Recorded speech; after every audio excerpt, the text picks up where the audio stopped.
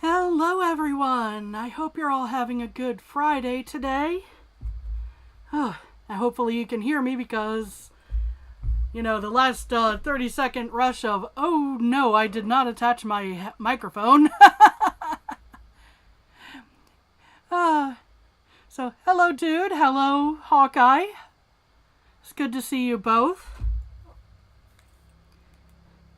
We'll get rolling into the game very shortly here. We will continue the story. Let me get my stuff set up. I've been running a bit late. There's a bit of an emergency I had to take care of, but I'm very glad that I was able to make it today. How dare YouTube freeze us doing tech support? Yeah, you should be giving YouTube tech support.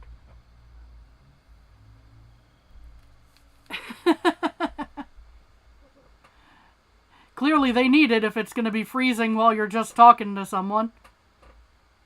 Come on. There we are. So we will be continuing the story of A Story Beside. We left off on kind of a low note last time. Well, each of the chapters seems to have had something happen that was unfortunate to our main character, Lyric. But let's see if maybe we start off with a little bit cheerier of a chapter. Under Cloud and Star. And before we get going, finally, there we go. Get my sparkling water set up. Usually I have tea, but again, was in a bit of a rush.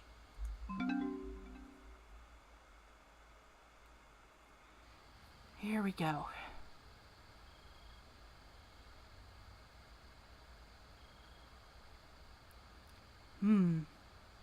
7 years later.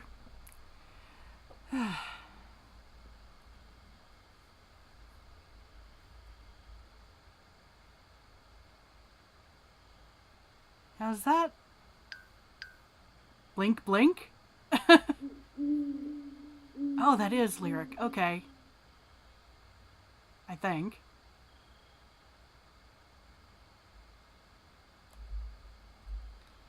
Now let's take a look-see around. I'm not sure what we're doing out here.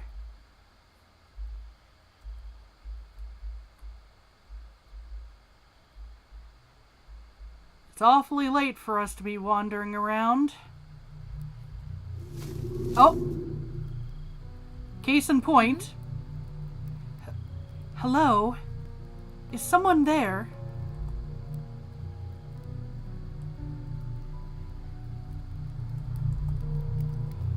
This green fire. I've seen it once before.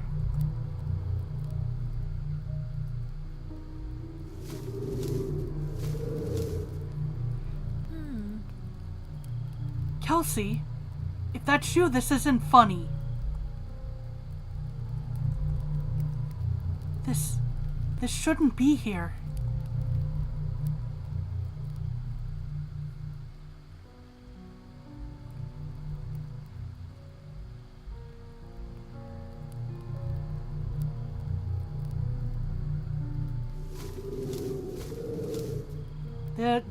This is getting a little spooky. Show yourselves. Who are you?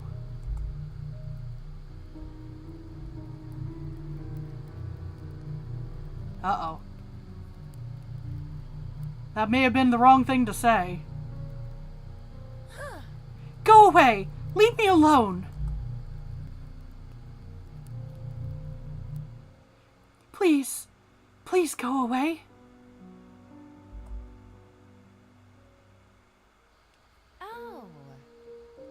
Oh, so here you are. Hard to believe someone so lazy keeps this place running on her own. Must have amazing friends.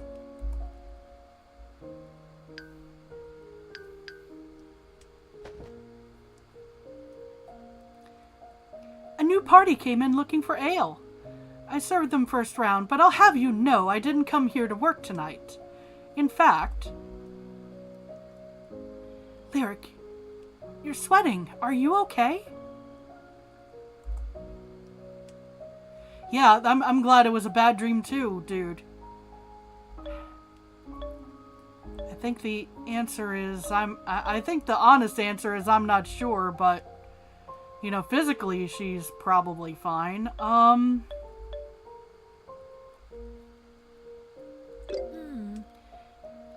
not sure.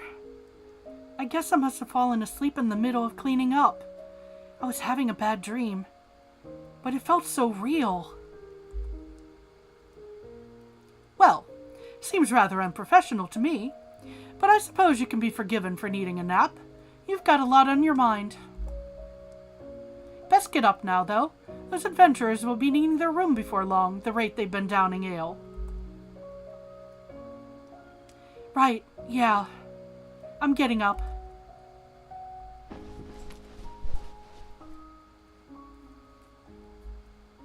So, what are you going to say to Thomas? Kelsey, that's the third time you've asked me tonight. I don't know yet, okay? I already told you that. Okay. Just seems like a decision you might want to discuss with your best friend. That's all.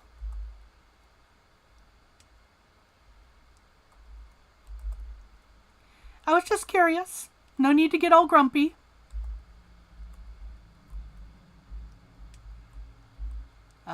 Okay, I guess down here. I thought it was out the side.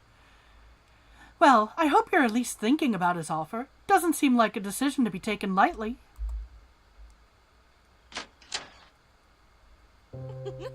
After all, it's not every day someone asks you to marry them. Hold up. We were already considering the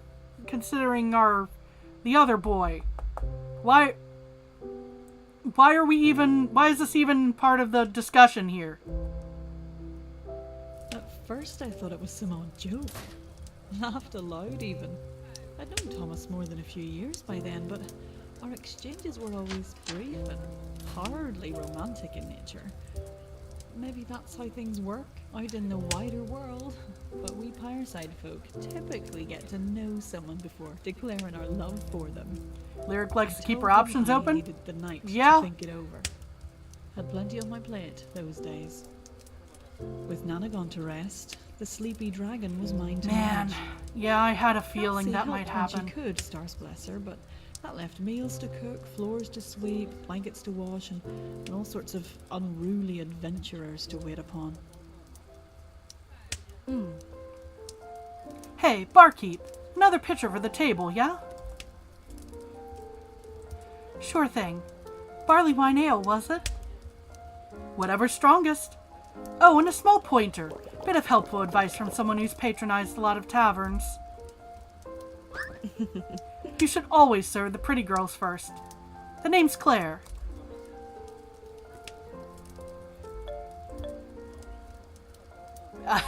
Oh, God. The roast. If I see any, I will. I think we're gonna go with, is that so? Go with the roast? Dude, please.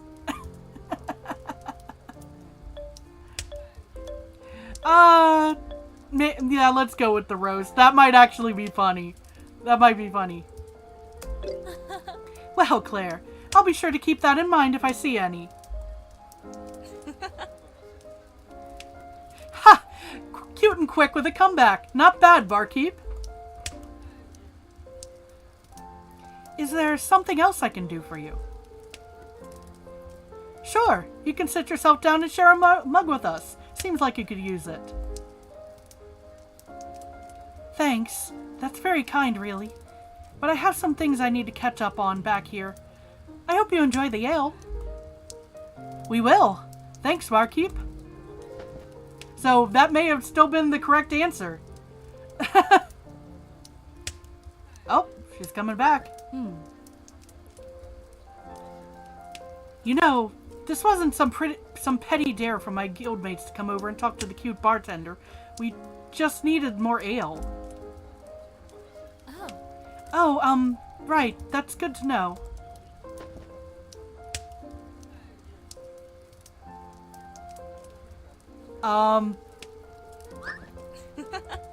Although I have to say, your eyes are a beautiful shade of green. She is coming on to us right now.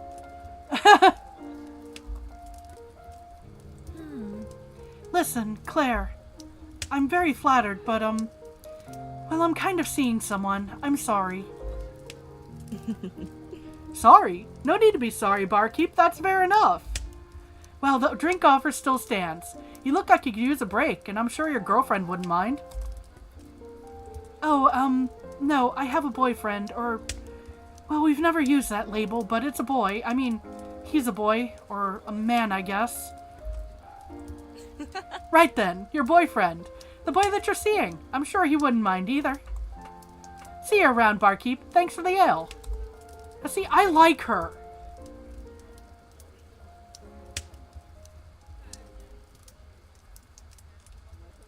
She's now flustered. Yeah.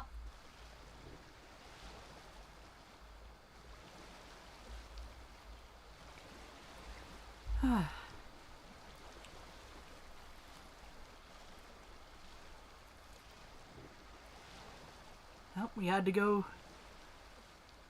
look over the lake.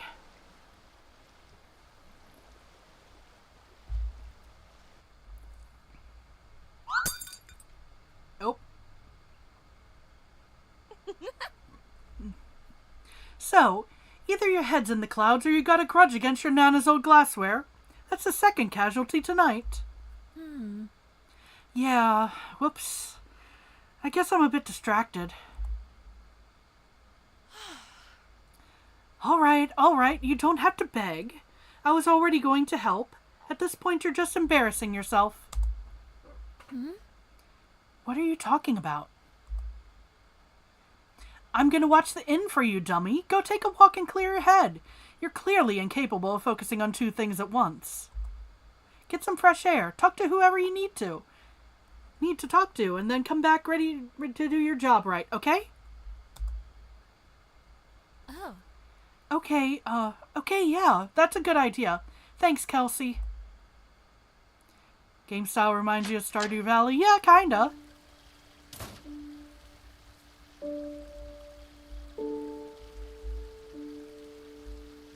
Oh. Hey, Nugget. You're getting so brazen these days. Just make sure to stay out of our compost barrels, okay? Is that a raccoon?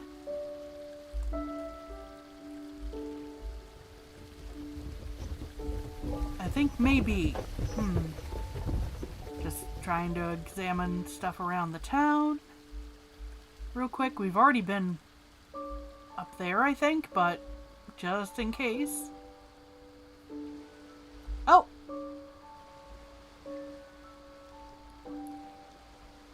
Yeah, it could be a cat, just I saw the mask and I'm going like, hold up. Those adventurers are clearly having a deep, heartfelt conversation. I should leave them to it.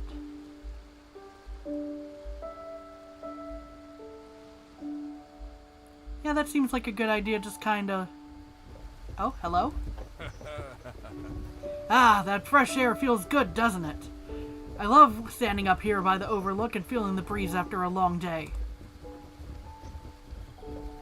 Yeah, it does feel nice. I don't do it often enough. Well, little Lyric, you can surely be forgiven for that. Graham tells me you've been swamped these past few weeks. But do appreciate when you can. I reckon there's not many villages in the entire realm that have a view like ours. Let's see. You take care now, little Lyric. There's nothing for it if you can't keep yourself spry and healthy.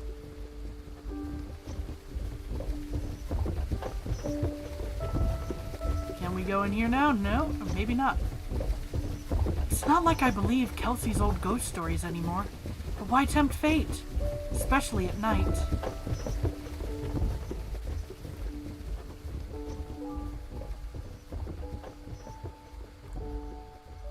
Yeah, see, we've got another, critter over here and looks the same as on the other side, but alright. Thanks for raising such a generous daughter, Miss Eva. Never thought I'd say that when we were kids. Yeah, that is true. Kelsey was a lot more stuck up. No one's ever proposed to you, have they, Albie? Life is so simple for a scarecrow. Your one responsibility is right there in the name.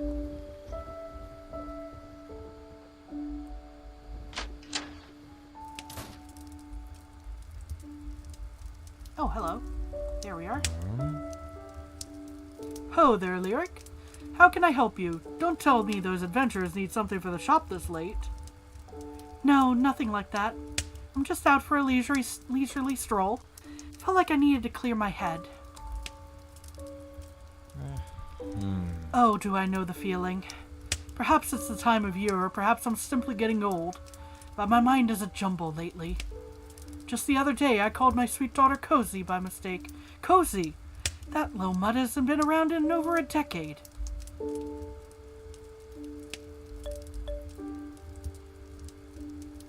Turns out the scarecrow gets around and is engaged with the raccoon. Oh my god, dude. Ah.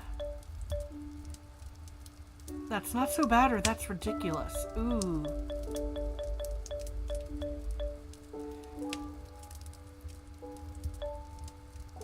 Oh, I don't want to make him upset. That's not so bad, Mr. Miles. But I would have loved to see the look on Kelsey's face. Yeah. I do believe she's used to it by now. She's much more patient with me these days than when she was a child, that's for sure. I won't keep you, Lyric, but I wish you luck with whatever it is that's weighing on your mind. Thanks, Mr. Miles. Good night to you. Yeah. Pleasant evening, Lyric. Do take care now. As we wander around some more. Kelsey's notes are so tidy. I hope she gets a chance to fashion some of these designs soon. I'm sure they'll be really pretty.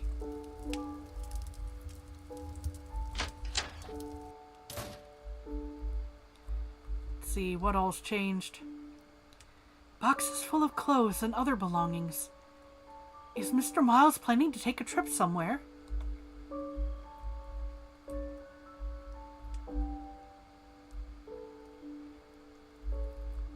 We don't see a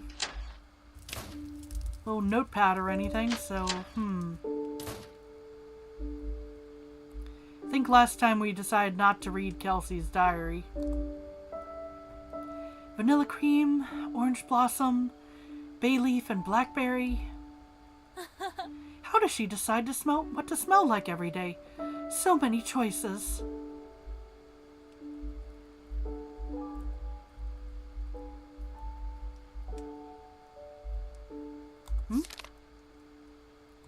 Yeah, oh. I clicked on it anyway. Oh well. Diary entry, 22 star month.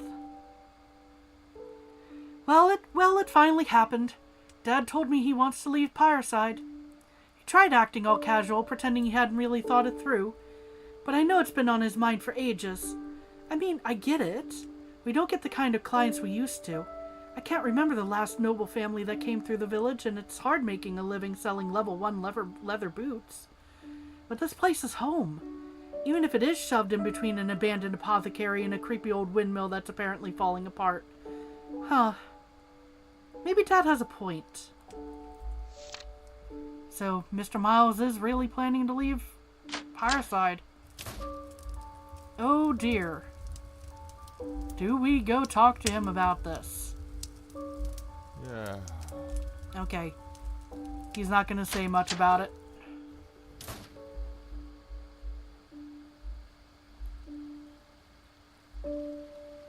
The apothecary's gone, yeah. Oh! Donovan, honestly, I can't believe this is even up for debate. You know how much this place means to Pyreside. Of course, Molly, but... Little Lyric. Pleasant evening, isn't it? Sure, yeah. What were you two talking about? Oh, it's nothing. Well, nothing you need to bother yourself with. At least not yet, anyway. Ah. Maybe now is the perfect time. No sense putting off our decision. It's about the old apothecary. Come, Lyric, we can explain everything once we're inside.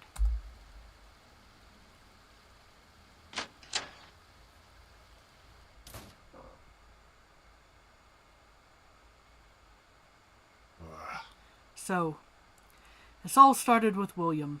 He was working up in the windmill and noticed one of the sails was in poor condition.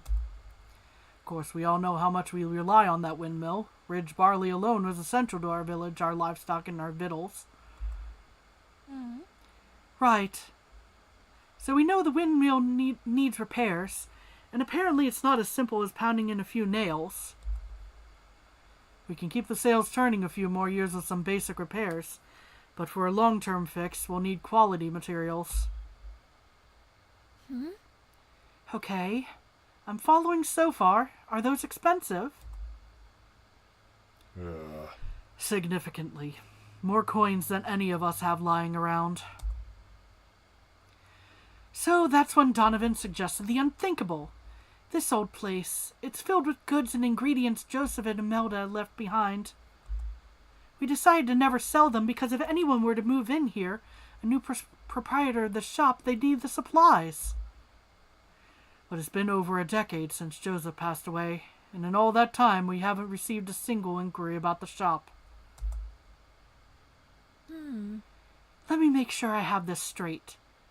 Selling off all this old inventory would fund the windmill repairs, but then no one else could move in. We'd be giving up on the apothecary ever opening its doors again. Oh. Exactly. It would be a big, empty building, nothing more. And if we don't sell, is there any other way we can scrounge up enough coins for the repairs? We're open to ideas, but I wouldn't have suggested this if I thought we had any other options. Well, there might be one. The merchant up at the inn, Thomas, he asked me to marry him earlier tonight. I haven't given him an answer yet. Marry him? What in the blazes are you talking about? I know it sounds crazy, and he does too. But he's not light on coin. Maybe if I say yes, he'd be willing to pay for the repairs. Young lady, you are not marrying someone to pay for windmill repairs. We'll find another way, even if we do have to sell the apothecary. You don't need to find the coins all on your own, Lyric. We should make this decision together, as a village. Clearly you know where the two of us stand, and Miles has remained impartial as usual. Seems you have the deciding vote.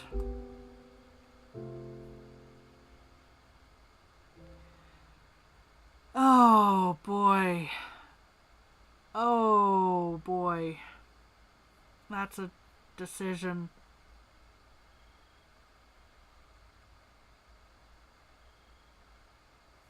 I don't think I'm marrying Thomas. I'm just gonna say that. Because we were already seeing Graham.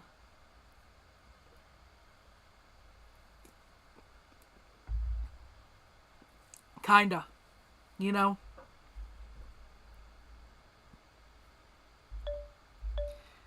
So that would be the sell the inventory option is to stick with Graham, but preserve the inventory is probably the I accept marrying Thomas route.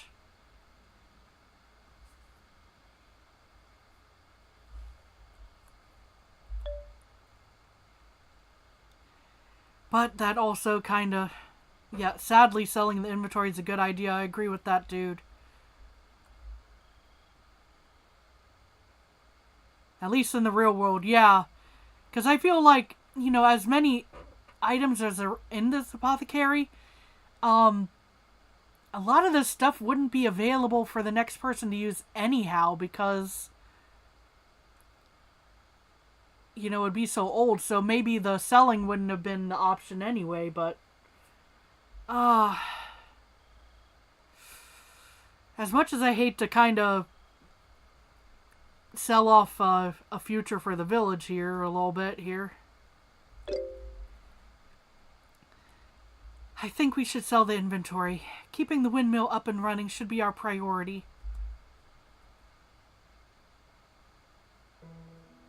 It would have been foolish holding on to sentiment when Pyreside needed the coin. The lingering scent of Imelda's fragrance oils, colourful little jars Joseph had meticulously labelled and set on display so many years ago. Artifacts collecting dust in an empty building. Little good in that. Yeah, they definitely weren't belongings of people that we cared about. Not at all. Not in the slightest.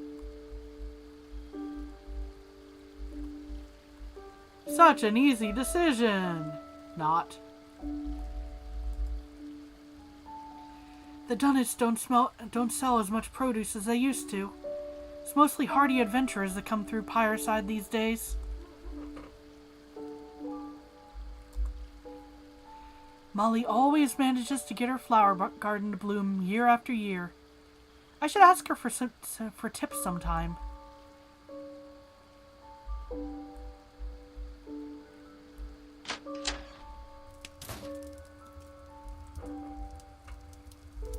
Nope, we got something here. Will the northern Pylites ever return? Another solstice gone, another year without any sign of Pyrelites in the mountains. These small enchanting fairy lights were a staple of northern life for centuries until recent events appeared to drive them out of the realm completely. Now, 14 years after the last confirmed sighting, even the most stalwart believers are beginning to doubt they are ever coming back. Says archive scholar and mountain native Pura Solfel. The lights were a unique phenomenon created under an incredibly strange and specific set of circumstances. Anyone who believed their magic would last forever was simply fooling themselves. What does this person know about anything? I'm sure the Pyrelites will come back someday.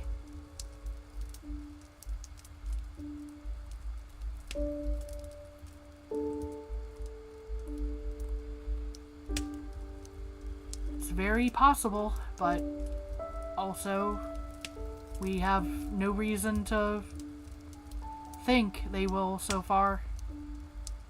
What do we got on the blackboard now? Hazel's letters are so neat. Sometimes I forget she's only 7.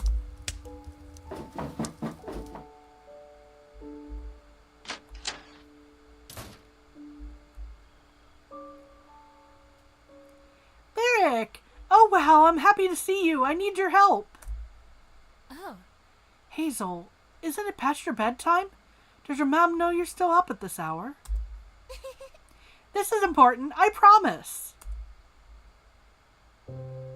So, the king's brother is jealous because he wants to be the king. He's really smart and kind of mean, and he thinks he deserves power.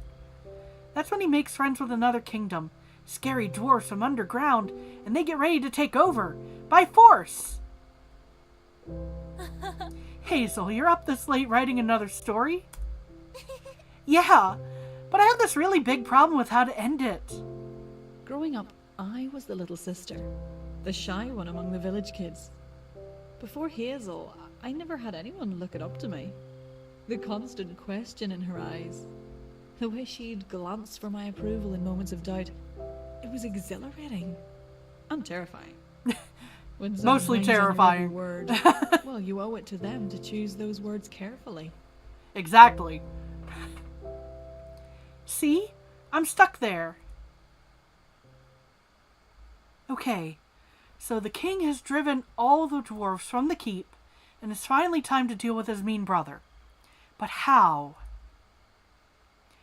The way I see it, you have 2 options. An emotional ending where the king has to come to terms with his brother's betrayal, or a lighthearted ending, more like a fairy tale. The king forgives his brother and everyone learns a valuable lesson. Well, which one should I pick? It's your story, Hazel. I don't want to finish it for you. But if I was the one writing...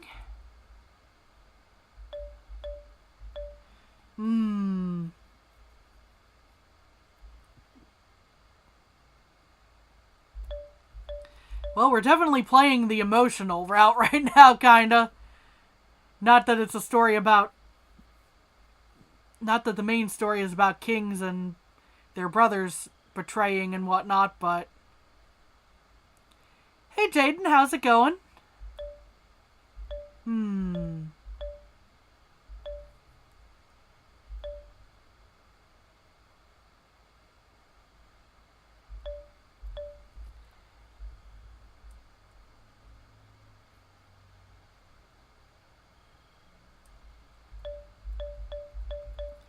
You know, the overall game is emotional enough. Maybe we'll go with the lighthearted route on this one. Moving, unpacking, and being sore. I get that. How about me? I'm doing pretty well. Thanks for asking. I'd go lighthearted. The king's story feels like a fairy tale already, so I think it deserves a good fairy tale ending. Okay, yeah. I think I'm going to try that. Thanks, Lyric.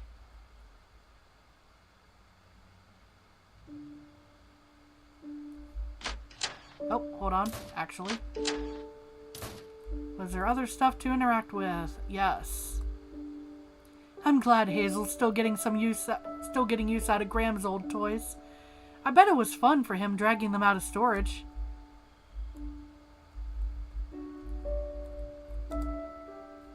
Thanks for your help.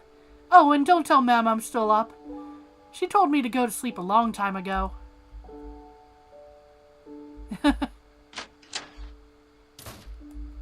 Oh?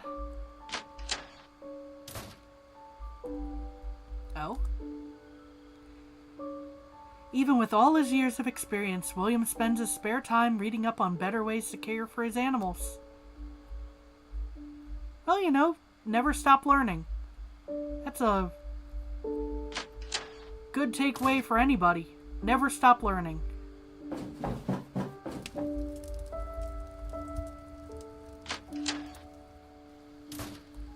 Oh, that was an interesting visual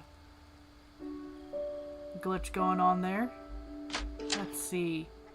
Let's go into the barn. You're all taking care of each other, aren't you? It's important that we parasite critters stick together.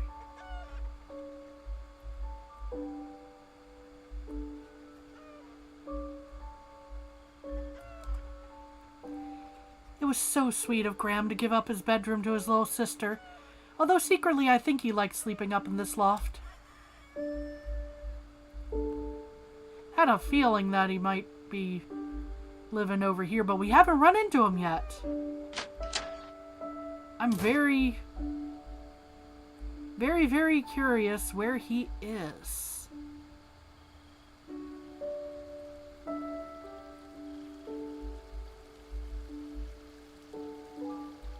Let's go to the blacksmith. We should at least run into Isaac here, I think. Oh, yeah, there's Isaac. So, Lyric, are you gonna marry that merchant? Oh. Who told you about that? Come on, kid, you really thought it would stay a secret? Such juicy gossip here in our little village? I once fell off my old stepladder and Molly showed up with a sympathy card before I'd hit the ground. Yeah, I take your point. Well, I'm obviously not going to marry him. Me and Graham are still... we're still together. Huh? You know, I was wondering that, but I thought it might be rude to ask. You two aren't big on displays of affection, are you? No, I guess not. You really didn't know? It doesn't mean anything, Lyric. I've had relationships of my own I didn't know were happening. I can be a little oblivious. But do me a favor, don't tell Brianna I said that. You got it, Isaac, I won't. Let the poor merchant down easy, yeah? You heartbreaker, you. Okay, what else have we got rattling around here? What we got? Windmill repairs. Please double check and make sure I didn't forget anything. I'm gonna... Let's see. 50 of sturdy wood, 72 lightweight raft wood, 18 cedar resin, needs at least 3 coats, 35 riverside stone, 45 oceanside stone. Ask William regarding borrowing the platform ladder.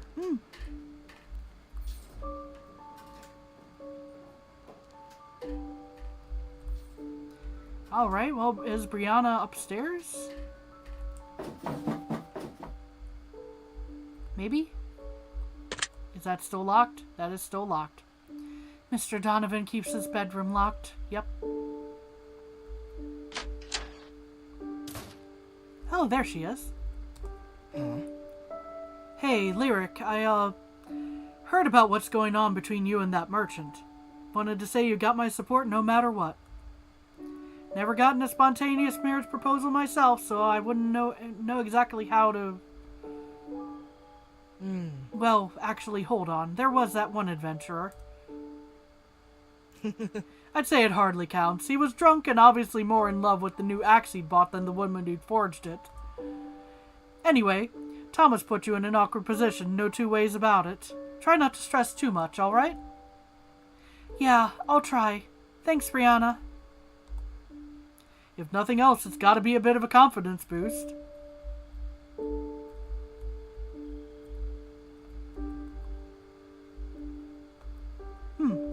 Not much else to interact with in this room. What about Isaac's room? Oh, that's a mess. Wonder why Isaac finally did away with the bunk beds. Maybe he finally feels like he's an adult.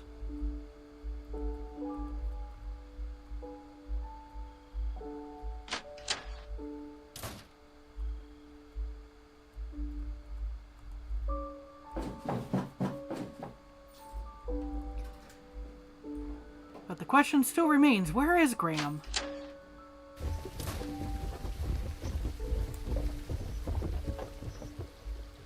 I'd like to talk to him before I make any type of decision about what's going forward here. You gonna run into him out here somewhere?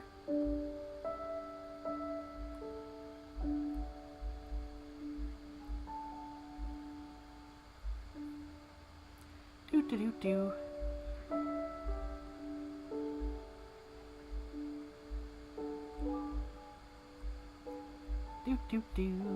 That's where we saw Isaac the last time. Cute bunny up there.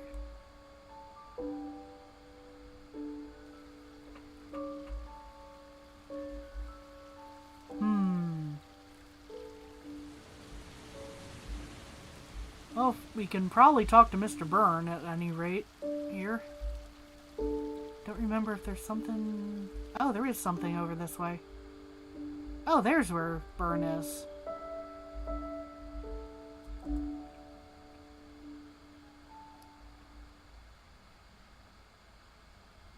Oh, that's a cutscene. Lyric, keep quiet. See that creature down there?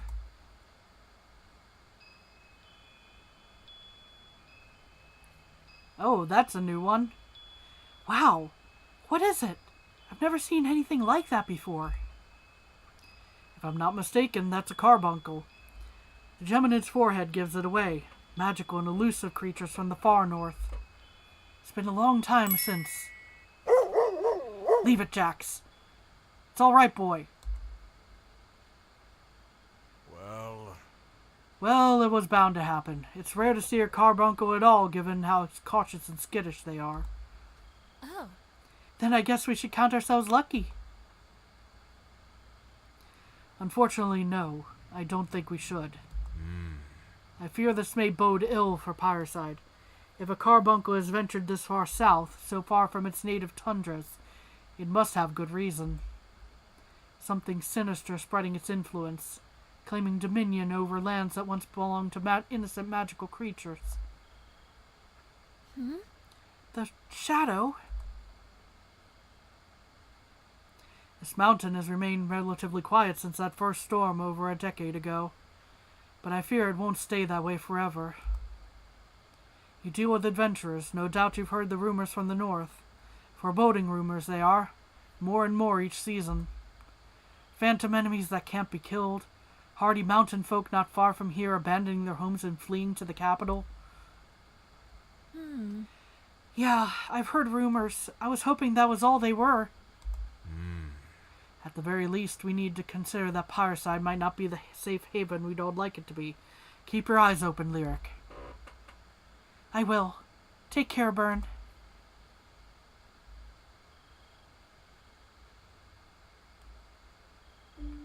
Okay, is there any...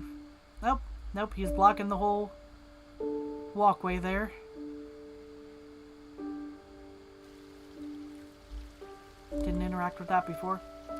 Byrne has never had much luck with his garden. I wonder if the soil here by the cliff isn't as fertile. Can we go inside? Oh, William. Byrne, would have rather said this in person, but I reckon you've gone off into the woods again. Me and the other townsfolk really appreciate what you do out here. We've all noticed the changes in Pyreside over the last few years, and losing dear old Elspeth hasn't helped any. It's been nice being able to count on you through these uncertain times. I know you said you've always felt like something of an outsider, but truly, you're the only one thinking that. In the spirit of counting blessings, you should know we all consider you one of them.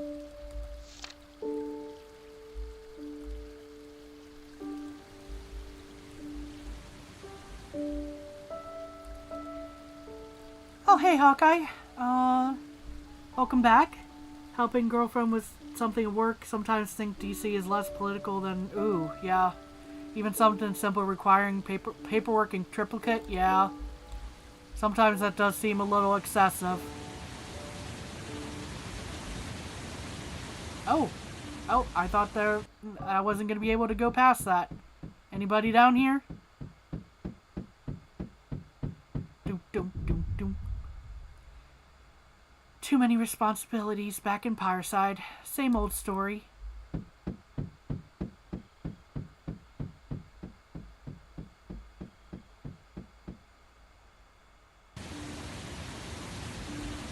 But yeah, it's good to have backup paperwork, but triplicate, yeah, that can sometimes feel a wee bit excessive.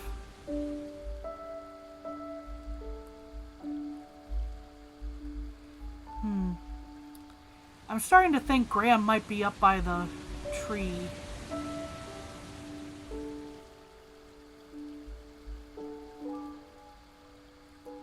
Which will be back this way.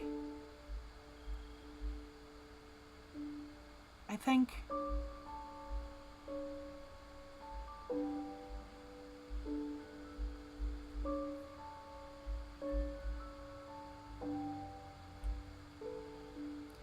Do.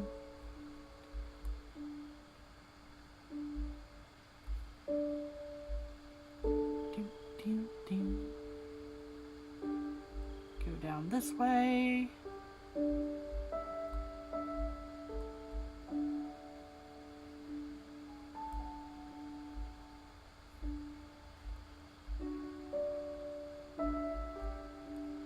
Let's see, I think this is, yeah, this is the tree area.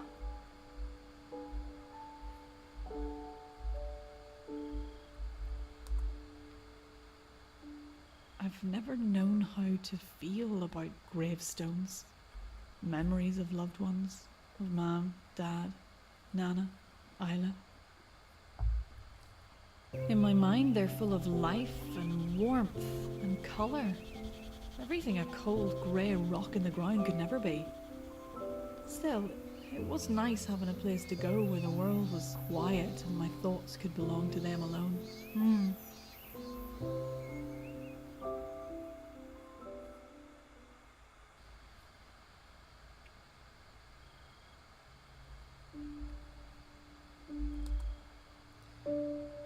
I'm sure you'd all have some choice words for me tonight if I could only hear them.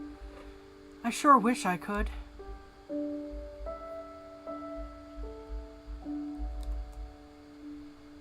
Climbing alone in the dark. Recipe for disaster. Okay. So I guess he's not up there.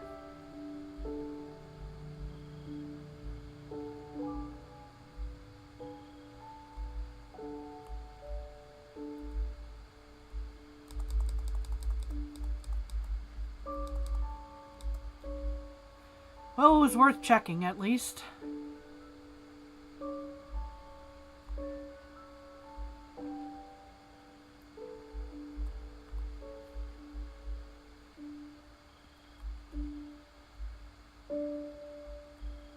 So, the question still remains.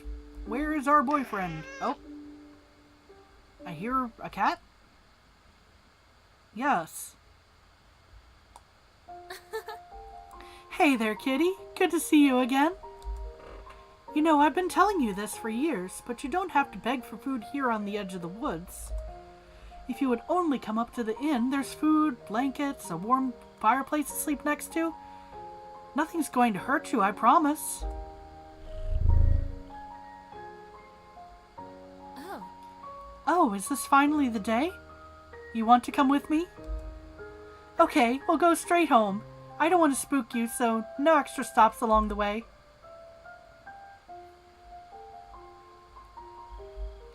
In this particular case, it's something super simple, which makes the situation absurd. Yeah, I get it. I get where you're coming from.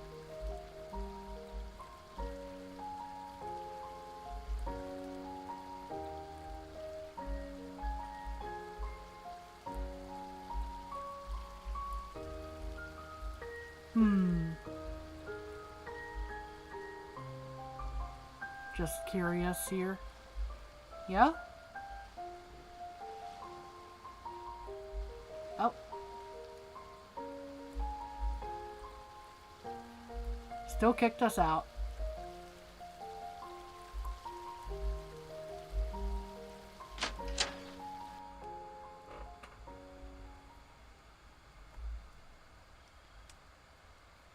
And went straight to our room. There. Clean drinking water and a fish fillet for dinner. You're a lucky kitty. Graham just got that perch fresh this morning. Oh. Oh, maybe you should have a name. I've just been calling you Kitty all these years.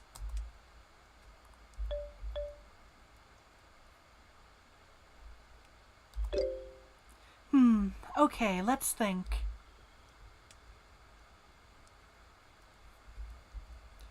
Copper or something else? You know, copper might fit, actually.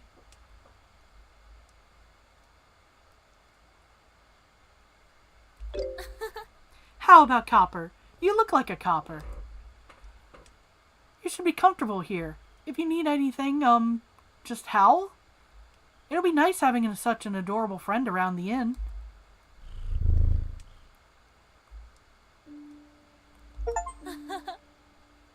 Settling in, Copper. I hope your new home is to your liking.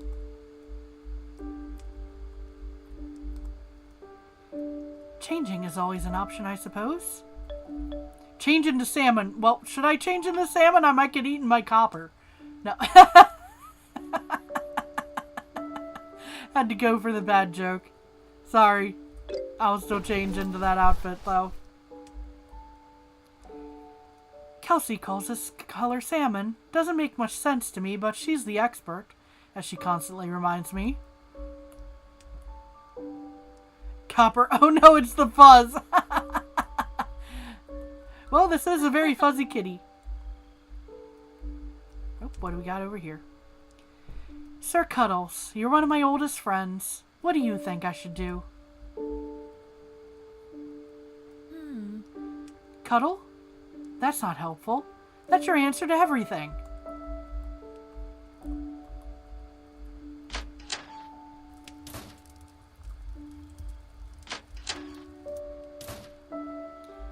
Okay. Oh, Isla, I wish you were here.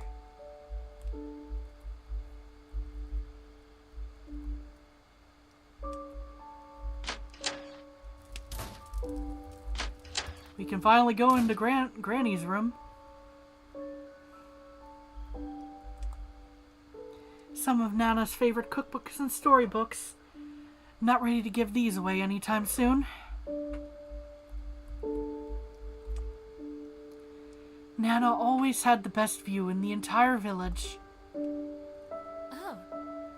although some of those branches are in desperate need of a trim.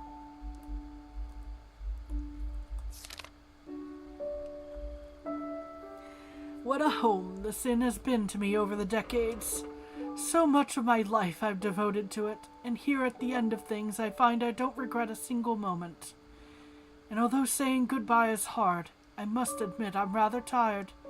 I'm ready to see my beloved Fergus once again, and my little Caroline.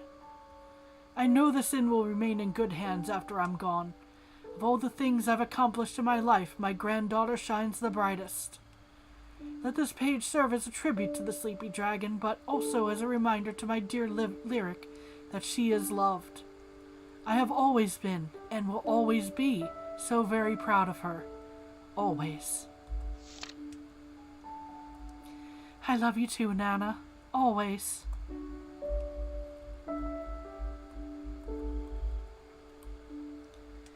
The idea of a cat following a human is a bit odd. With the cats that we have, it's really not odd to us. I did not mean to go back into that room. Okay, let's see here. This is probably the adventurer's room. Oh, we can actually go in. Okay. I can't believe I fell asleep while cleaning. I remember getting lost in my thoughts, and then that weird nightmare started. Yeah, this is where we were at the start of this chapter. That elf girl, Claire, she sure is forward. Most adventurers don't give me a second look behind the bar, especially when Kelsey is around.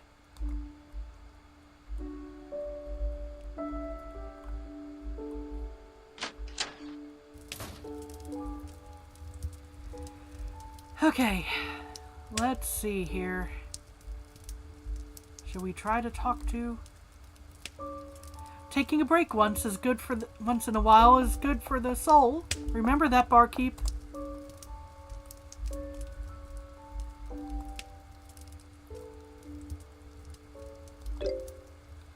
Okay, let's see how playing the piano goes. Oh.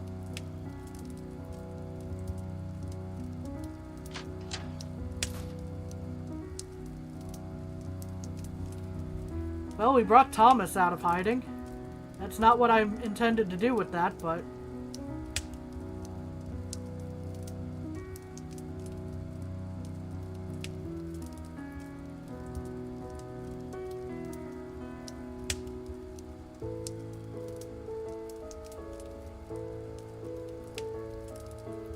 It's a lovely song.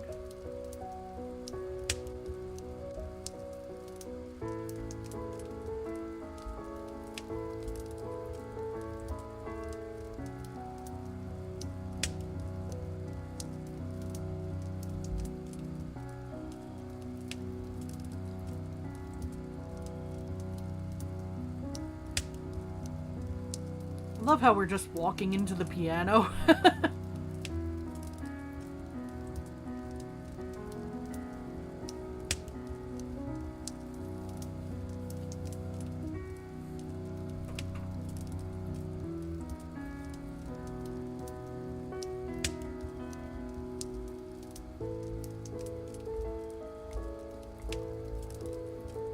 Weird. Cats are usually very independent. We have some very independent cats, but we have quite a few love bugs, as we call them, who like to follow us around.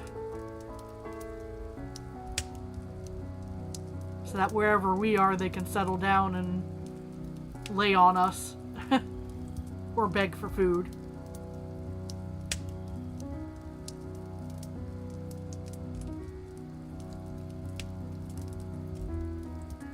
Okay.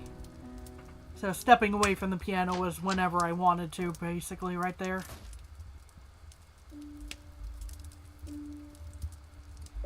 Okay. Hey, Graham popped in a few minutes ago looking for you.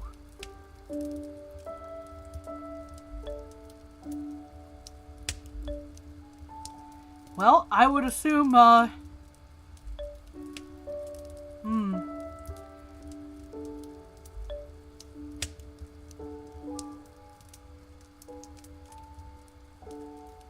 I think the what did he want is is us being a little,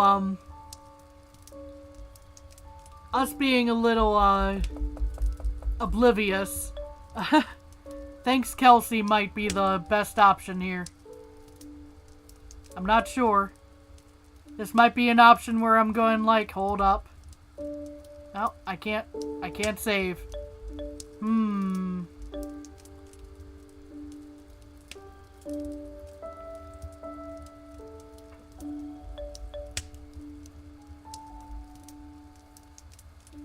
Sometimes games will let you save right at the choice. This one doesn't seem to let me.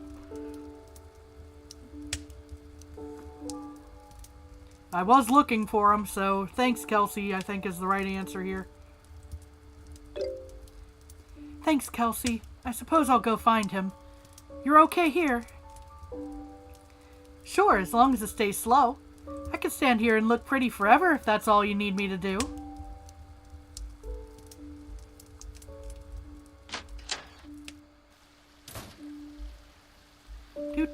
Do.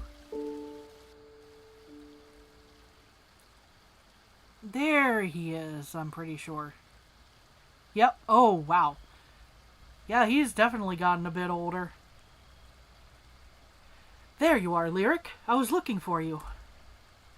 Yeah, Kelsey told me. What's going on? Is everything okay? Yeah, everything's fine. It's not that... There's just something I've been meaning to talk to you about. Something important. Be more cryptic. Sheesh, Graham. What is it? Sorry, I'm not trying to be cryptic, but... Will you meet me down by the lakeshore? I know it's late to be going that deep into the woods, but I promise there's a reason.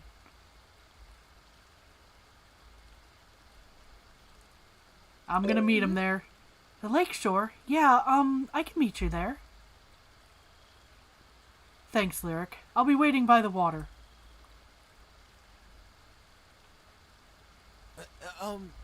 You're not thinking of saying yes, are you? To Thomas? Of course not. I'm yours, Graham. I'm not going to run off and marry someone else. What kind of girl would that make me? See? That's kind of my point. It's like we already were dating Graham. Yeah, right. Yeah. That's good.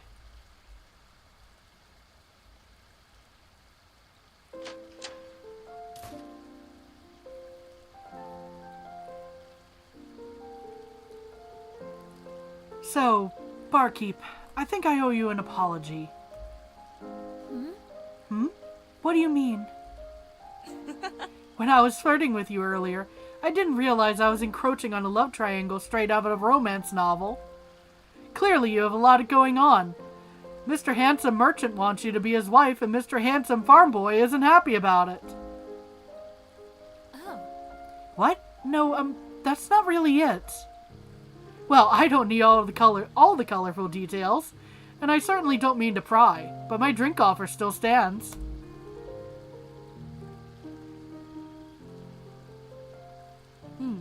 How about this? That old windmill on the cliff? That's where I'll be. I bought a bottle of your rose wine, and I have plenty to share. No obligations and no pressure. If you want to swing by for a drink before you go meet Mr. Handsome Farm Boy, you're most welcome.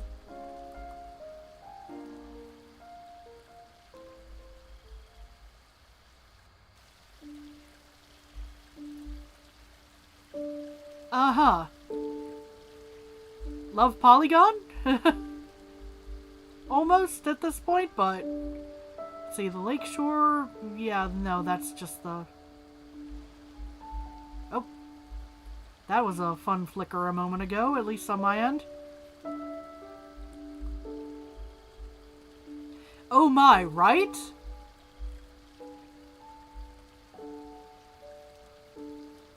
Okay, down by the lakeshore, so...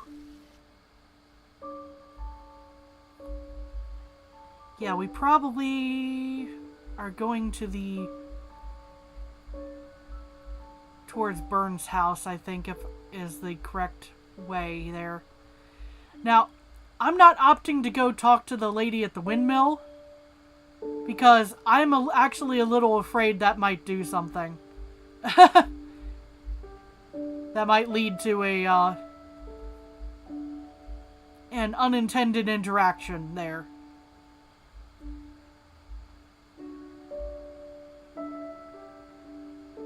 I feel like she's there to be kind of an... Yeah, one relationship is complicated enough, right?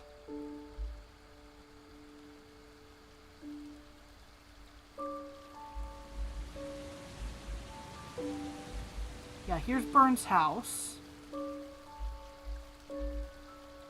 I think... Yeah, he's gone from here, so we can walk this way. Cute lizard on the cliff face there.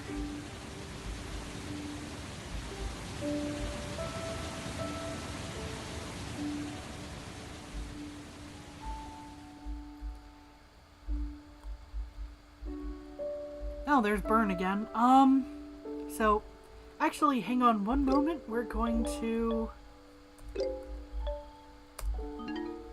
I'm going to put that on a separate save there for... And there's my headphones popping out. I'm going to put that on a separate save. I'll explore that later. That just will make it a lot easier for me.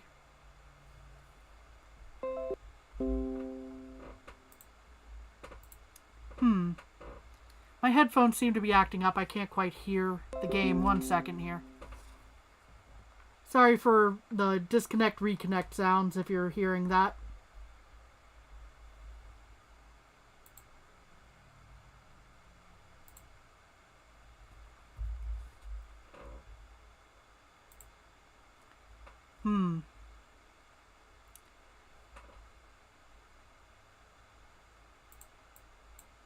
Oh, hold on. There we are. Are we still hearing the game at all, or do I need to probably restart here? Because stuff is not working for some reason here. I'm not hearing it. Did the audio drop for anyone else? Game is quiet at the moment? Yeah. That's what I thought. So, one moment while we get this sorted. Good thing I saved a moment ago. So we're going to get this restarted because I think we may have hit like a slight glitch with my headphones acting up there. Yeah, no game audio for you either. Okay. So we're going to... Good thing I saved. But I think I'll just do that real quick. Exit game. Okay. Look into the void for like 2 seconds here while we get this sorted out.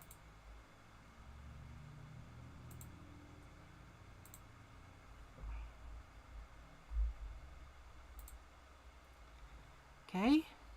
There we are. Continue the story. There's the... Yeah. So something happened. I don't know if it just got... The game just got deselected because of how the headphones acted up there, but... Looking for Graham, no doubt. Be careful down by the water. Never know what might be lurking in the dark.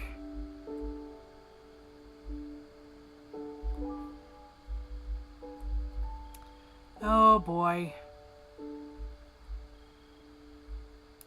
Please don't, game. We've gone through enough.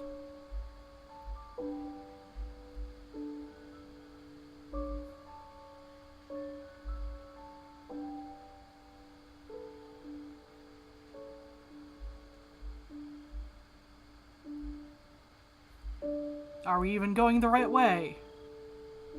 I think we are, yeah.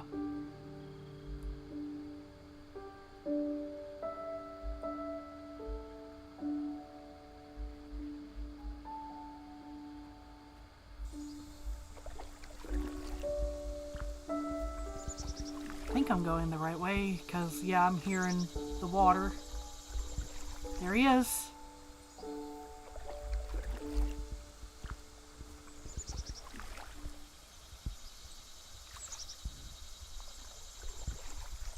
Cutscene time. Thanks for coming, Lyric. Sorry, I know it's late. But I have something I've been wanting to talk to you about for a long time. Spill it then. Quit being so mysterious. Right, okay. Sorry. Do you think I should grow out my beard like my dad's, or leave it clean shaven? My stubble's starting to get long and scratchy. This is not the question that you were bringing me here to ask. Be real, Graham. This is not the question you wanted to ask. Oh. Are you serious? That's what was so important. Of course not. That's just a little joke to lighten the tension. Although it is something I've been wondering about.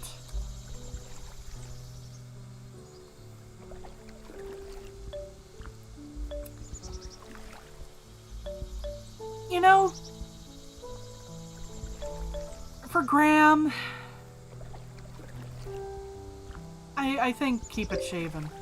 I think you should keep it clean shaven. Your dad's beard is nice, but I'm not sure that look would suit you. See, that's kind of what I'm thinking. Good to know. Thanks, Lyric. But yeah, I did want to talk to you about something important. Out on the lake if we could. In the dark? You think that's a good idea? We'll be okay, I promise. But you have to close your eyes, and you can't look until I tell you. Come on, Lyric, you trust me, don't you? Yeah, I trust you. Never understood love triangles, it literally doesn't compute, yeah. Okay, open your eyes.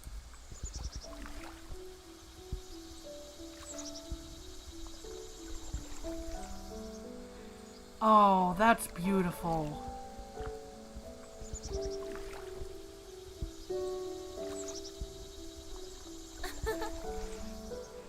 Graham, it's beautiful. I'm speechless. Did you do all this? Well, I had a little help. Isaac and Brianna offered the materials, and Hazel was incredibly excited to put them all together. She got it in her head that if she helped me out with these lanterns, it would help you become her sister. Officially. Oh, I'm not planning to, I wasn't planning to jump straight to marriage from wherever we are. You know, wherever we've been. But I guess that's the point. I've been dragging my feet, and it's time to tell you how I truly feel. How committed I am to you. Do you remember the King's Day festival when a frog jumped straight out of the river and onto Kelsey's plate? We were 15. She was so disgusted. I've never heard anyone scream louder. Even Hyla was too grossed out to touch the thing. But you were concerned about the safety of that frog more than anything else. You snatched it away from Kelsey's flailing arms. Even though everyone else was flipping out, you were so careful and gentle with that little creature. It must have been terrified. You set it back down near the water, washed off your hands, and came back to the feast with this serene smile on your face. I love you, Lyric. I have ever since you picked up that frog.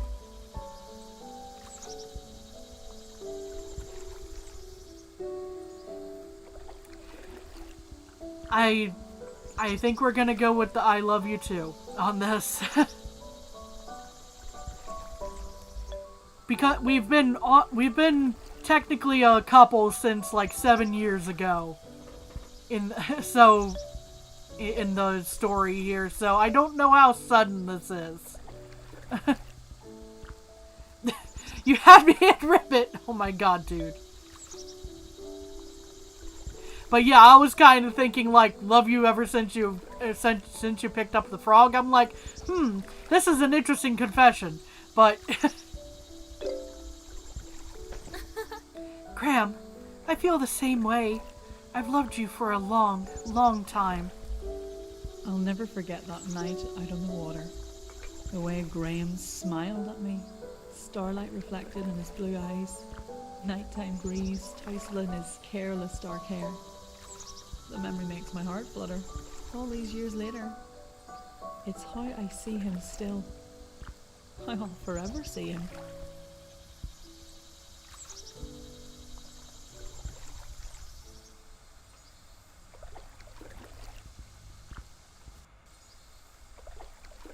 We should get back. I'll walk you home.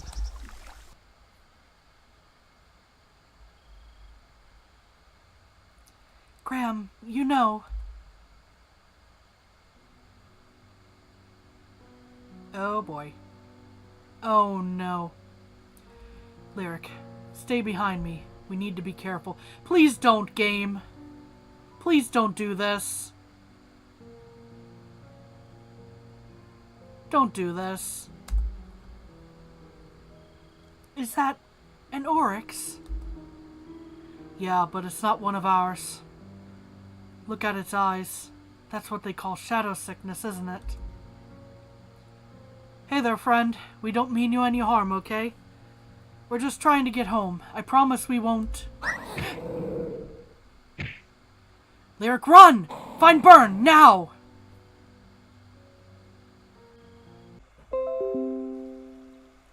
Deep down, we'd all know. Are we back? Are we back? Our fears out Okay. into the open. OBS wanted to Outside quit on wasn't the us quiet too there for a sanctuary of moment. the past any longer. The shadow was spreading across the north. A ghastly chill we could feel in our bones. I don't think you missed any of the Our cutscene. only shred of hope fell upon those adventurers still brave enough to seek the mountain pass. We needed them, and they in turn needed a kind face and a warm bed. I saw the sleepy dragon for what it was then, I suppose, for the first time in my life. A haven for heroes in their darkest hour. I found a renewed pride each time I put a log on the fire or a kettle on the stove. And with Graham at my side, I was certain that whatever lay ahead, I wouldn't be facing it alone.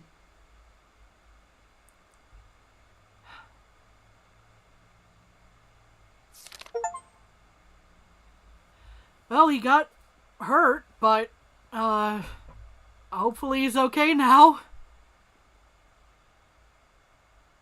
Is Graham okay? I'm guessing so. I don't know. He was attacked by the oryx that had the shadow sickness. Then Burn showed up and we brought him back to the cabin. And from there it went straight to the cutscene of from there to the cutscene talking about, you know, what the inn is and what it stands for, all that. I think you probably should be okay with the connection. Let's see here, double checking real quick. Doing the rewind.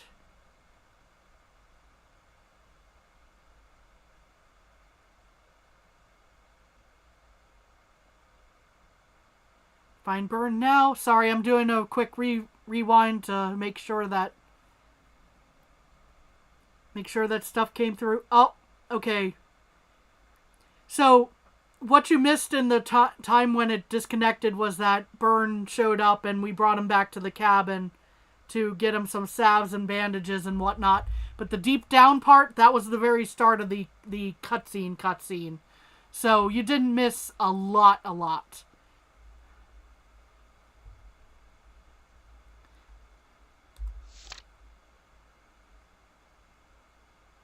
That was an important detail, though.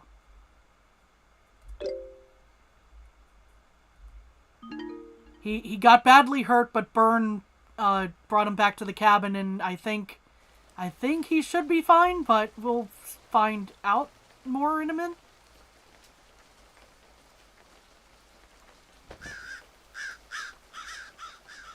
Seven years later. Are we looking at another... Oh boy. Hold on.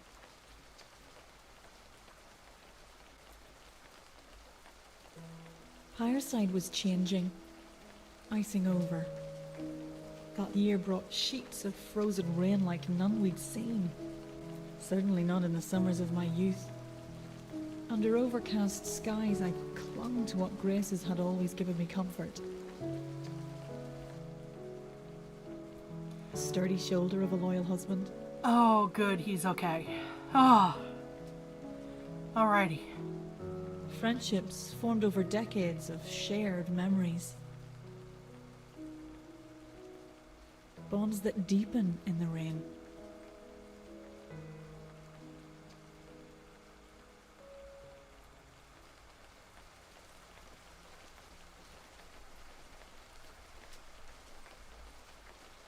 Oh! Though Lyric, there you are. Pretty lousy day to be out and about, don't you think? That it is, Mr. William, but I'm starting to get used to the rain. A warm woolen cloak certainly helps. Is everything okay? Was someone looking for me? Yep, our old friend Thomas is back in town and brought something specifically for you. Well, you and Bern. A special surprise. Last time Thomas had a surprise for me, it was a marriage proposal. I reckon you'll like this one a fair bit better. Why don't you go see for yourself? He's down at Bern's cabin.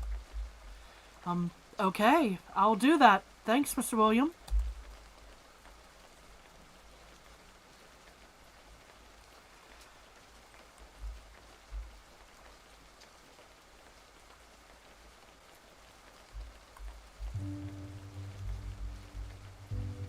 Well, let's... Oh no. Are these rotting now? The dawn flowers aren't much to look at these days. It's far too cold and damp for them to fully bloom.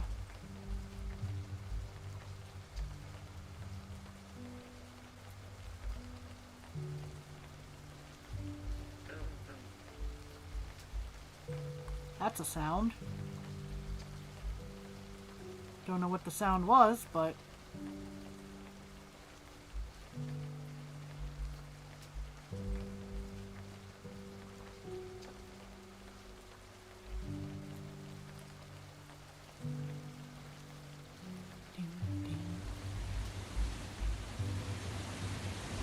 that seems new.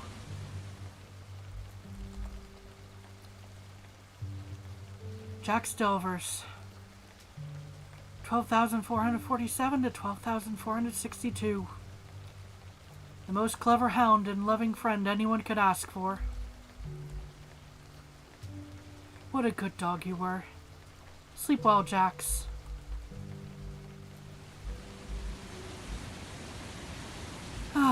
Well, that's sad, but...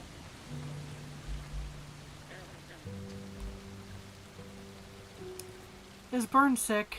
I'm wondering.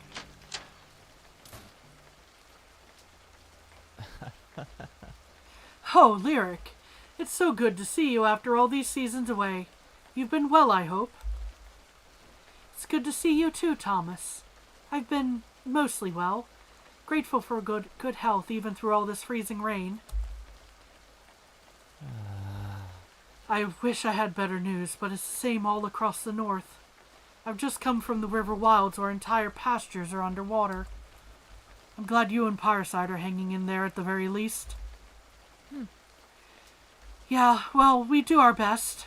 What else can we do?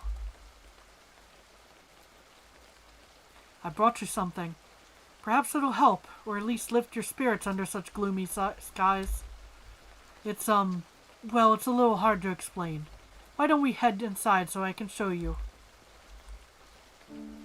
Once in a while, someone special comes into your life and changes everything you thought you knew about the world. Reaches into your heart and reveals unspoken truths about love and laughter and friendship and loss. Occasionally, that someone has furry ears, 4 legs, and a tail. Oh, oh wow! Who are these lovely friends? You're both so adorable. Lyric, I'd like you to meet some new friends of mine. It's, well, sort of a long story. They were entrusted to me by a miller in Fellridge. She'd found these two as pups, scrounging for scraps in a nearby alley. Poor creatures were all bone. The woman took them in, fed and watered them. She cared for them the best she could in her old age, for nearly 3 seasons. But they were growing fast and soon began demanding more time and attention than she had to give, hard though she tried. So when I came upon her, the woman was looking for someone better equipped to take them in and care for them. First I thought nothing of it, but then I began to wonder. I knew our friend Byrne had lost his loyal companion a few years back. And my mind went to you as well. Gentle, compassionate Lyric. I thought perhaps you could each give one of them a home. Immediate thoughts? I could find someone else if this proves too much of a burden. I know it isn't something you asked for.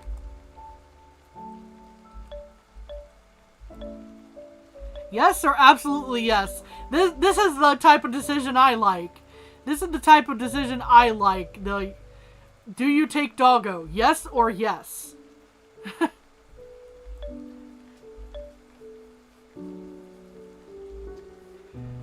Yes or yes? Yes. Absolutely yes. Of course I'll take one. Or, as long as that arrangement is okay with Byrne. I've already agreed. Reckon it's about time I moved on from old Jax. And these seem like a pair of fine, healthy hounds. So then, I believe the only thing left to decide is which dog is going with whom. Byrne said he's happy leaving that up to you, Lyric. The brown male dog or the tan female dog? I like her. I suppose I'll take this one if she'll have me. But should we really separate the two of them? I asked the miller that very question. Apparently this breed does better when they can be the center of attention. Seems like the best option. Why don't you take your friend up to the inn to get settled? I'm sure she'll be excited to see her new home.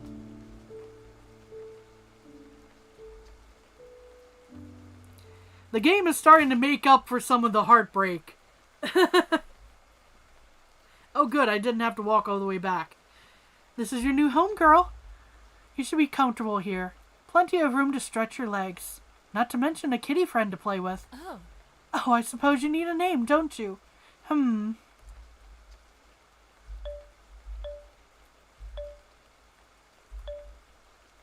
know, Angel seems fine. How about Angel? Seems like a good fit.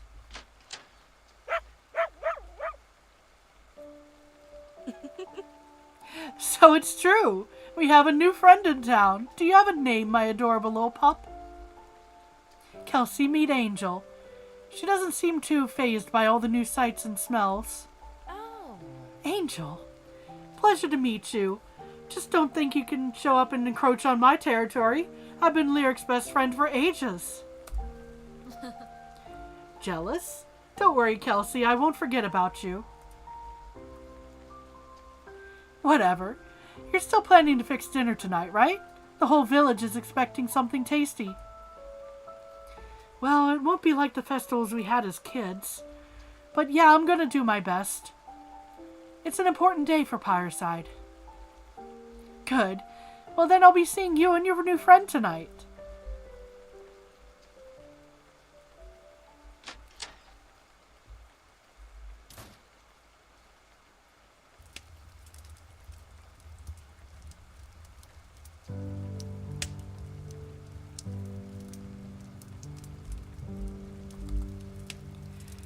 What do you think, Angel? Take your time and sniff around as much as you want. We can go for a walk together after dinner.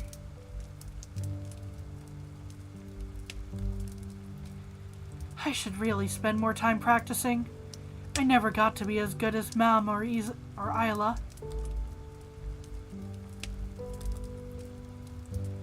I'll need to push tables together. I'll need to push tables together to prepare for dinner. But I still have time. We might as well walk around a bit first.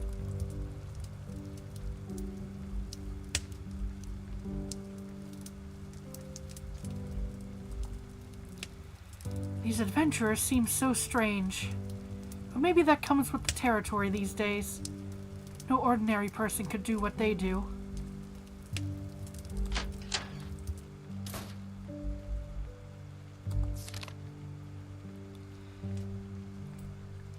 Theodric Skyfellow, penned on the 5th of Bear Month. My party and I were shocked to discover an inn as spacious and comfortable as the Sleepy Dragon on our quest through this perilous part of the world. Many similar establishments in the north have long since closed their doors, and so the respite we were provided here came as a welcome surprise. As expected, due to dwindling resources in the mountains, food was plain and luxuries were few, but the innkeeper saw to all our needs, and as such we will depart on the morrow content and well rested. I heartily recommend the Sleepy Dragon as a place of rest for any weary adventurer in these dangerous times. Bear Month. Was that really the last time a group of adventurers stayed in this room? Oh.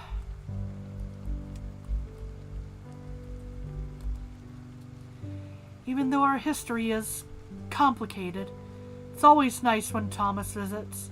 I'm happy we've stayed friends all these years.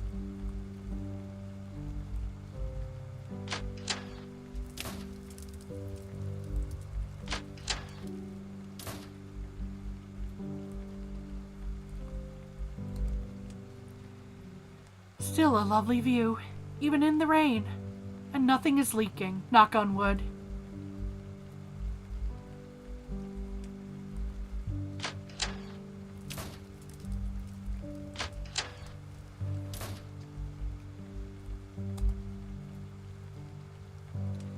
Maybe someday I'll clean up in here and make this into a guest room. Not that we need another one.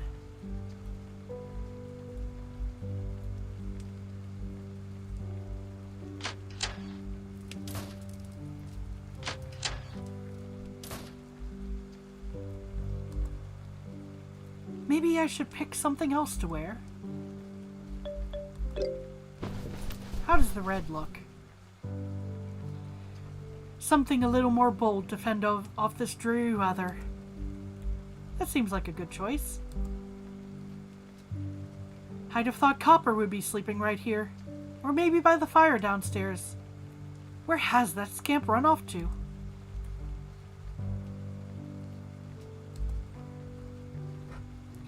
Been doing well keeping up with my diary, though it's probably not too interesting to read through.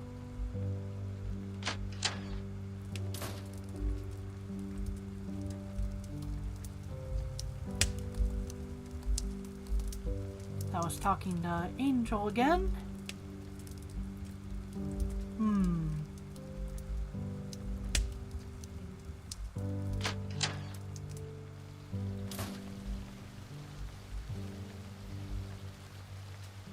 Time to go for a walk in the rain.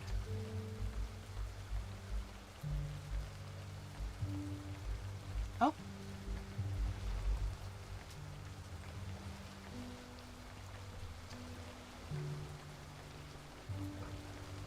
Still a lovely view even in the rain.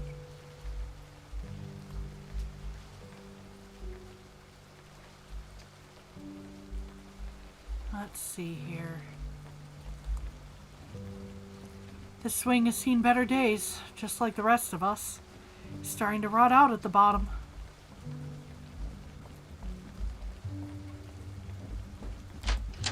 Oh, we can go in now.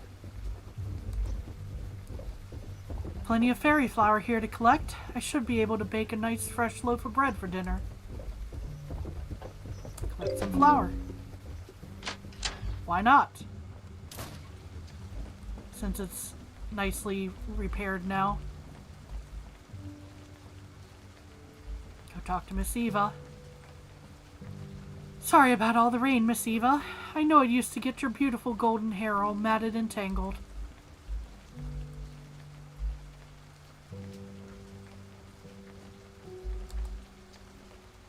You're always so optimistic, Albie. What's your secret?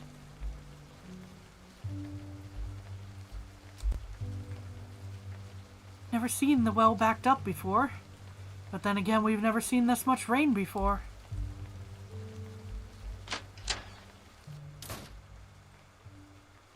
Oh, cutscene. Oh, hey, Lyric. I was just setting up a game of Peaks and Valleys. Should I deal you in? It's much more fun with two people.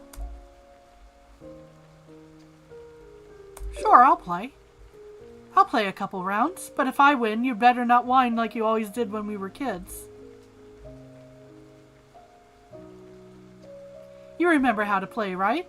Basically, you draw one card and then decide if the next card will higher or lower. If you think the next card will be higher, you say peak. If you think it'll be lower, you say valley.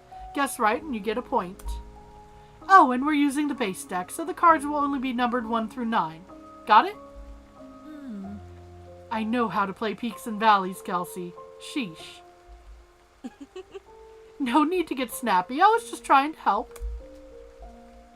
Ready? We'll play 3 rounds. And because I'm such a kind and well-mannered lady, I'll even let you go first. Okay.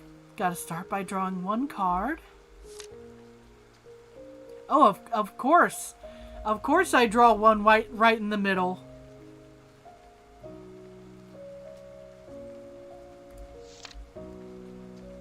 So, if I think the next card will be higher than a 5, I say peak. If I think the next card will be lower, I say valley. This is a real 50-50 shot.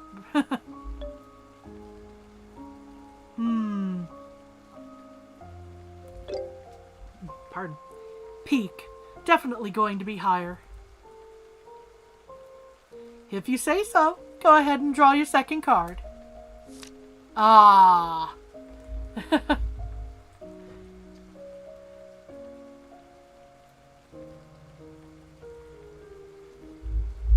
Man.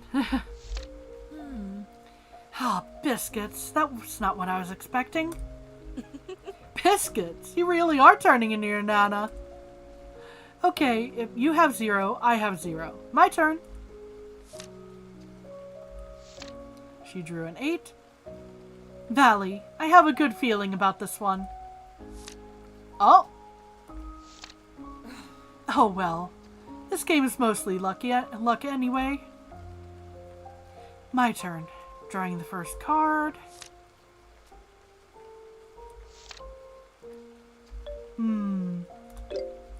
Valley. Going to be lower for sure. There it is. Ha! That's a point for me. Okay, you have 1, I have 0. My turn. Oh, good thing I got the, good thing I said Valley on the last one, otherwise she'd probably be ahead on this. Valley, I have a good feeling about this one. Yep. That's a point for me. I can't wait to win. My turn. Drawing the first card. Ooh. Valley. Going to be lower for sure. Yes. Another point for me. Okay, you have 2. I have 1. Peak. Next one will be higher. Oh, well, this game is mostly luck anyway. Drawing first card. Ooh, yeah, that's definitely gonna be peak. I'm not narrating every single turn of this.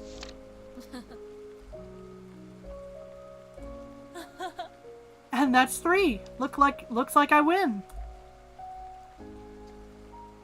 Whatever. Who cares about a dumb game of cards? Peaks and valleys is about luck anyway. Oh, I see she hasn't changed much. You are insufferable. You know that, right?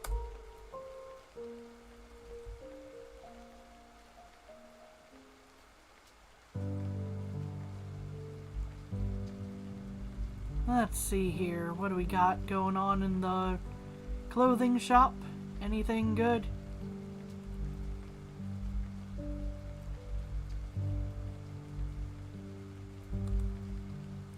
It's mostly just doodles. Looks like Kelsey hasn't bothered to design anything new in a long while.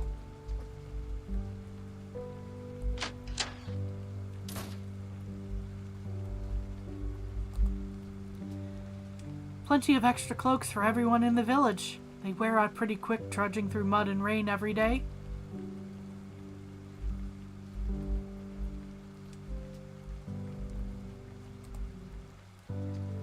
I can't believe it's been 6 years since Mr. Miles left for the capital. Maybe he had the right idea all along.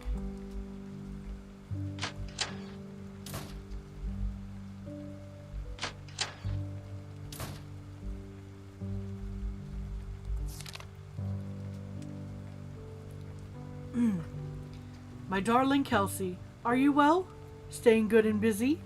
I can't imagine very many adventurers pass through the village these days, with all the rumors of shadow nights and freezing temperatures. I must again ask that you consider joining me here in the capital. Your dear father worries about you every day and simply couldn't bear it if something were to happen. I know you want to do right by Pyreside and the old boutique, but it isn't worth putting yourself in danger. Your mother wouldn't have wanted that. Missing you always, Father. P.S. Please give my regards to William and Molly.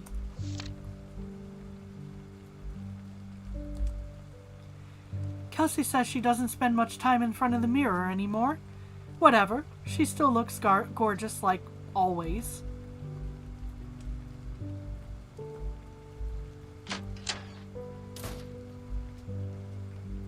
Oh, I don't mean to go back into this room.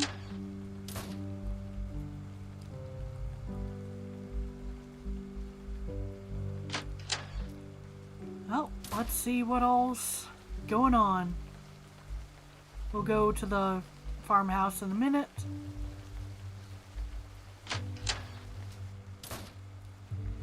Yep, that's an empty apothecary.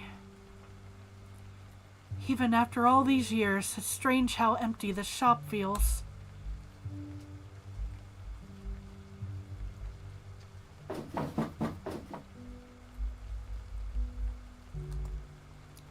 I still remember how amazing this kitchen would smell when Miss Imelda would bake her special desserts.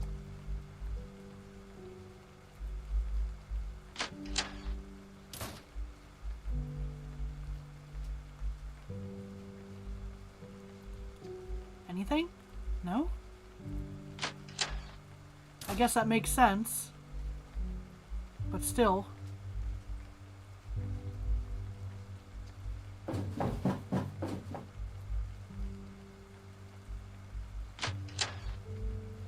Let's see. Ah.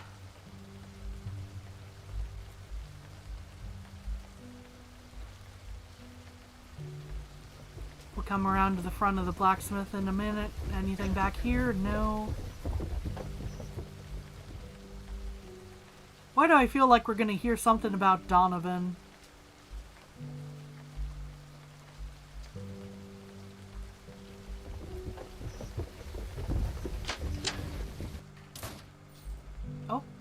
Oh, there's Thomas and Isaac, I think. If you can keep selling our blades, we're happy to keep offering them at the normal discount. But that seems like a big if, doesn't it? I understand your hesitation. Honestly, I'm unsure I'll be able to find enough buyers this side of the Wyvern. Let me think. I should leave them alone for now to talk business.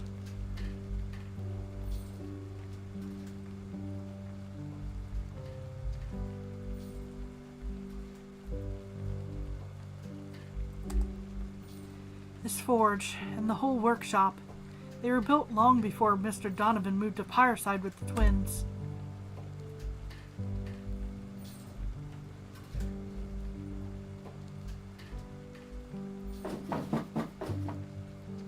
Oh, there's... Oh, boy. Cutscene time. Lyric, your ears must have been ringing. I just mentioned to my brother how I've been needing to talk to you.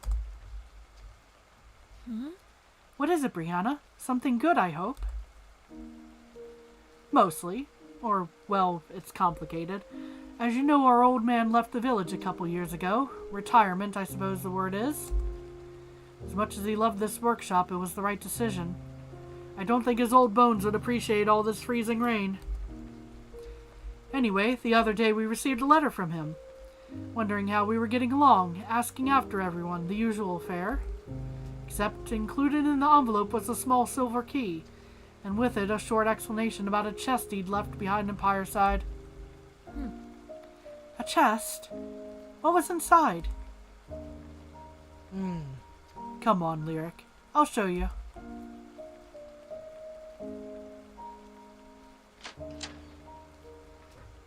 Oh, we finally get to go in this room. Isaac and I were terribly curious, as you'd expect. We wasted no time popping open the chest to take a look. And what did we find?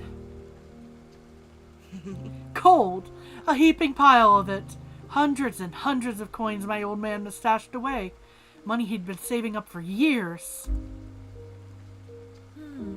But why? And why didn't he take it with him? See, he doesn't really think of it as his. He says it belongs to Pyreside, in case something like windmill repairs are ever needed again. Lyric, I want you to take it.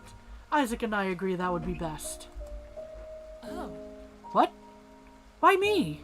Brianna, that gold was left for you by your father. There's no way I could take it. Haven't you been listening? It's not my gold, or Isaac's, or even my old man's. This gold belongs to the whole village. And the village needs you, Lyric. We have to face facts.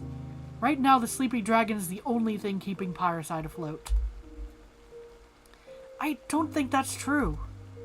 Don't you? Because before Thomas walked in today, we hadn't seen a customer in weeks. Weeks, kid. I'm still hoping things will turn around for Pyreside. I really am. But in the meantime, you're the only one of us seeing any business. So, you've got two options. Be a clever girl, take the coins and spend them on the upkeep of the inn, or refuse and leave the stash with us. I won't force it on you. Isaac and I will save it for a rainy day, or a rainier day, I suppose.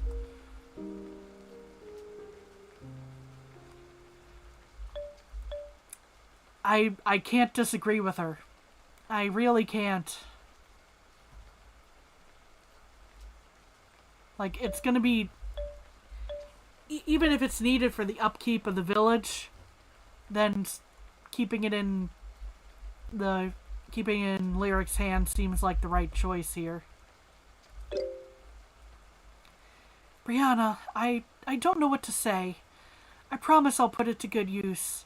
Please tell Donovan how deeply I appreciate this. Atta girl. I'm confident you'll use it wisely, and I'm confident it's what my old man wants his treasure used for. The good of the village.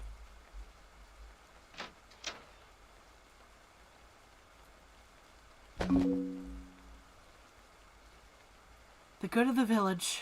The fate of Pyreside. You know, that's a lot of pressure you're dumping on my shoulders.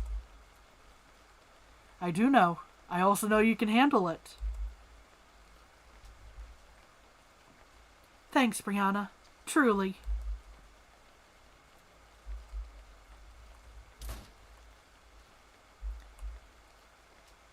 Can I go back in the room?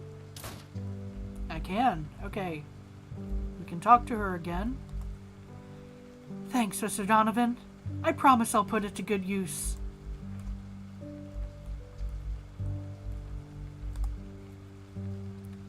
I know you'll spend it wisely, Lyric. Don't let me down.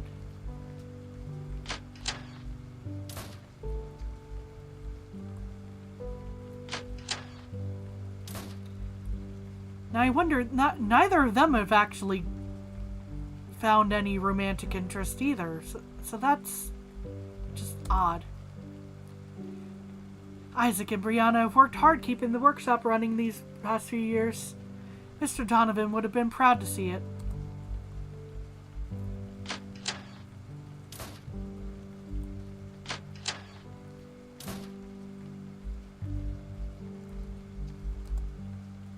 I wonder how long Brianna's been thinking about all that gold.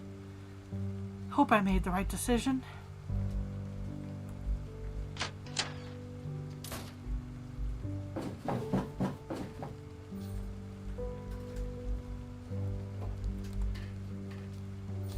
Okay, so still the talk business.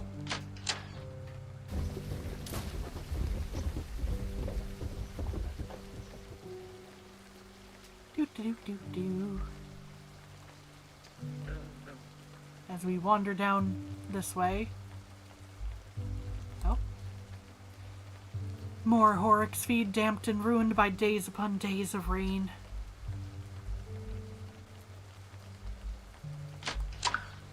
Oh. I clicked the sign again. Oh. Oh! Perfect timing, little Lyric. Be a darling and fetch that pail for us. Sooty here is about to burst.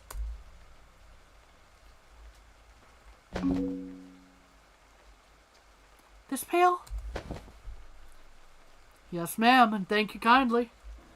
Come now, Sooty. I know you're a skittish one, but we've done this dozens of times.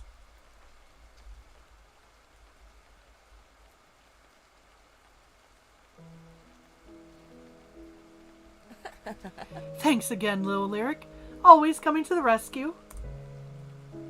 Glad you arrived when you did. Orcs get mighty uncomfortable when they need to be milked and no calves are around to feed. Hmm? What happened to our calf? I did what I could for the poor thing, but he didn't make it. Sadly, we're not the only ones struggling with these harsh conditions and bouts of cold weather. The Orcs have it as tough as anyone. Oh, Dear, maybe we should ask her. Wise beyond her years, this one. Oh, I don't know. Reckon I'm not ready to decide quite yet. And I reckon the choice will only get harder the longer we put it off. What is it? Something I can help with? Mayhaps. As my dear husband said, things haven't been easy for our poor Orcs. We're barely harvesting enough to feed ourselves. We want to do right by the creatures, and as such we can't help but wonder if they'd be better off out in the wild, out on their own. I'm real grateful we managed to fix up the old windmill. Without that mill functioning, the Orcs would have even less to live off of. But how long will it last, and how much worse are things gonna get?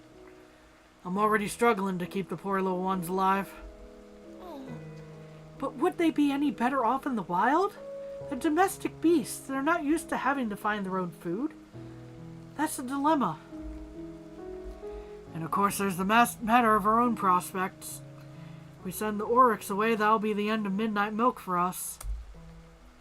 And if things don't start looking up soon, that milk could be invaluable.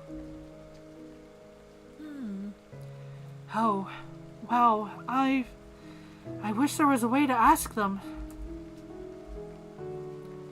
Well, there is, at least somewhat. Suggested we leave the barn doors open, give them the option to wander off if they get cold or hungry. But William reckons they'll just come right back. This place has been their home for so long they don't know anything else. If we want them to stay well and truly away, we'll need to lock them out and board up the barn doors, cruel as that sounds. Been debating in my head for ages. Do we force them out, or do we do our best to care for them here, knowing things may get worse? You said yourself the windmill helps a great deal, but it might someday come down to a choice between feeding us or feeding them. I know it's a lot to ask, little Lyric, but what do you think? Oh boy.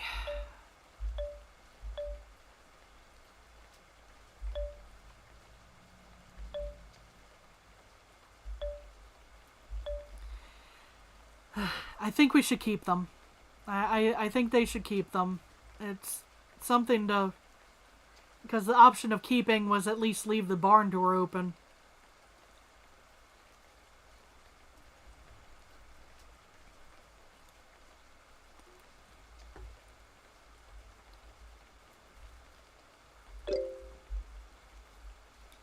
I think you should keep the Oryx here. Or at least give them the option to stay. With the windmill turning, they can feed a while longer. There's no easy answer, is there?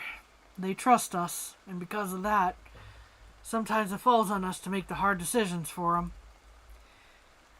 Thank you, little Lyric. Your input is helpful as always. We'll see you at dinner tonight. Looking forward to an evening where the toughest choice to make will be between red or white wine. Oh, Molly's a wine mom. Oh, gosh. That sounds nice. See you then, Miss Molly, Mr. William.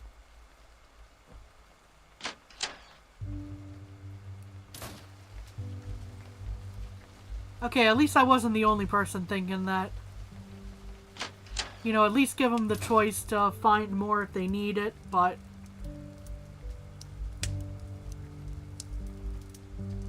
that they shouldn't be forced to be out in the elements.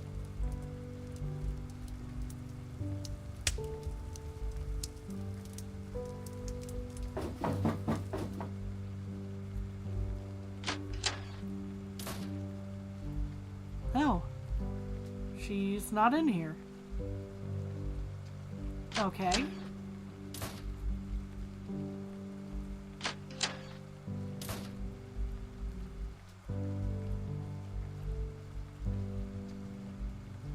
And there's nothing to interact with in here. Alrighty.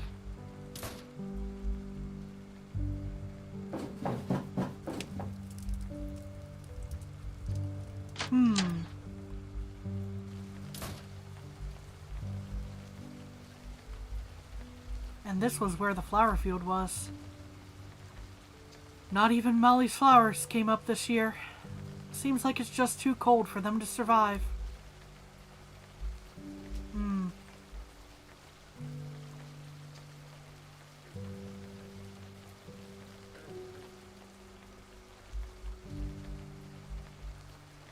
Well, let's go talk to some folks.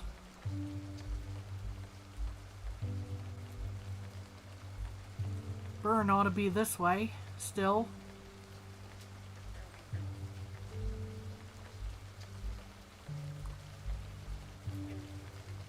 Oh, hello? Oh. Oh, there's Hazel. Oh, right. Hey, Lyric. Hey, Hazel. Is everything okay? It's raining pretty hard out here. Yeah, I'm fine. I kind of want to be alone with my thoughts right now. Sorry, I don't mean to be rude. Sure, okay. I'm always here if you feel like talking.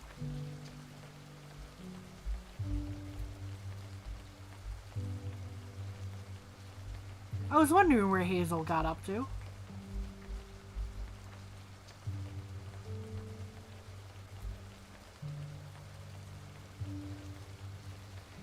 Let's see. Oh, while we're down here.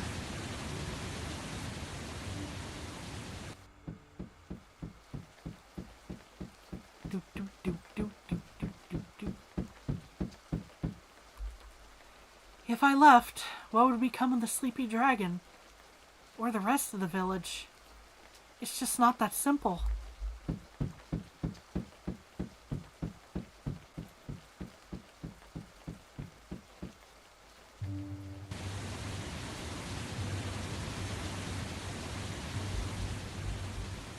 Go visit Jax here. Okay, yeah. That's the same dialogue we saw earlier.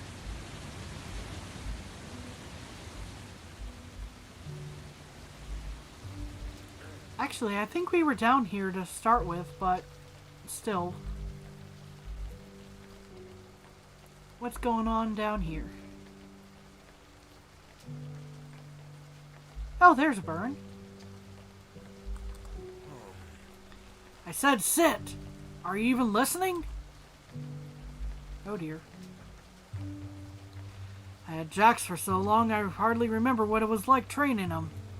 Every new pup needs patience and plenty of time to learn. Well, be sure to pass along any tips you come across. And of course I'll do the same.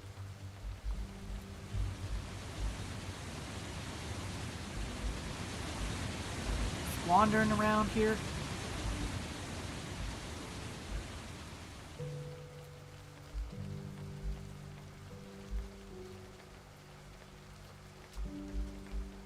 What is up here? Have we been up here before? I'm not sure if we have.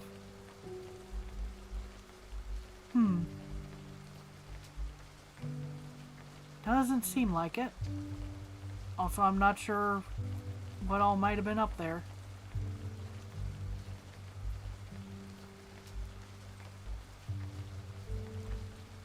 I'm wagering that her husband might be down at the Down at the lake. What's going on here? Isaac doesn't bother with the upkeep of these bridges anymore. It's really only me and Graham who come down this way.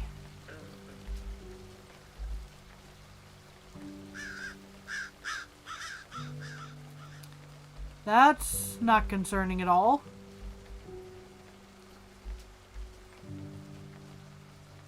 The crows that were not there the last time.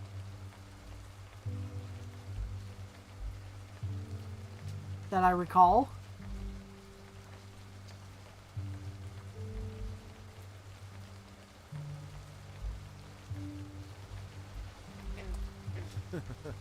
Oh, hey there, love. Can't say I was expecting to see you out here, or anyone for that matter. I decided to take a short walk before dinner, but it begs the question, why are you out here? You're not thinking of going out on the lake.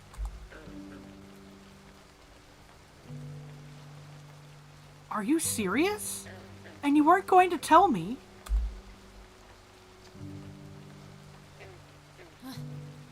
Graham, done it. This is so dangerous. It's cold and windy and pouring rain, and you have no idea what might happen out there by yourself. Perfect condition for hauling in a lunker. All the biggest fish in this lake are more active in the dark and cold. Listen, I want this dinner to be special. The Pyrolite Festival used to be really important to our village. Don't worry, okay? I'm planning to stay close to the shore, and there's no sense being out there for more than an hour or so.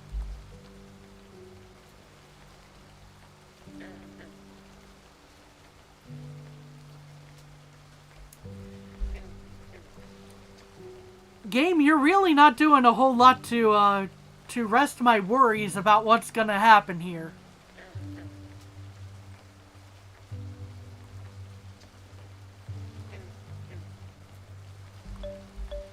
Because I feel like this is we leave and he dies, and we come along and he dies. The way that this game has been going so far.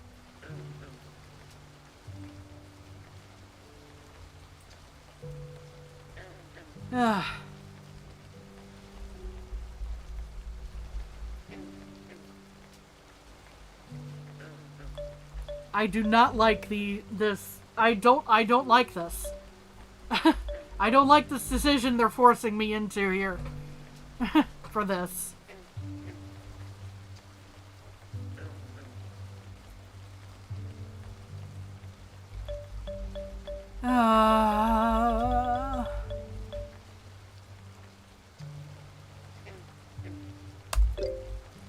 Okay, fine, but I'm coming too. Are you sure? I can handle this lyric. If you're going, I'm going. Can't let you do something so irresponsible without a little support. Besides, it might be good to have something fresh on the menu for tonight. All we have up at the inn are leftovers. Alright then, I'm just about ready to cast off.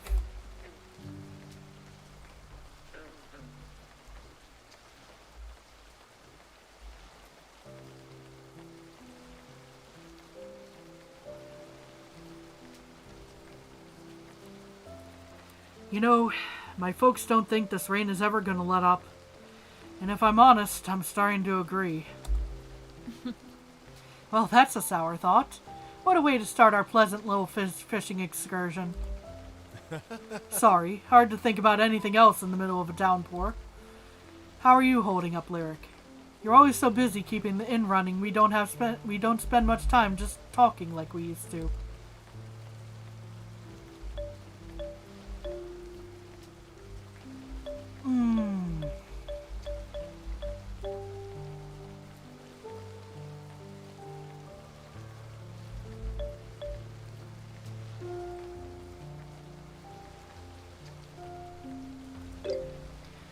Truth be told, I'm having a little trouble keeping my spirits up.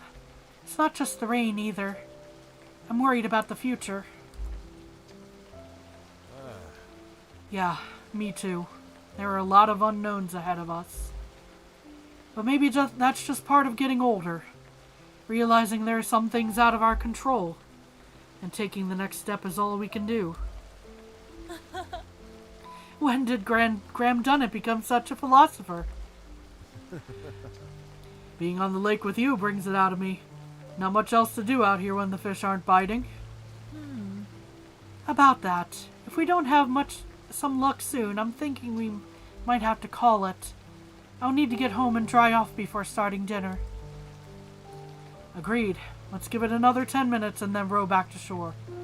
I'm not sure there's ever been this much water in my boots.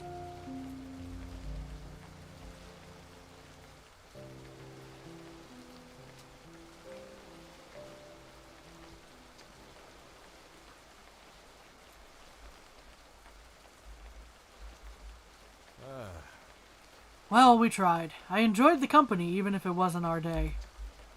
I've still got to pack up the boat and all my tackle, but I'd be happy to walk you back to town first if you're ready to go.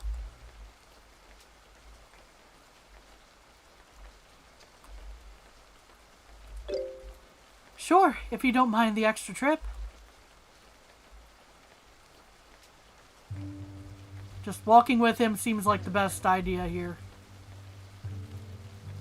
Okay. I guess he just drops us off here. Molly tried updating with the notice board with a bunch of little tasks and errands we need done. No takers so far.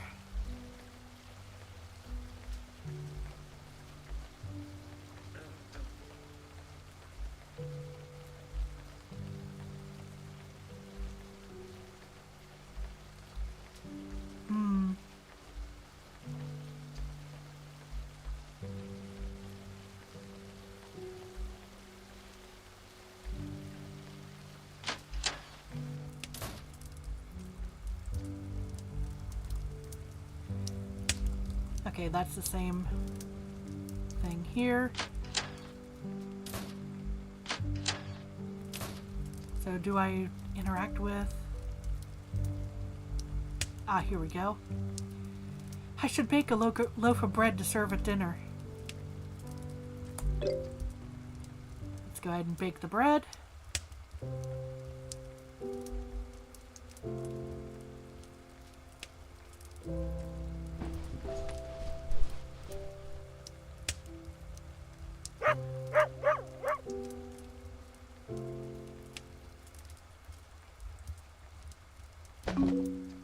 We have bread.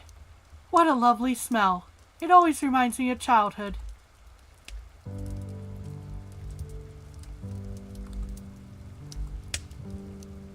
I'll need to push tables together to prepare for dinner. Probably shouldn't wait too much longer. I think we've talked to everybody. So I think we're ready for dinner.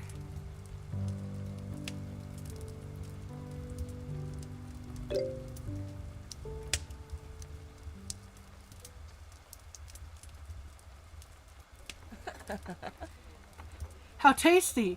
There's nothing like a warm, hearty meal on a rainy day. This bread in particular is so buttery and flavorful.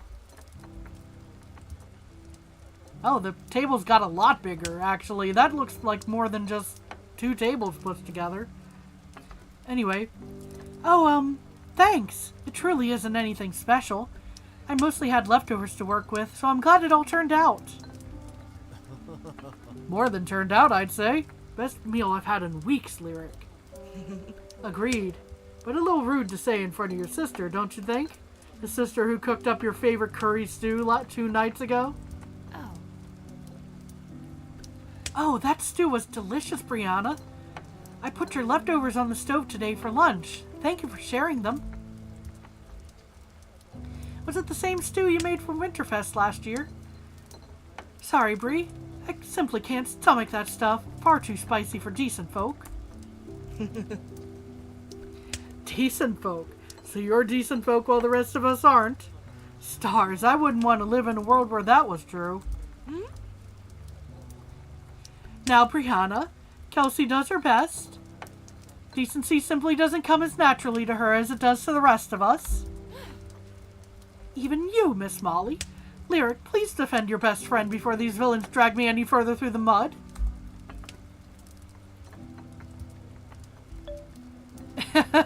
Oh, she ain't a saint. she's definitely not a saint. Well, there was that game of hops, or when you flirted with that silk merchant for a discount, or when we'd play heroes and slimes as a kid. Conjecture! All of it! I've been nothing but truthful and mannerly in all the years of our friendship. Such a betrayal. First day I came to Pyreside, the day of, well, you all know. I recall a pair of brazen mischief makers and a broken bottle of wine. That was someone else, I presume. Must have been. Sorry, Bern, I don't recall that in the least. Well, I sure damn recall it.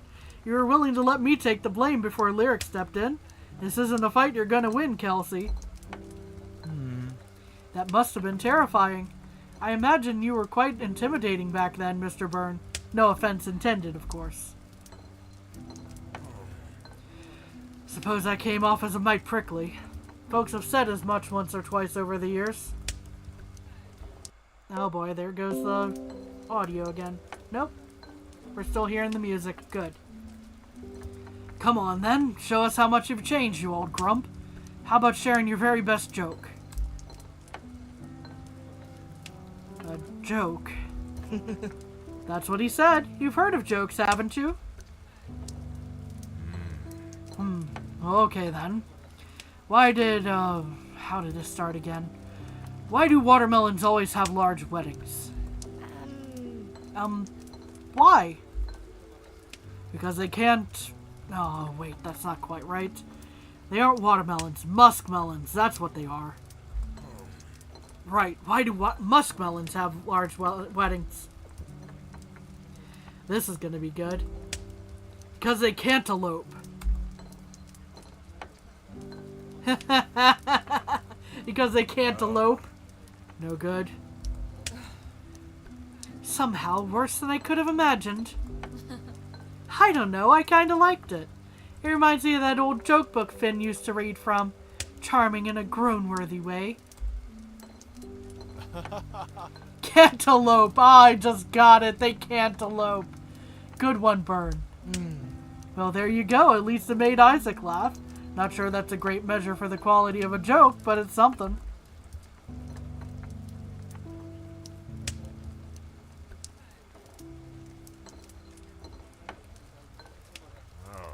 So, little Lyric, there's something we wanted to speak to you about. Something on our minds. Why so serious all of a sudden, Mr. William? And who do you mean? Wait, all of you? Well, sort of, yeah. It's something that's come up recently among all of us. This freezing rain doesn't seem likely to let up anytime soon. If this is how the skies look in midsummer, well, we all just think... Oh, just spit it out, will you? You all think we should leave Pyreside. Aye, we all think we should leave Pyreside.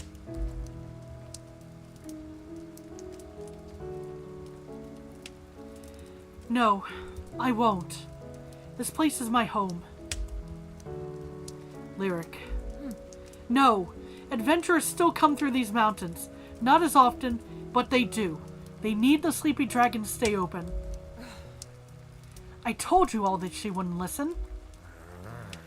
She gets to have her own opinion on the matter. Not if it's a brainless opinion. Lyric, none of the rest of us have had any customers for weeks. What do you want us to do? We're broke. She's right, little Lyric. This should be peak growing season, and we've barely been able to harvest ridge barley, let alone any real victuals. This isn't an easy decision for any of us. I've lived in this village for half a century, but it's time to face the harsh truth. I won't stop you from leaving, but I can't go. Mom and Dad and Nana didn't take care of this place for so long for me to abandon it now. Is there anyone here who's not in on this. I'm with you, Lyric, but we should at least hear them out. There are no sides here. This isn't about who's right and who's wrong. This is about everyone's well-being, everyone's future. My future is here.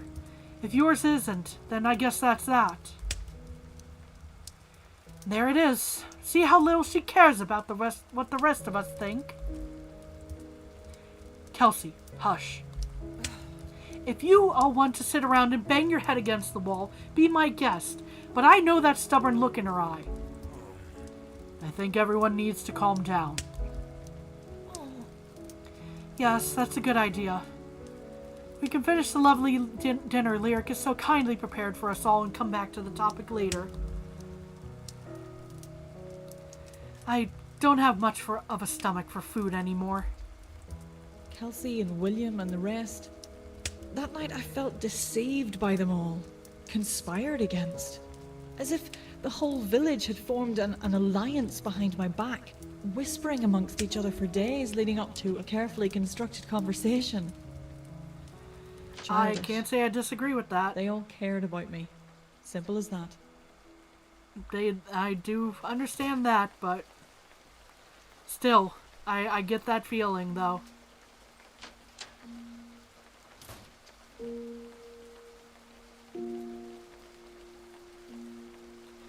Listen, you're like a daughter to me, Lyric. I love you and I respect you. Truly, I do. But you need to think this decision over. Fully. With respect back to you, Mr. William, I have. The Sleepy Dragon has remained open every day for nearly 100 years, and it's going to stay open as long as I'm breathing. Be reasonable, girl. There's no future for Pyrocide with that shadow looming over these mountains. No future for any of us here. Perhaps someday we can come back to this village and rebuild. The spirit of the inn and of your folks will live on as long as you do. You'll be putting your life in danger if you stay. Not to mention the life of my only remaining son. He'll surely stand by you. I'm sorry. I am. But it isn't just our lives at stake. The adventurers that pass through the mountains need this inn. They need me. Well, I hope you're right. Otherwise you'll be sacrificing a whole hell of a lot for nothing.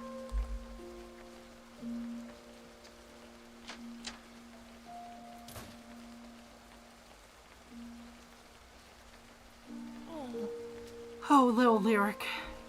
You know you've grown up to be just like your mother. So resolute and so very stubborn. I'm going to take that as a compliment, Miss Molly. I meant it as one. I loved your mother dearly, as I love you.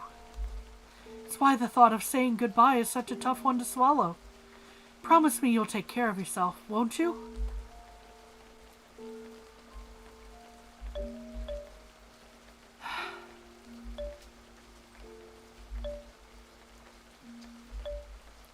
I think the honest answer is I'll do my best on this one.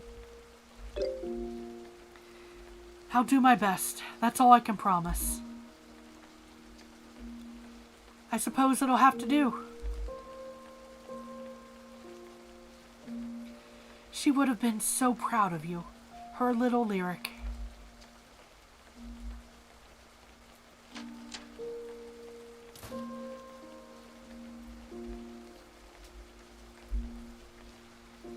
This inn must be really important to you.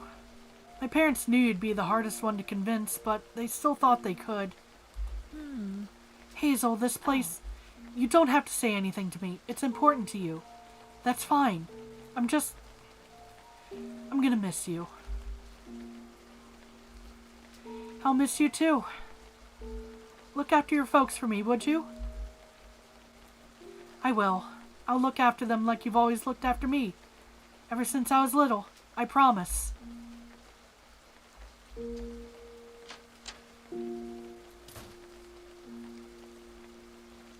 get to talk to everybody one by one. Hey, you know we all care about you, don't you? So everyone keeps saying, I'm not a kid anymore, Brianna. I can take care of myself. And the whole village if I have to. That's what you think this is about? I know that. We all know that. You're one of the most capable women I've ever known. But none of us knows what's coming. And the thought of something happening to you is almost too much to bear.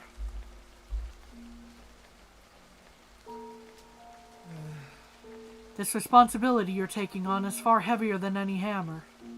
I know you can carry it, but it won't be easy.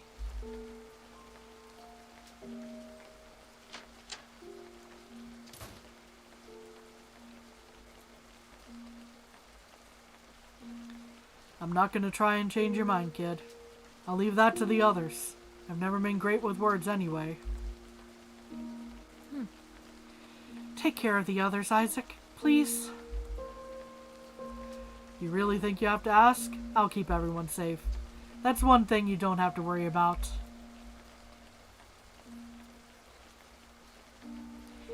You'll be okay, kid. Keep that chin up.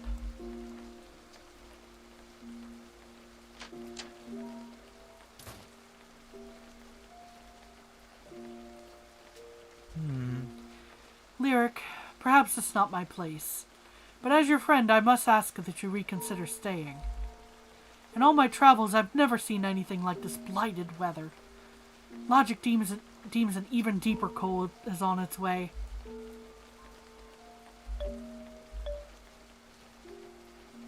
Ooh, that's the friendly way of doing it, but like, I am kind of feeling like he's kind of an outsider, you know? Although friendly, you know. He's a little bit of an outsider for the town and just, yeah. Is it really his place to be trying to do that? But we'll go with the... I'm sorry, Thomas. I appreciate your warning, but that's exactly why the Sleepy Dragon has to remain open. I understand. You're a brave woman, Lyric. Any adventurer still bold enough to journey this way will be lucky for it.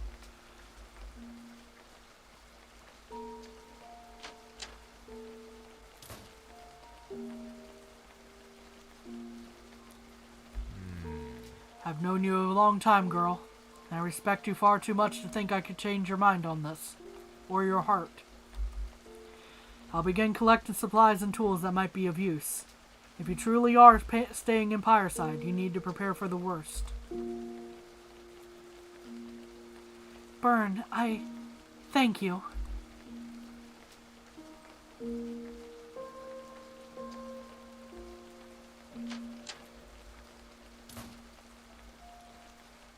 Oh boy, here comes Kelsey.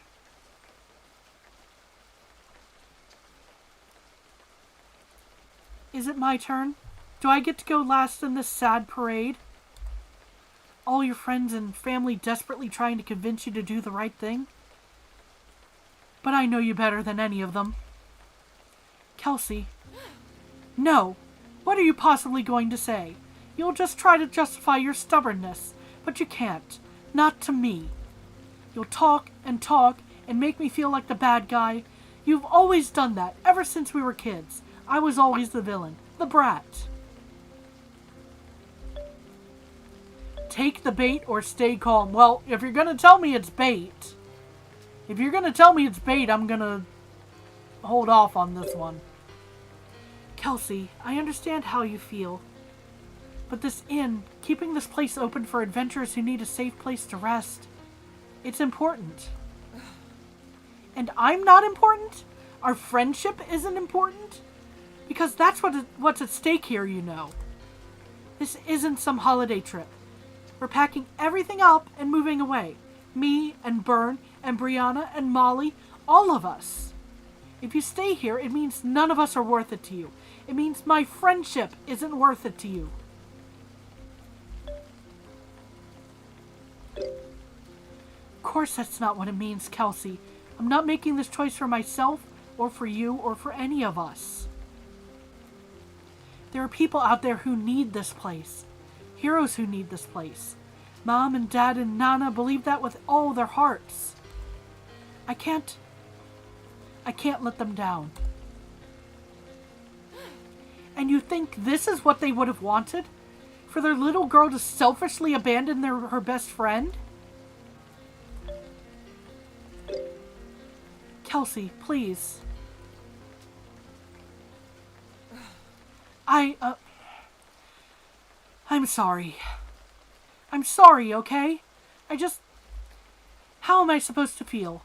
How am I supposed to live somewhere else? You won't be there.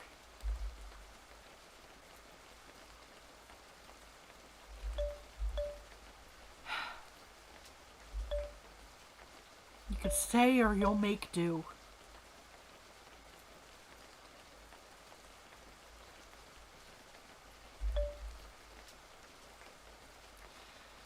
Oh, this is probably going to start an argument, but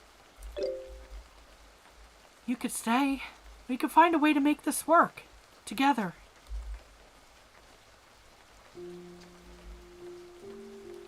Lyric.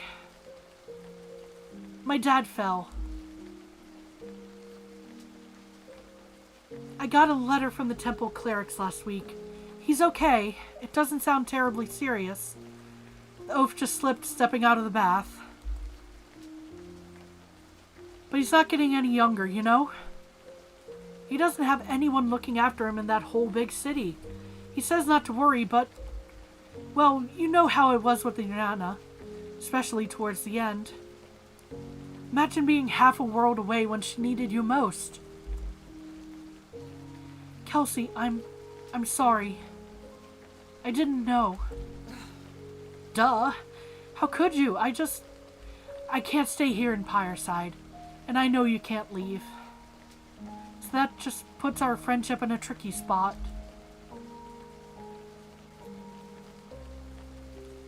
Well, don't you have anything else to say?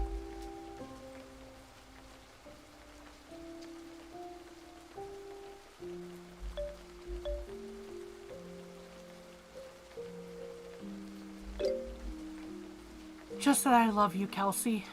It won't feel right here without you. Yeah, well, I love you too. Even if you are a big dummy. Listen, look after this place as best you can, alright? You're not the only one who cares about this village, after all. But if you end up putting yourself in danger for the sake of some dumb adventurers, I'm gonna be really irritated. Got it? Got it. The thought of your annoyed face will keep me up at night. Good.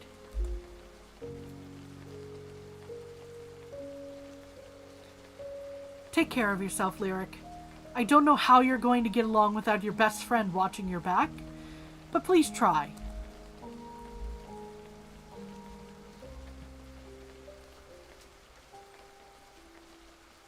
Well, I guess time to talk to Graham.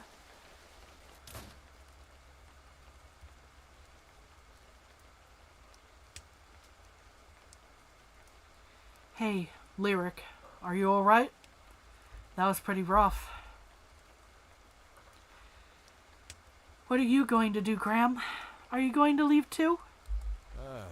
What, leave Pyreside? Without you? Come on, Lyric, I hadn't even considered it. My place is here. It's just, your whole family is going. I don't want you to feel like you have to stay just because I'm being stubborn or selfish. You're my wife. There's nowhere else I'd rather be than by your side. Not because you're stubborn, not because you're selfish. Because I love you. I'll say it again. My place is here. Now, I believe you promised Angel a walk. Are you ready? Words aren't enough to describe true love. Brighter folks than me have tried. Poets and minstrels.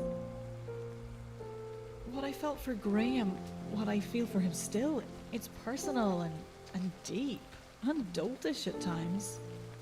It steadies me in moments of doubt. A well of hope and strength beyond my own. Words aren't enough. Sometimes they really aren't. We'll have to work on the whole fetching thing. It's only our first day together, after all. She has plenty of time to learn. Lyric, everything's going to be okay. As long as we're together, we can handle anything life throws at us. You're sure you want to stay? There's so much uncertainty ahead. I've been uncertain of a lot of things in my life. Going back all the way back to the night of that first storm. If I'd only done more to protect Finn. Graham. Since then, it's been an endless series of questions. What to do if the shadow comes back? How do I protect the people I love? Everything is questions. Everything is uncertainty. Everything except this. Except you. I'm with you, Lyric. Heart, soul, and whatever else. I've never been more sure of anything in my entire life. Now, come on. Angel is gonna need some serious training.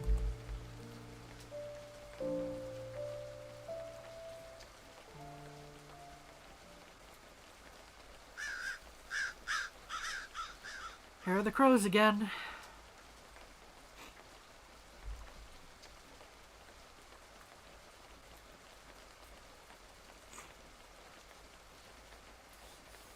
Well, at least it wasn't the bad thing I was anticipating, but still stuff happened. Kelsey and the others were true to their word.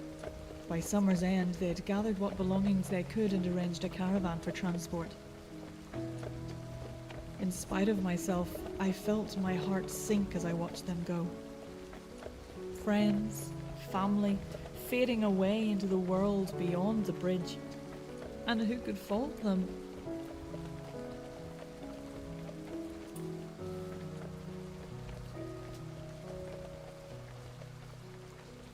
Graham and I met that first winter with purpose. With little else to distract us, we stockpiled food, blankets, firewood, crates full of midnight milk. We laid fresh thatching and boarded up windows till our muscles ached. Wouldn't be enough, of course. Perhaps part of me knew it at the time. Dragons. But I was hopeful, awaiting a spring that would never come.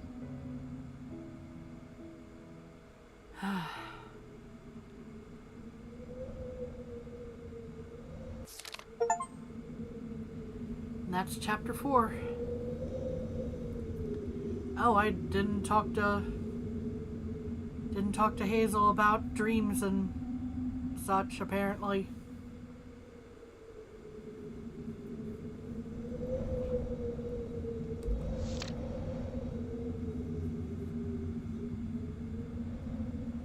Since we started late today, we're going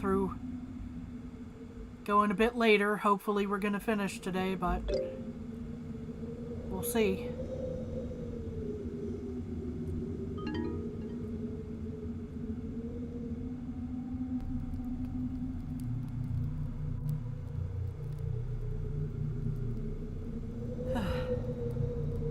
Seven years later.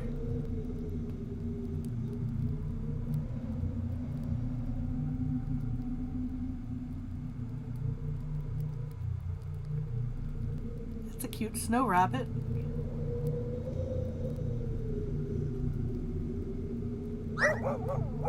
Oh.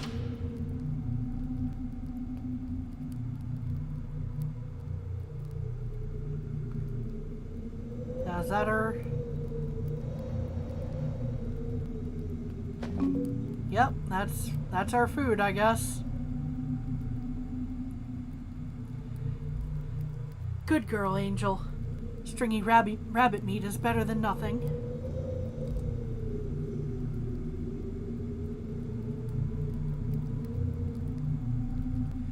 Can barely feel my toes.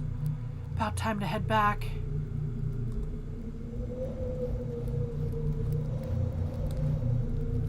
Such strange fire. Seems to give off deep cold rather than warmth. Just trying to see whereabouts we are.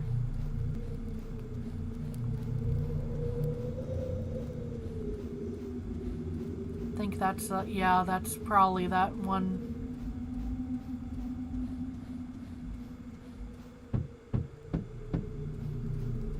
Area. That's a frozen over river over there, obviously under the bridge.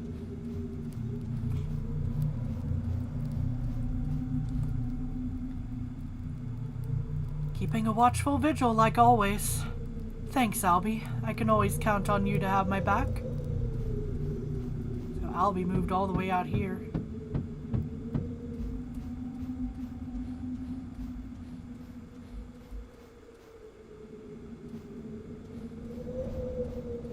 Yeah, that's Burns' cabin there. Lush, bountiful gardens are a distant dream at this point.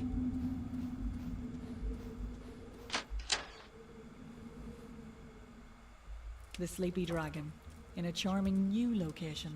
Oh, Not only was the cabin on the cliff cozier and easier to warm, it was nearer the frozen woods and the hunting traps I'd set throughout.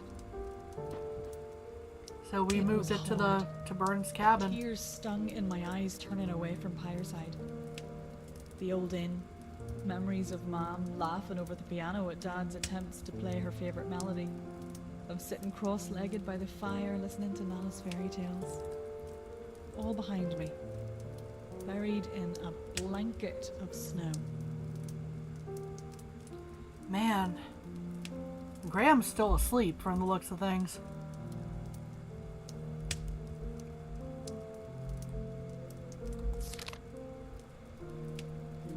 Cabin inventory, sturdy wood, cedar resin, distilled whiskey, prophet seed.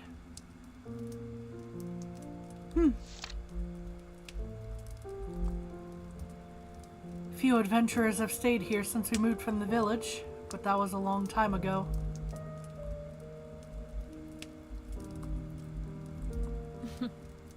You deserve a good rest, Angel.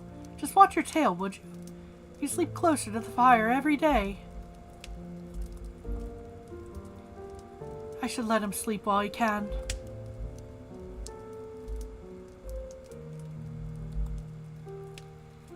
Glad I was able to find something for the stove.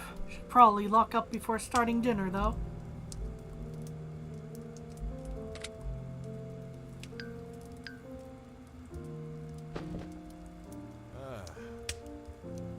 Oh, you're home. You could have woken me up when you got in. You know I worry when you go into the woods alone. I didn't want to disturb you. You're sick, Graham. You need to be getting plenty of sleep. Besides, I wasn't alone. Angel takes good care of me out there. She even sniffed out a rabbit to cook up for dinner. Oh, something fresh will be good. Not that I haven't enjoyed our last few meals of crumbly bread and old cheese. Did you ever imagine you'd be out there trapping your own dinner? Bern would be proud. You think so? I think any real hunter would be ashamed by such a meager meal. I was out there all day. And Graham, I don't feel good doing it. I know we need to eat. But if things ever warm up again, if things get back to normal, I think I'm going to stick to vegetables. I don't like killing.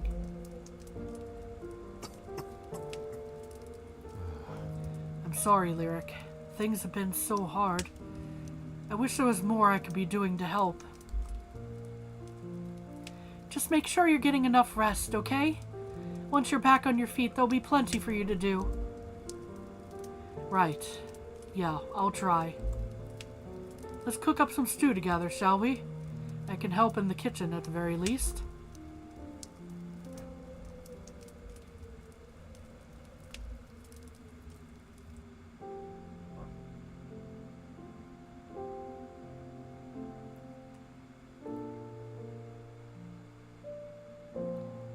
Man.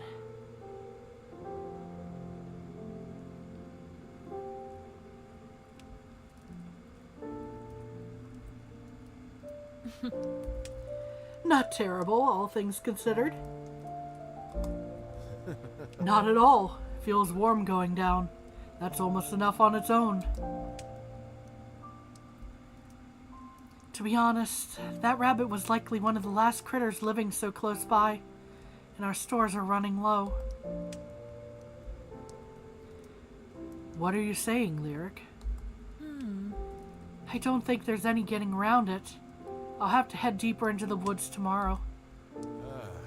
I don't know. Things aren't that desperate yet, are they? If we let things get desperate, it'll be too late. I'll be fine, Graham. I told you, Angel takes good care of me. I wonder if all those traps are still set up down by the lake. I should be able to scrounge up some rotten old roots to use it as bait. I still don't like this idea, but if you're adamant, at least take some other supplies along too. A lantern, surely. Burns' old sword. You know, I could come with you. Don't be daft. I need you to rest up and get healthy. We can't risk your cough getting any worse. It's just a walk around the lake, Graham. No need to worry. I'll set out first thing in the morning and be home before midday. Oh, Lyric. My brave, inspirational wife. Sometimes I wonder. How did we get here?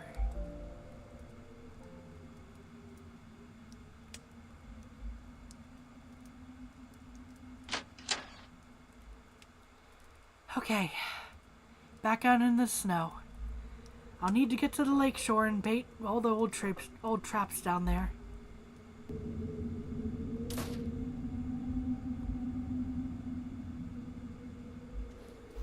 I think the lake shore is that way, but what have we got going on here? You can sleep now, Copper, as if you ever needed my permission. I won't forget your friendship. No, not the cat.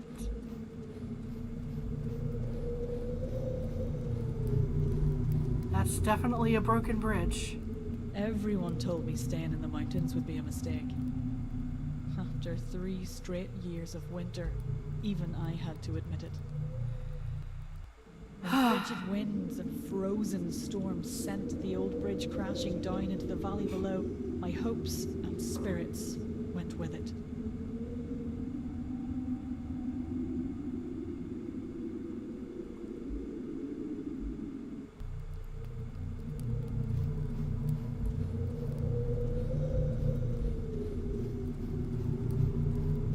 That's definitely a frozen fish in there.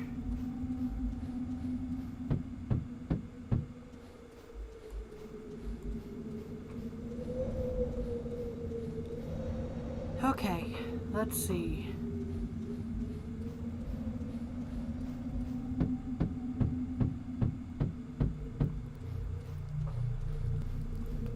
Okay, that is Albie there. So that explains why Albie moved. I think crossing the bridge and then down? Or hold on. No, that doesn't seem to be right. Map definitely changed a little bit here. Yeah. Let me...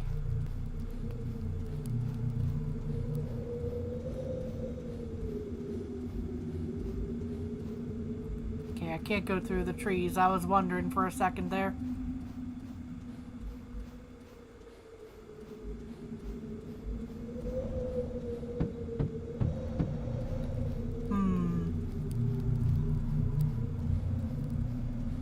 This way? No.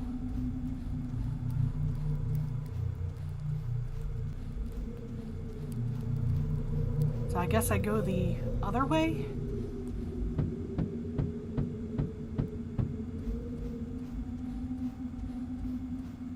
Somehow?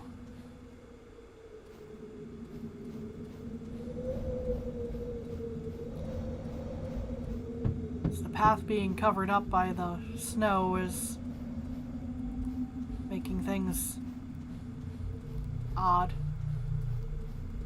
Oh? I could probably push through this brush if I really tried, but there isn't anything up for me up at the village. Not anymore. Okay, so not this path.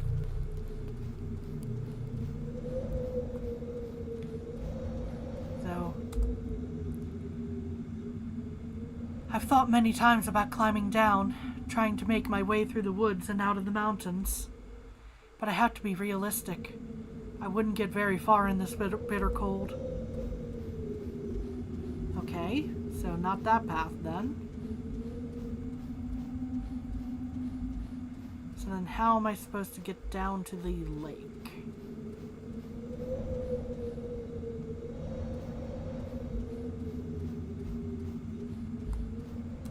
No? Okay.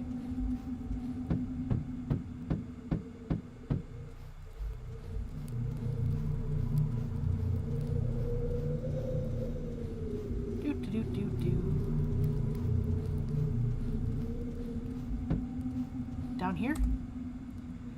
Frozen solid, like every other drop of water in these mountains. So no, that's not the way down. Maybe over here?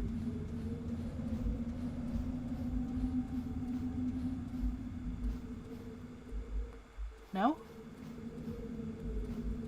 Okay, I guess I have to go around.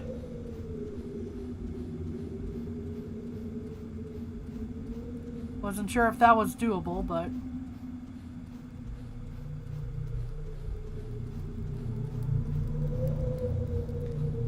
yeah, I'm not sure.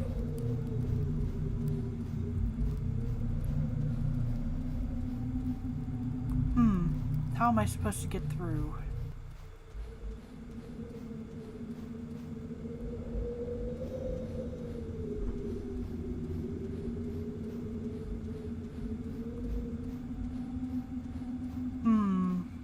Over here? Maybe that's the path? Aha!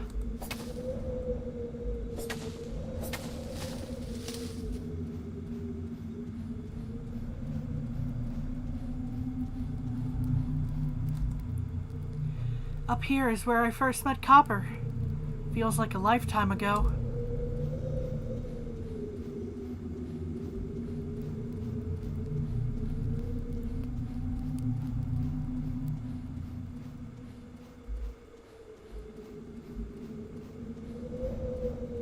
Let's see.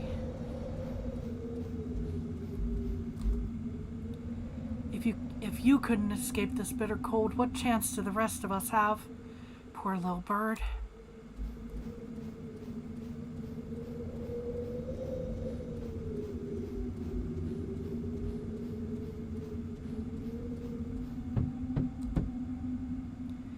Turns out we didn't need to repair these bridges after all.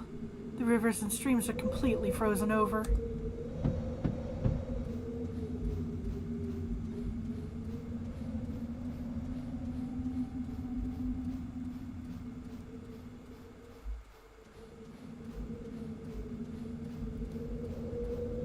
This is definitely not what you'd call a winter wonderland. It's pretty, but it's pretty in a bleak kind of way.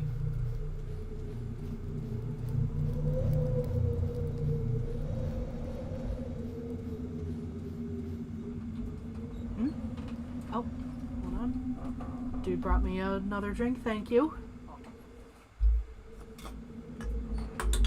I shall continue on shortly here. Here we go.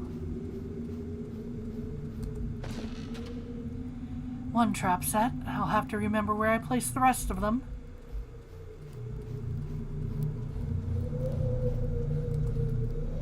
I can't believe our snowman is still here. Graham and I built him years ago. I guess it's only gotten colder since. Pardon me with the opening the seltzer there.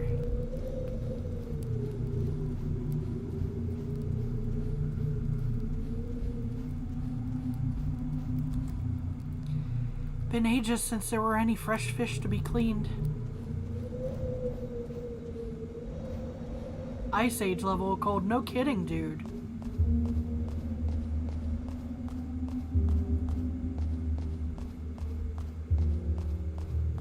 We get to walk on the ice now.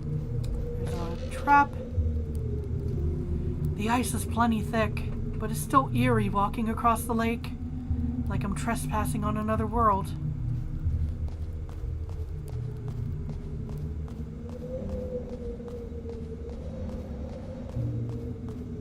there's a boat. Lots of memories in this old boat. But that's all they are now.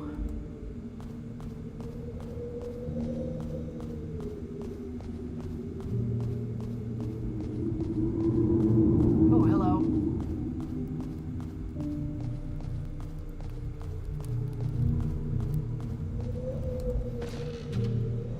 Stay close, Angel, and move slowly. I know it's a strange feeling slipping around on the ice.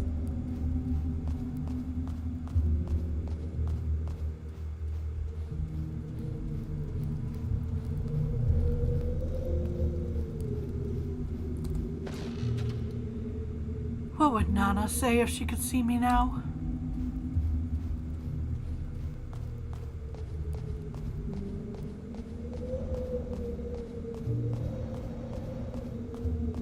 Let's see here.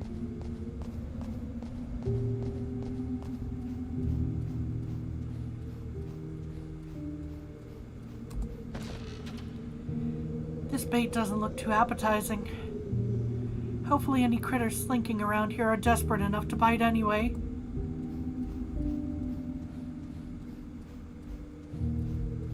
Nope, wasn't sure what was back in that corner.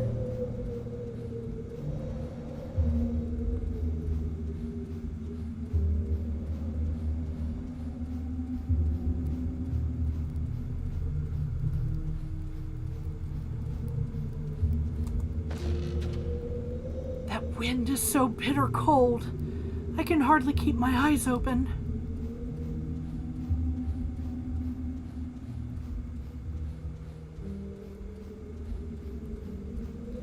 Definitely had cold like that, though thankfully not 3 years going, you know? How many traps did I leave out here? I shouldn't stay out too much longer if I don't want to catch a cold, or worse.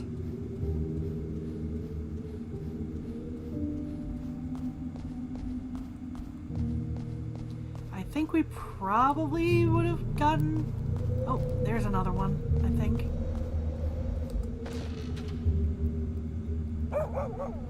Oh. Angel, where are you going? Do you smell something?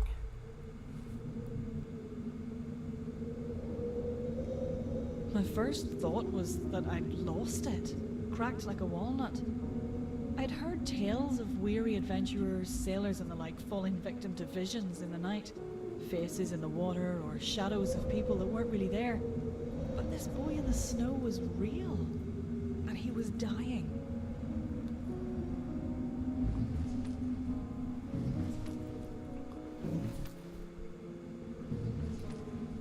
Angel being good doggo. Going to get Graham. Even if Graham is sick. Hopefully nothing happens to anyone here. So who is he? And how did he get here? There's nothing but bitter storms and deadly monsters outside our little patch of woods. Huh.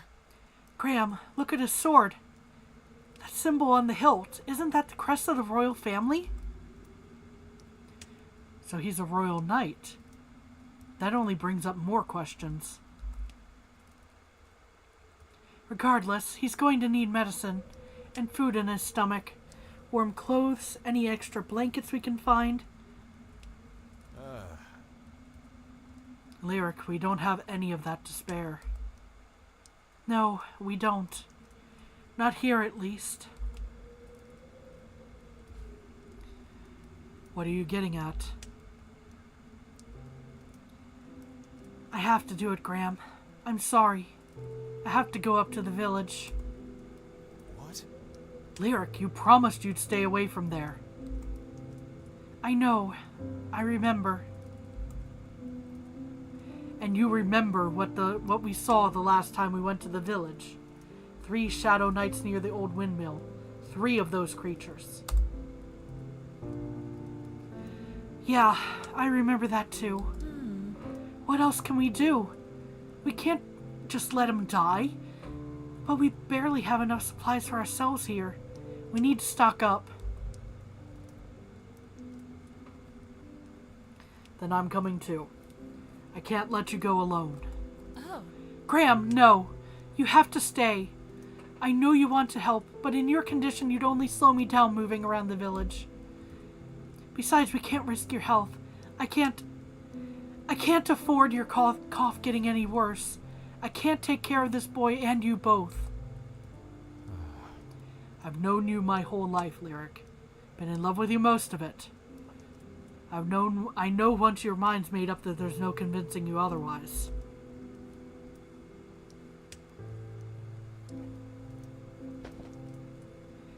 I'm trusting you and Angel to look out for each other.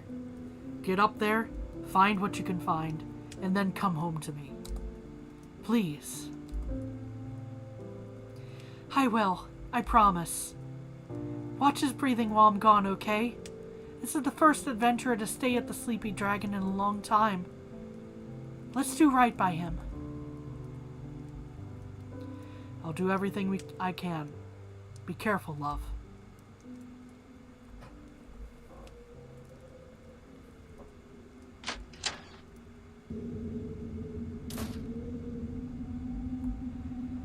Okay. Right. Back up to the village. No problem at all. Let me read the sign because this should be... Yep, the Sleeping Dragon sign there.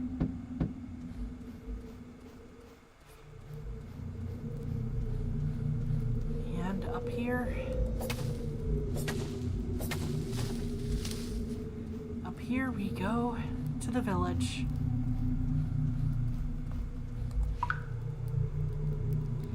Travelers beware, the village of Pyreside is closed until further notice.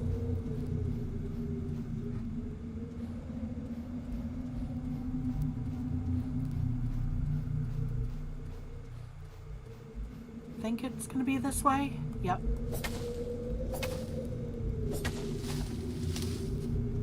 Here's a question, actually. Let me go up this way, I think. Nope. Okay. It was worth a shot.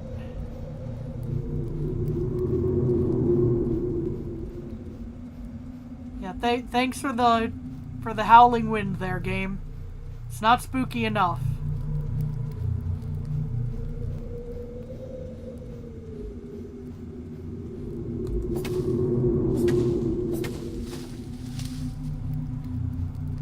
As we slowly make our way back.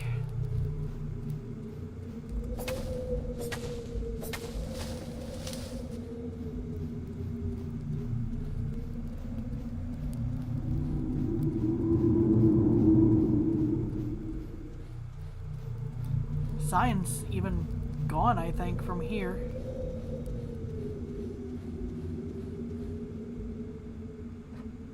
I thought I'd been prepared. I was wrong. Oh boy. One step back into the village proper and memories came flooding back. Oh, that kind of prepared.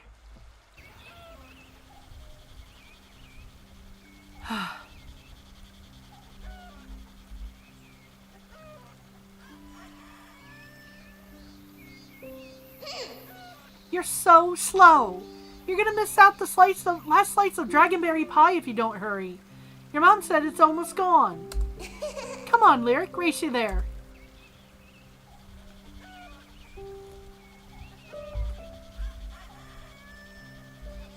Actually, hang on, let me... No, I can't interact with that. Alrighty.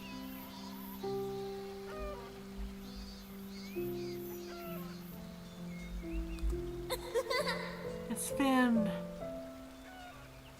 Look out! I'm chasing a grasshopper, and I've almost got it too.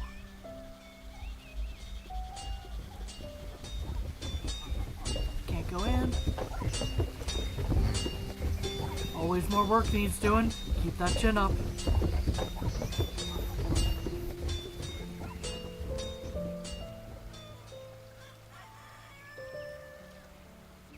From before the flowers were even planted. I can't believe that clumsy son of mine fell into the river again. Reckon that makes 3 times I've hung his clothes out to dry this week. I take the time to talk to everybody. These orcs are graceful and majestic creatures. Blessed to share the mountains, and with them we are.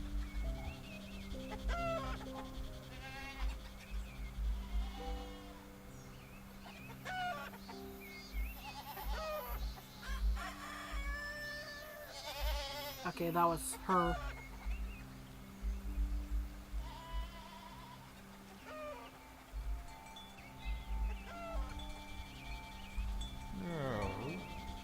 Lovely weather, isn't it?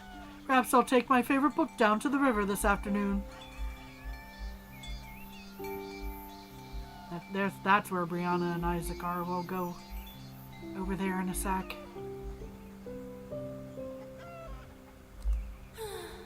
What am I ever to do with you, little Cozy? Honestly, your fluff seems to grow back faster every time I give you a trim.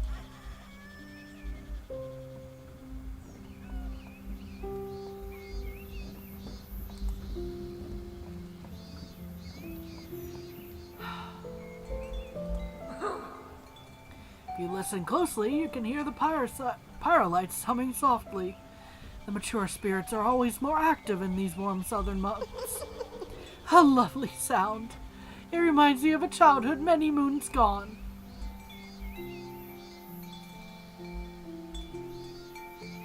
That's where Graham is, I think.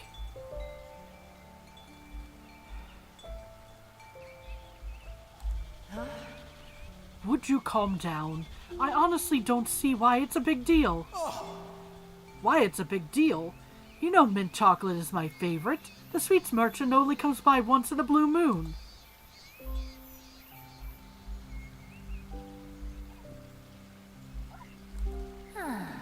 Place settings are important when serving a proper village dinner. But you run along, dear. Be a child while you can be a child.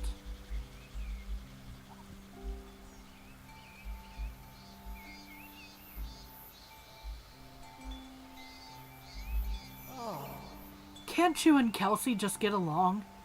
It isn't much fun always being in the middle of your squabbles.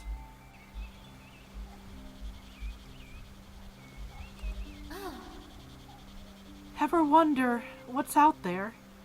Beyond the mountains? One day I want to find out. See if all the stories are true.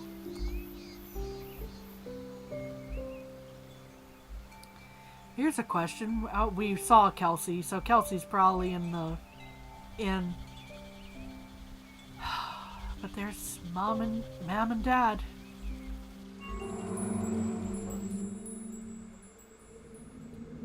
Saw Kelsey first.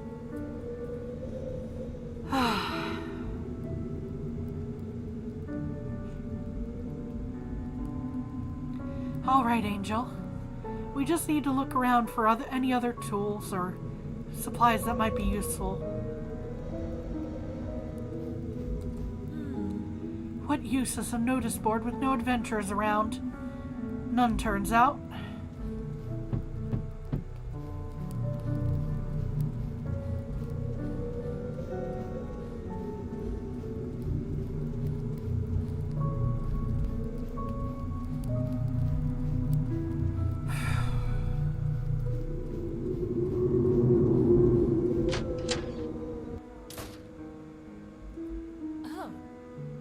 Oh, you orcs stuck around all this time? Stars, you amazing creatures. Resilient as anyone I know, that's for sure. Oh, you poor creatures. Please stay in the barn as long as you like. I wish there was something more I could do for you. A storage chest? Miss Molly and Mr. William must have left some old goods behind. How did I miss them before?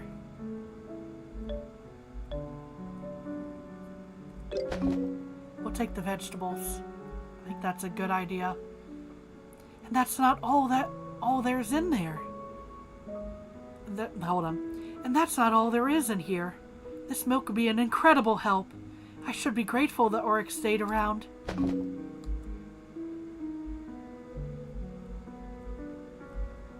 Oh, can't go up to the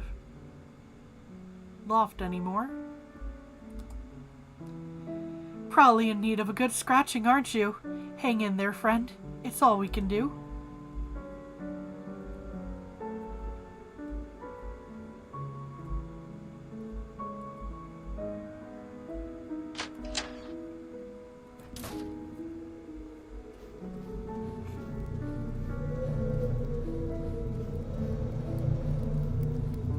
Anything in the apothecary?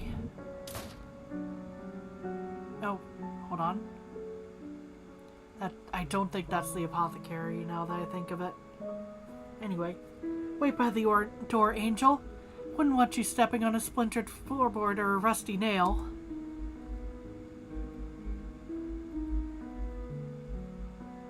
Probably should have gone in here first since that interacted a certain way.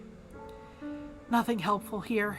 It's all in disrepair, covered in dust. Our lessons never covered surviving on our own in an eternal winter. Too much time spent on letters and arithmetic. Well, you know, that's still useful information, but yeah, survival probably would have been a good thing to cover. Of Writing and Wonderment by Hazel Dunnett. Something was there in those songs and those words, in that sweet mystery of you and me, those gentle seabirds, that dove through your heart and wove through my pen, as I strove in words to ensnare the grove. A time set apart just for us, there in that glen, where the call of the wren fills the air once with love and twice over again. I hope you change the world with your stories, Hazel. I know you can do it.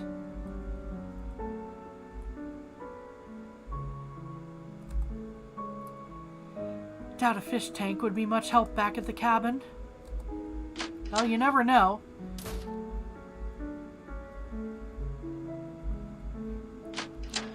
Keep something fresher longer? I don't know. Even the blankets on the bed are in pretty rough condition. I don't think they'd offer any real warmth.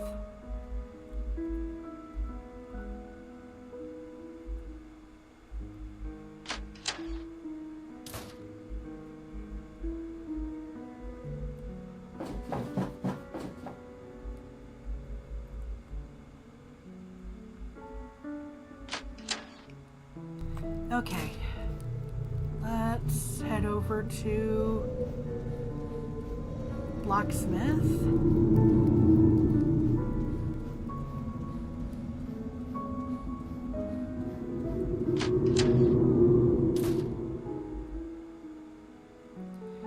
This place used to be filled with so much warmth and color.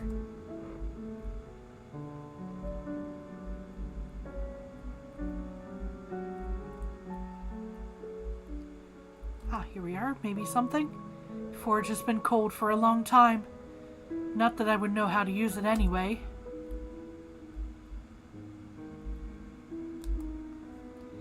Somehow the old saw looks more intimidating when it's not moving, like some long-forgotten monolith.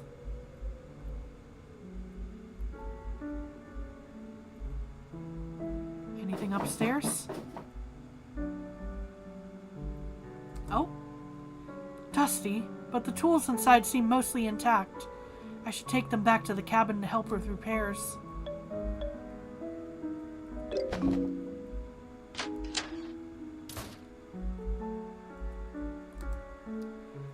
Donovan's gold paid for winter supplies and then some.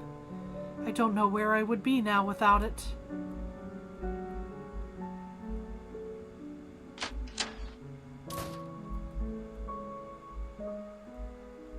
What's in Bree? No, this is Isaac's room? Isaac never liked cold weather. He would have been more miserable than I am seeing the village this way.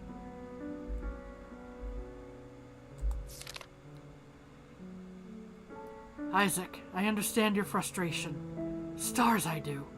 But we have to respect her decision. Under no circumstance are you going to coerce, strong-arm, or otherwise force the poor girl out of the home that clearly means more to her than any of us know. See you bright and early for another day of packing. William. Isaac wanted to force me to leave? What was he planning to do? Tie me up and sling me over his back?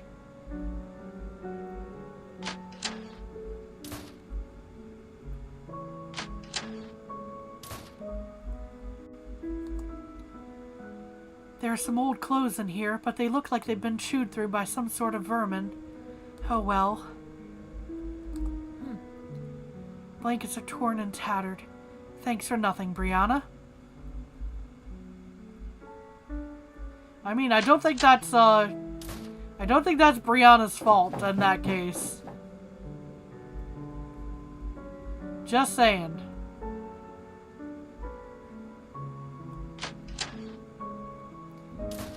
At least the state of the blankets. The fact that there weren't any more than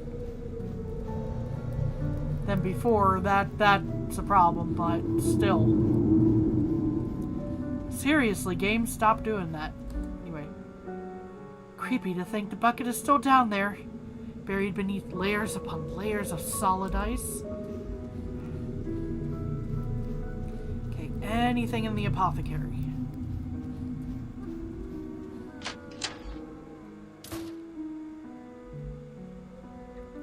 Dad don't find much in this old shop.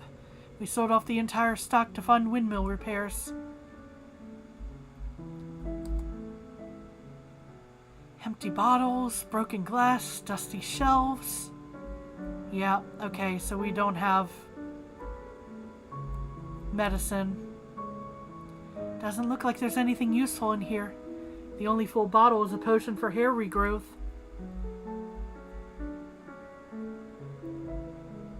I'll still look in here, see if there's something that got missed.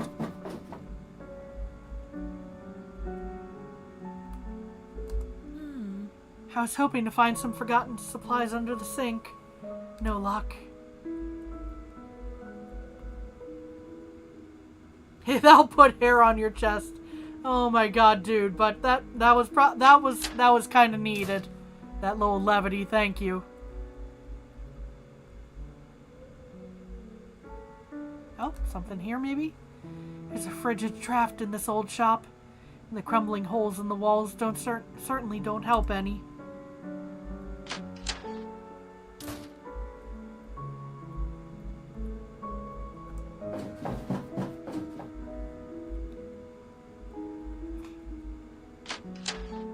Okay. Nothing in the apothecary. That's something that maybe we should have held on to, but I don't know. I still think it was the right call to keep the village going a little longer. Stay here a moment, Angel. I'll be back soon.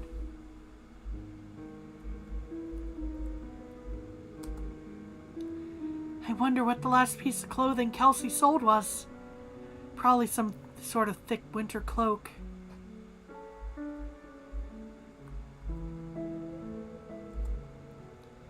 Whole lot of nothing.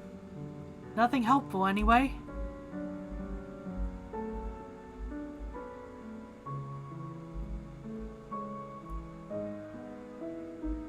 Oh. This bundle of clothes looks to be in pretty good condition. I wonder why Kelsey didn't take them with her. Did she leave them for me?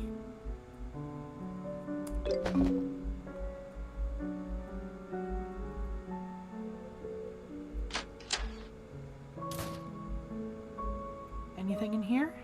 Maybe? Mr. Miles was the first to leave Pyreside. First of all my friends and family.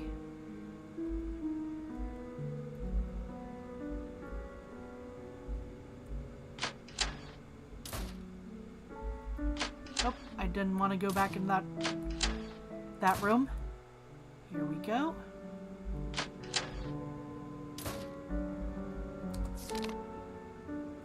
Diary entry, 4 Fry month. Here I am, sitting in this empty room in this empty shop for the very last time. I think it's been a slow decline. First Mother died, then Cozy, then Father decided to move away. It's not like any of this happened overnight. But still, I can't imagine anything feeling worse. Why won't Lyric just swallow her pride and come with us? She says she's doing it for the adventurers that still come through Pyreside, as if any of them were destined to do anything worthwhile. Ah, what good is a best friend who doesn't listen? About as good as a diary from a life that isn't mine anymore. Oh, Kelsey, I hope wherever you are right now, you're happy.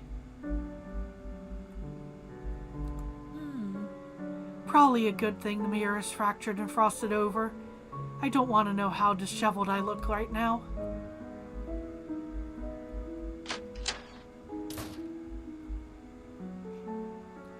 Well, we're finding some good stuff, but I'm kind of not looking forward to wandering up to the mill here, to the windmill.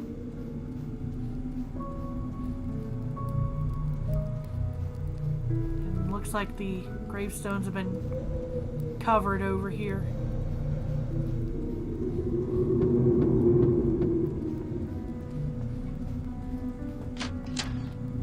Maybe there's not something to worry about here.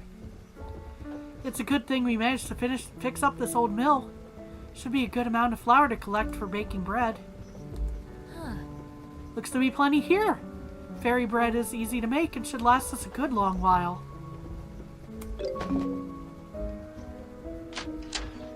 Okay, so at least there was flour.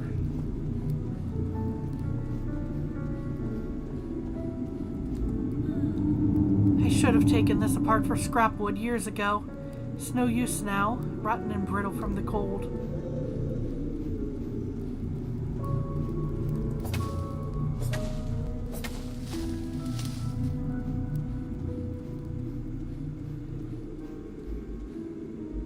I'm not sure if I should go to the inn first or if I should go up here.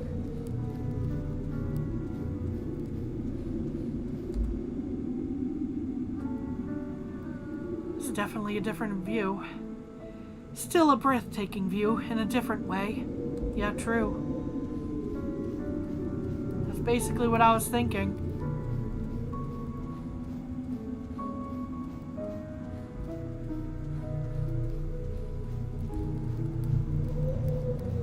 Alright, time to go to the inn, or where the inn used to be. Am I finished looking around the rest of the village? Well, that tells me there's something, but let me, this is me just going like, let me double check there isn't, like, something hiding somewhere in here. I guess I can't go down by the river there anymore. I think I went through all the buildings.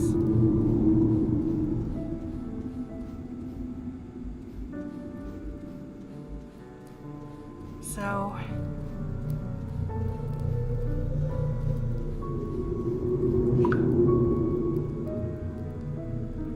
still open, visit our new location by the old bridge. I can't imagine that anyone would be going past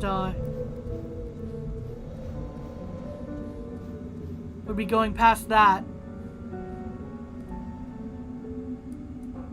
and then like, oh yeah, let me go up to the inn at the top. I don't know. Let's enter the inn. I don't know what's on the other side here.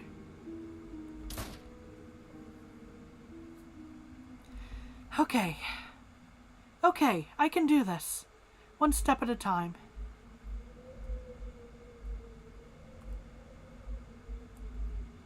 We'll interact with that in a second. How many adventurers did I serve across this counter? It feels like that was another lifetime, another lyric.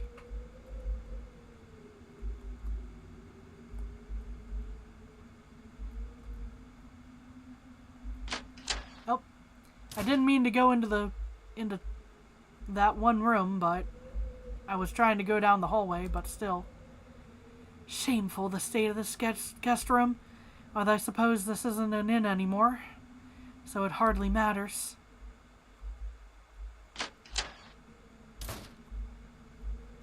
That's the room I wanted to go to.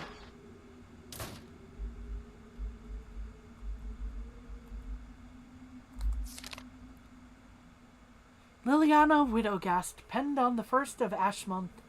I imagine this will be the last real bed in which I sleep before I go to confront my fate. The shadow lies ahead, along with the bitter end of the civilized world. Its power draws me north. I had not expected to find this quiet place of rest, this moment of respite before the final stretch of my journey. Warm food and kind smiles were something I thought I'd left behind weeks ago.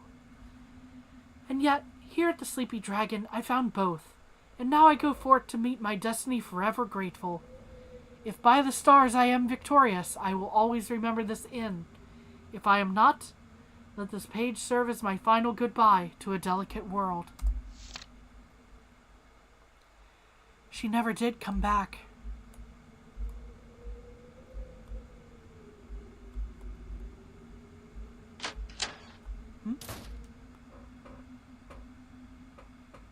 Did my chat not update there? Huh.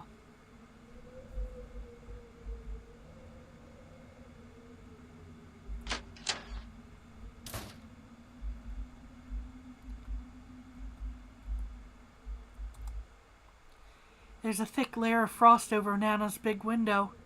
Such a shame. This room always had a lovely view of the mountains. I wonder what advice Nana would give me if she were here. She would probably reprimand me for not leaving with the others. Let's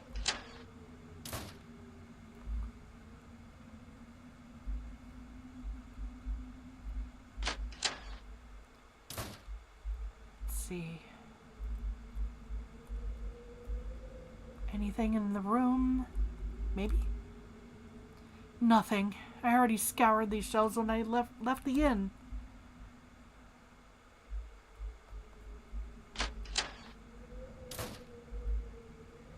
Alright, now my room. What's in my room? Anything? Oh? Oh, little Lyric. How hard this is. I remember the day we tried to gather you all up in the farmhouse for your first lessons. Herding house cats would have been a simpler task. Kelsey and my 2 boys howled and wailed at the injustice of it all, stuck inside at a desk instead of out playing in the sunshine. But you, from that first day you were so gracious and well-behaved, so eager to learn, innocent and yet somehow so grown up. Many times throughout my life I would look to you for wisdom, forgetting that you are a great many years younger than me. I don't intend to ramble on. I know you've the world on your mind. But please, never forget that you are loved. Molly. Miss Molly was like a second mother. I feel terrible for making her worry. I hope she and William got a fresh start somewhere. Went through all this already. I don't think I find anything here.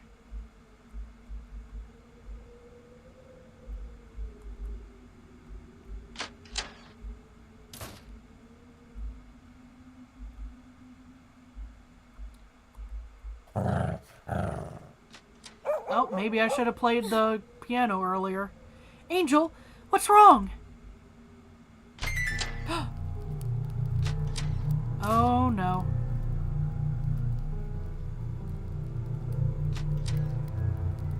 My childhood nightmares had come for me. I fled straight into the room at the top of the stairs where I used to curl up between Mom and Dad after a bad dream. But no tender smile or comforting words would fend off these nightmares. Oh dear. Oh, there goes my lantern. Angel? Angel!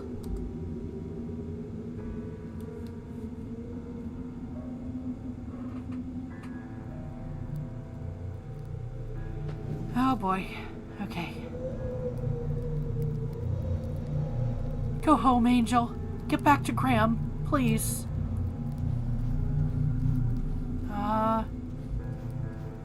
Yeah, nothing up this way. Worth a shot.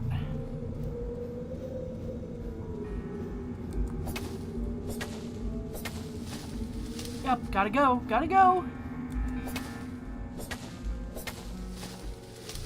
Pardon me.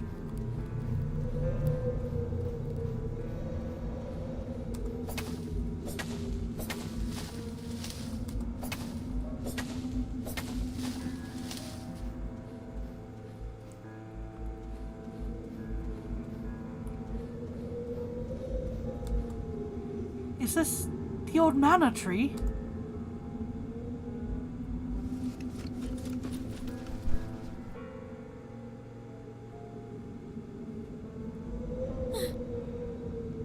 Where did they all come from?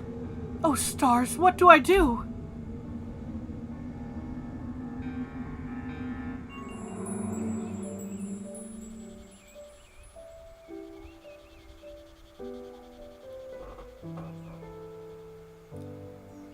Lyric Heart, I'd never force you to do this. Are you scared? Terrified. Those creatures, they're going to get me.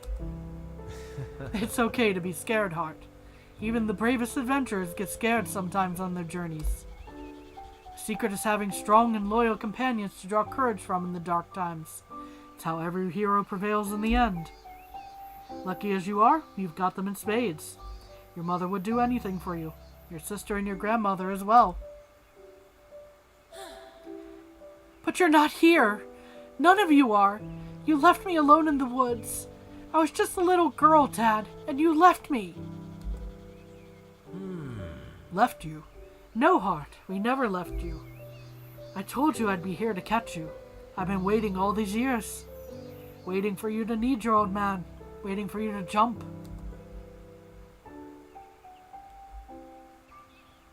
Are you ready?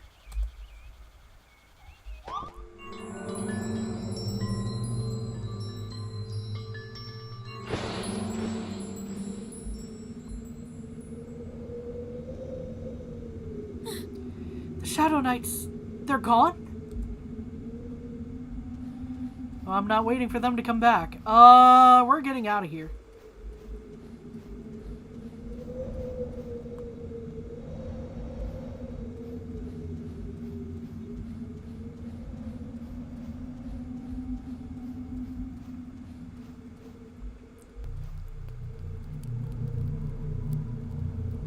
Focus, Lyric. You can do this. You need to get back to the cabin as quickly as possible. Angel ran straight back, surely.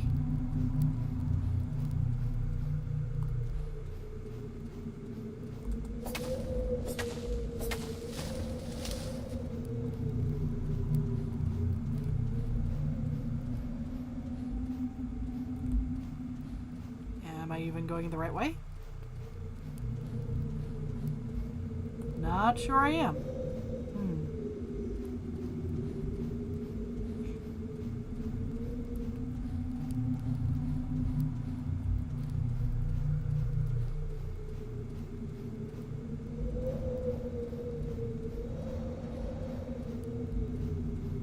Come on. There's gotta be a way through here somewhere.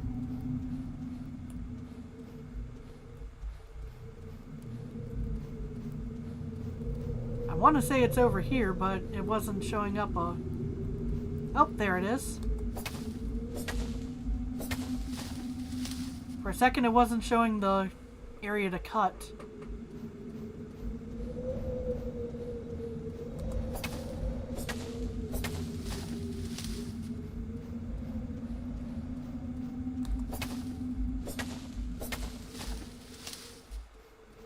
There's the bridge.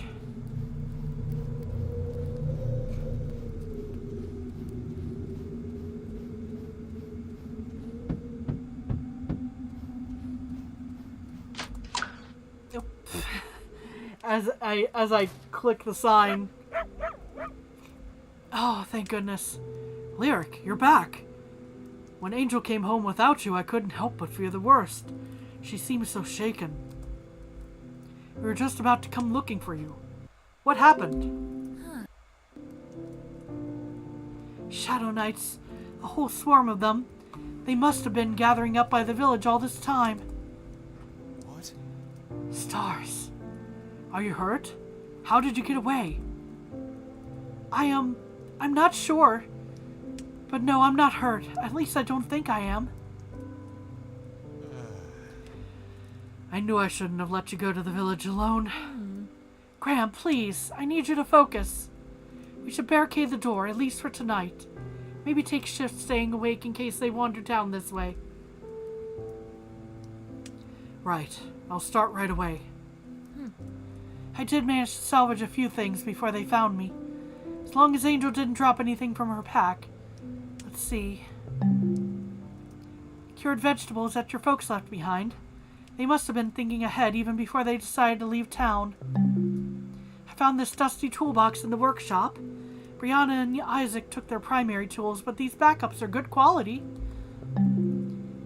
Kelsey left a bundle of handmade clothes at the boutique. Warm, dry tunics and trousers to put on after trudging through the snow. Midnight milk from the barn.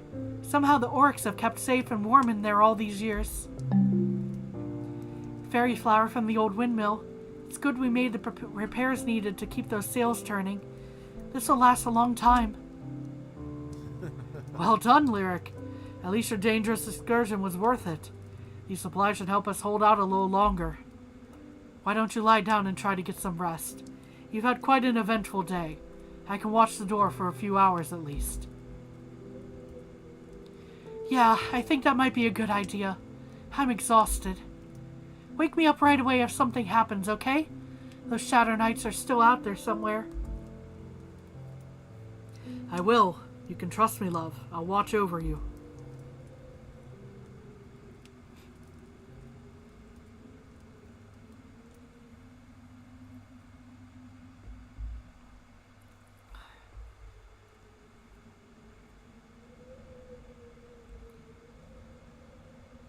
Are they showing up? Is that why we're looking at the cabin? 2 No. weeks. Okay. That's how long the nameless boy slept by our fire.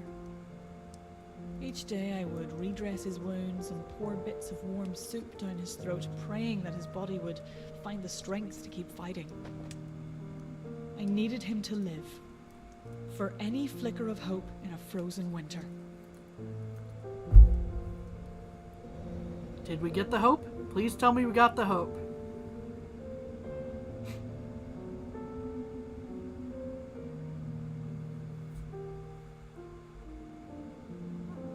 That's a trap.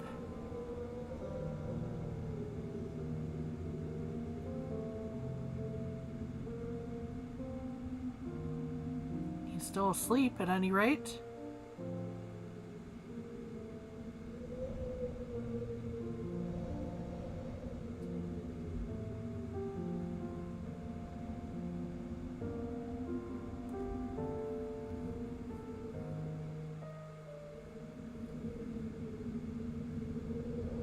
One trap got something. Nothing in this trap. Might be going hungry again tonight. I've been trying to keep a brave face on for Graham, but I don't know how much longer we can do this. Should we leave the mountain? Even if we could survive the woods, vicious monsters and behemoths have settled the valley beyond. I wish there was someone else I could turn to.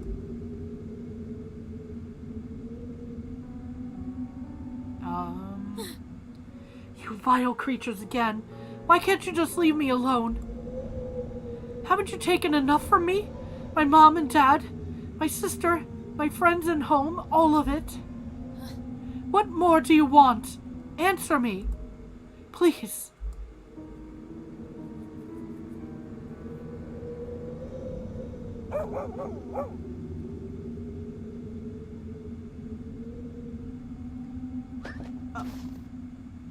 Hello? Oh.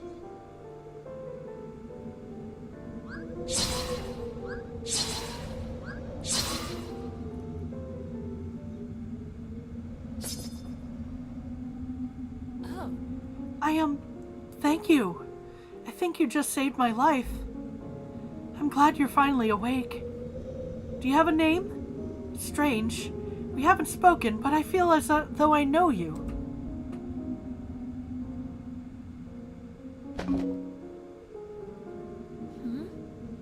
What's this? Some sort of bracelet? Huh. Wait, where are you going? You're not healthy enough to go off into the woods again. There are more of those things out there. He's still going.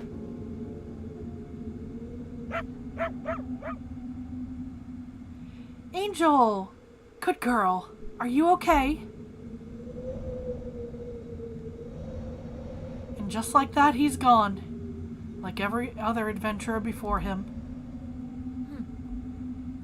Come on, Angel. Let's get back to the cabin. I'd rather not run into any more shadow creatures today.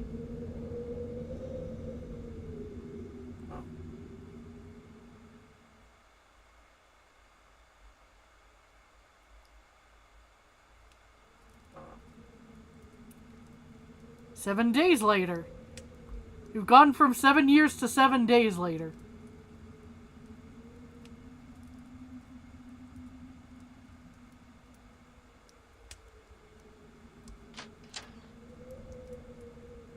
Lyric, wake up. There's something you need to see.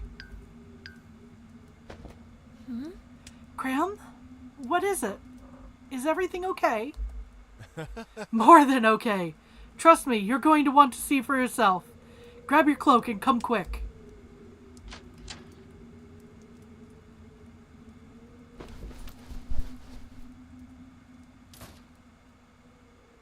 Oh.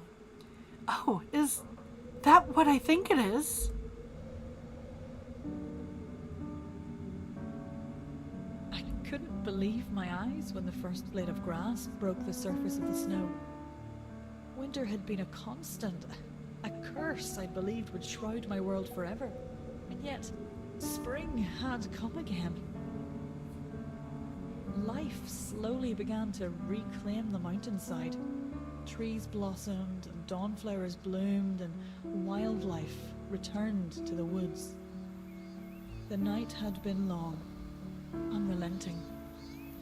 But eventually, dawn broke, as it always will, bearing gifts of sunlight and warmth and birdsong.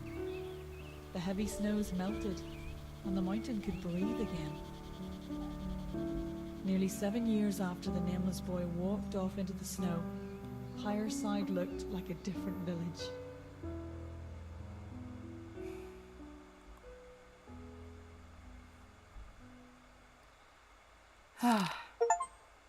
By Winter Sown.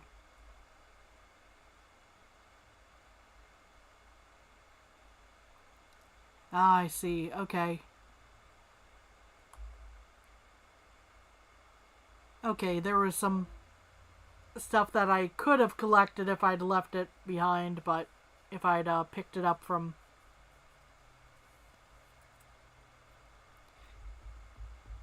If I'd left it from earlier areas, I think it seems like. Either that or I just didn't look hard enough. I don't know. Anyway, let me double check my... Yep, okay. We're gonna save the story there.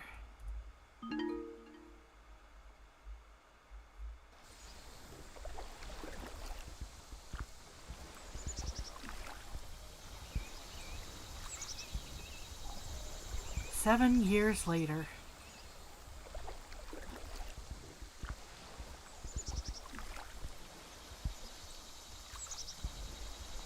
Those are some pretty swans.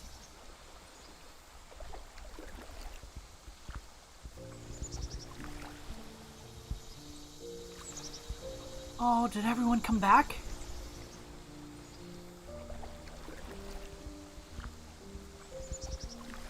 Uh-huh. Or, okay, new folks, I guess. There you are, Miss Lyric. Emma and I thought you might be here. We reckon it's about time to get the fire started. But no real hurry if you're lost in thought. We didn't mean to interrupt. Oh no, not at all. I'd love to make myself useful. What if I told you about calling me Miss Lyric? Just Lyric is fine. Sounds so formal the other way. Force of habit, miss. Sorry about that. I was thinking I'd fix a snack for everyone up at the village if you'd be willing to help my husband with the fire. Do you mind? Certainly not. A fireside snack sounds lovely. You're okay getting up the stairs alone, dear? I could walk you up to the farmstead and be back in no time at all. Noah, dear, the baby isn't due until mid-autumn. If I can't manage a few stairs now, we're in for a rough couple of months. Now then, a snack. Anything sound particularly tasty? Ooh. Both of these sound like good options. Kettle corn and baked apples? Ooh. These both sound good.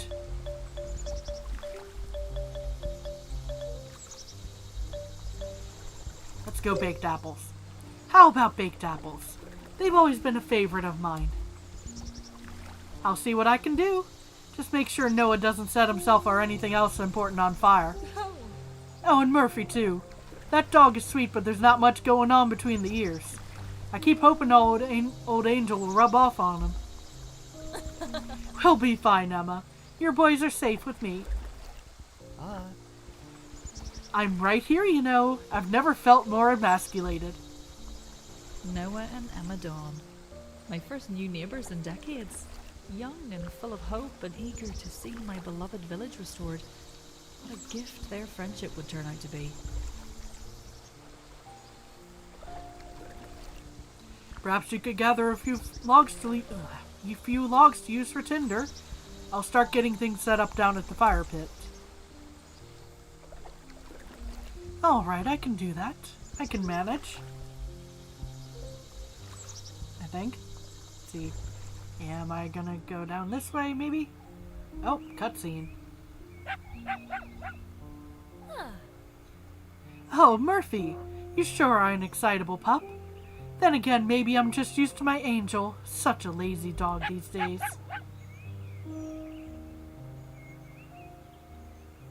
There you are. Care to join me on my quest for firewood? Or would you rather lie back down and wait for me by the pit? Figured. Good girl, Angel. You've earned a quiet retirement.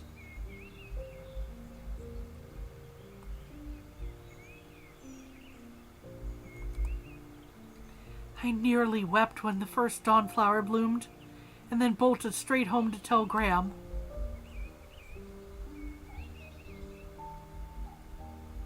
Oh. Actually, I'll probably take a look back to see if there was something I missed. Should make for a good bit of tinder. We'll probably need a few more logs this size to keep the fire going.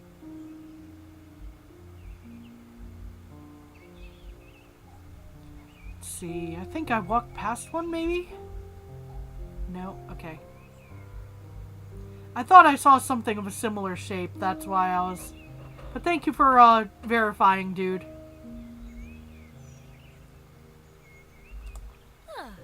Who's a good boy?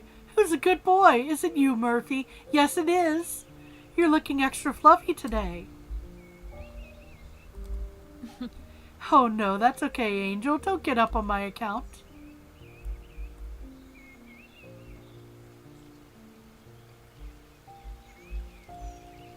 Oh, there's some. Emma said the whole village is coming to the campfire tonight. Should make for a fun evening, even if there's only a handful of us.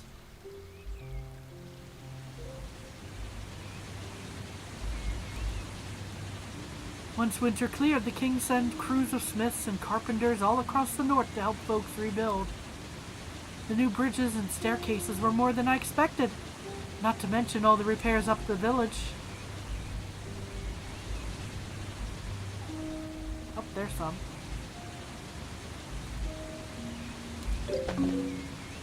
Feels a bit like the old days. Kelsey always made me and Graham gather the woods for our childhood campfires. Yeah, that looks like a dead end over on that side. Here we go. This bundle is getting heavy. Maybe one more log.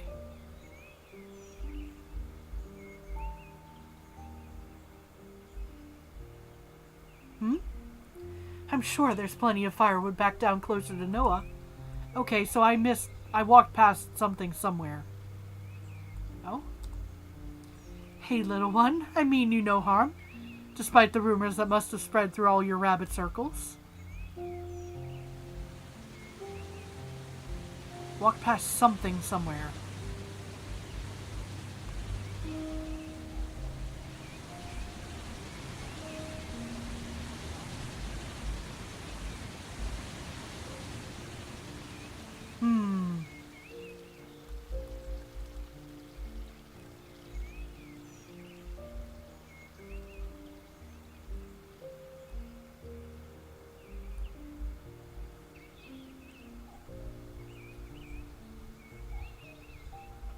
Keeping an eye open. Thank you, dude.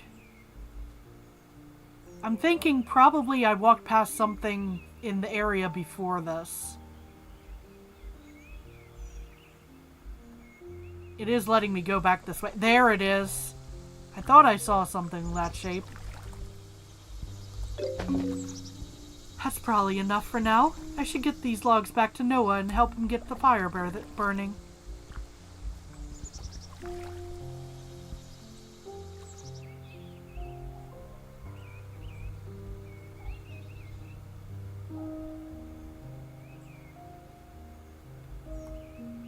There's something behind a tree just north of the campfire?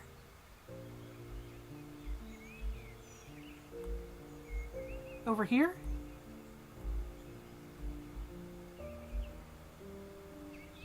Looked like anyway. Was this where you were thinking? Butterfly. Okay. It's alright. The butterflies are very pretty. Perfect stack of firewood, Miss Lyric. Something tells me you've done this before. Once or twice. We've got everything else we need? I believe so. I'm ready to get things burning if you are. Ready. Let's light it up.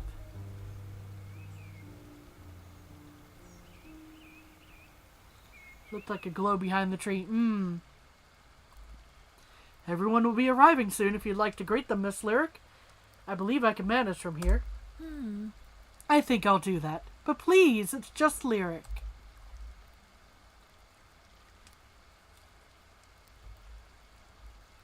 You know, Angel, we used to do things like this all the time before, well, before the freezing rain and snow. Before you.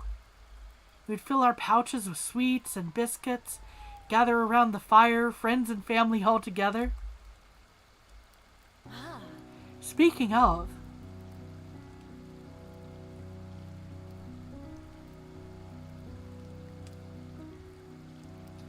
hey, love. Are you and Angel at the bonfire greeting party? I suppose so. It feels good to be doing this again, doesn't it? So much has changed over the years, but this still feels like the old days. Yeah. Countless memories around this old fire pit. Remember how scared Kelsey would get at our ghost stories? And how hard she would pretend otherwise. Maybe we should tell a new one tonight, see if she's still touchy about it. It's nice that we're all together again. Well, not all of us, but you know what I mean. We have a lot to be grateful for tonight. Including a fireside snack, I hope. Yep. Emma fixed up some baked apples. Should be tasty. That does sound tasty. Think she'll sprinkle them with cinnamon sugar like the way old Imelda used to? I hope so. See you over there, love. I'll save you a good spot.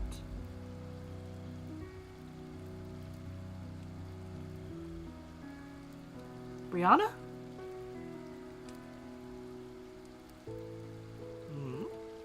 Yes. I was expecting to help carry firewood, but it looks like you and Noah have got it covered. Any particular reason you didn't ask me?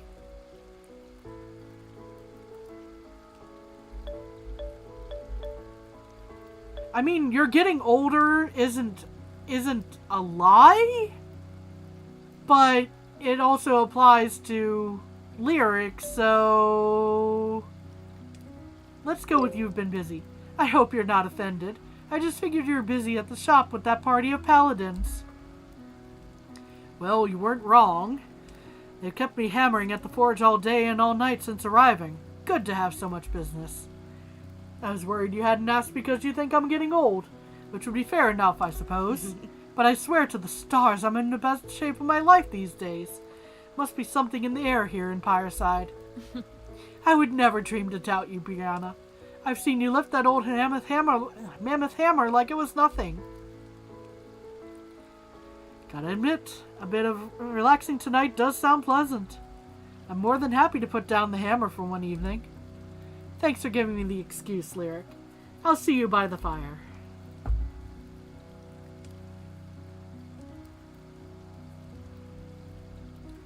Kelsey! So, just like old times, huh? Handful of new faces around and more than a handful of gray hairs between us. But other than that, not much has changed. Gray hairs. Speak for yourself, lady. I haven't aged a day. Oh, I won't argue. Partly because it wouldn't do any good, but partly because you do look lovely as always. I can't deny it. Well, that's more like it. And you too, I suppose. Maybe it's all the summer sunshine, or the cedarwood oil I lent you that you finally decided to try.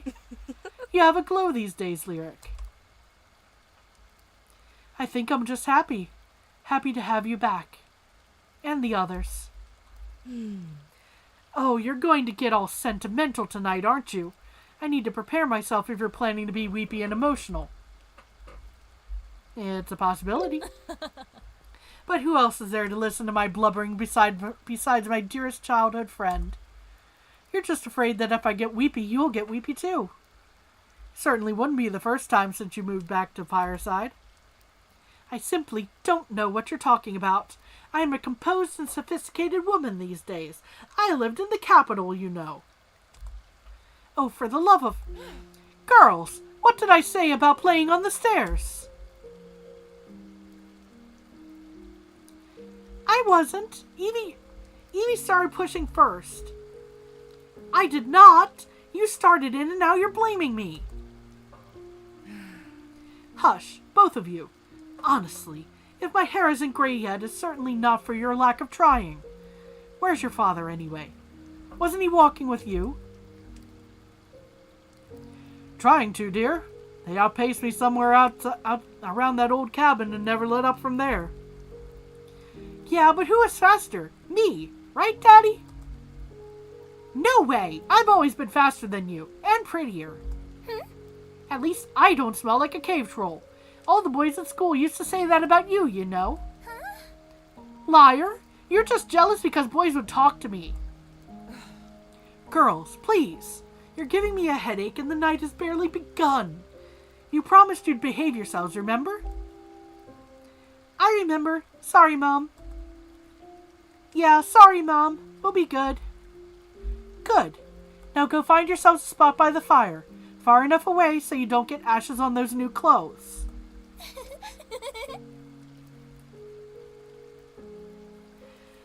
Good evening, Lyric. Our girls have been so excited about this fire all day. Thanks for putting it together. My genuine pleasure. I want your whole family to be able to relax and enjoy yourselves tonight. You deserve it.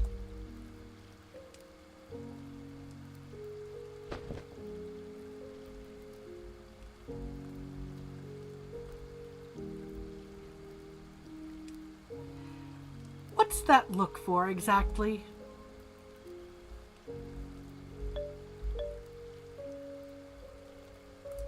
That's good. You and Saban? Seeing you two together makes me happy. It's clear how much he adores you and the girls. Well, without mentioning the string of doltish ex-boyfriends I'm sure you remember, I do feel lucky that I landed where I did. But enough gushing about my husband. This night is about having fun and reconnecting with old friends, and it's been a long time coming. Let's go have a fire, shall we?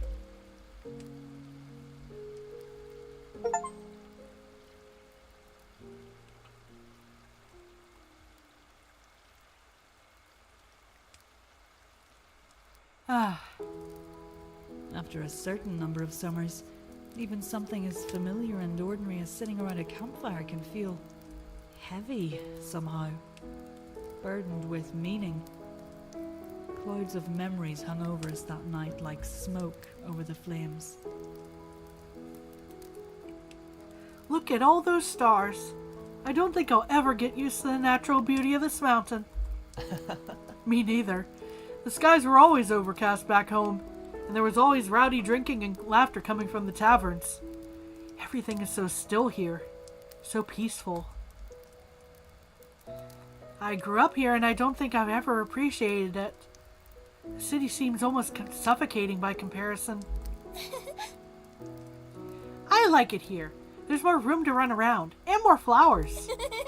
And Mom doesn't get mad when we play outside. Huh. All the best games require lots of space to play, don't they? It's strange. I've lived all my years romanticizing city life, thinking this village was dreadfully boring.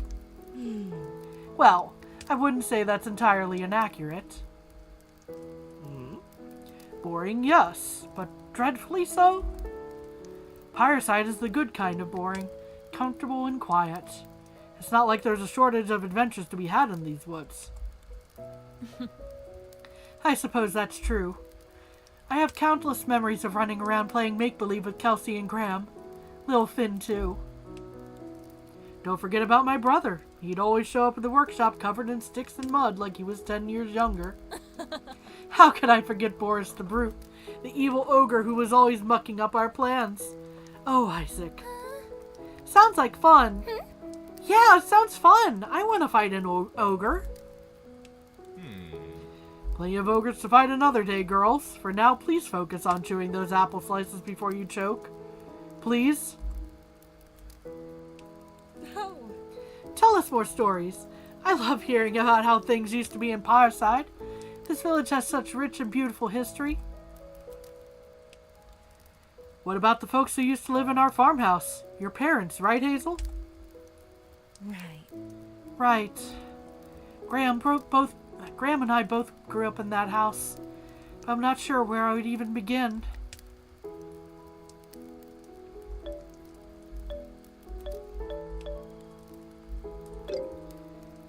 I could start. Molly was jovial and kind-hearted, the best teacher any child could have asked for.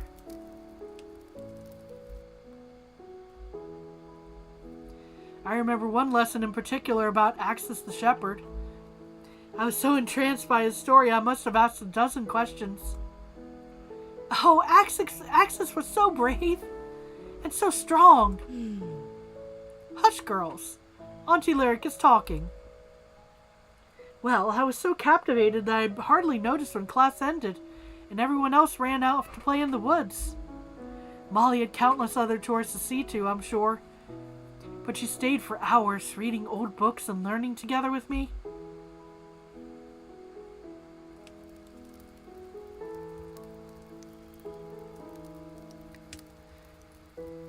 After my own parents died, there were certainly times of feeling lost and lonely, a fair share of them. But I always felt that in a way, I still got to grow up with a mother.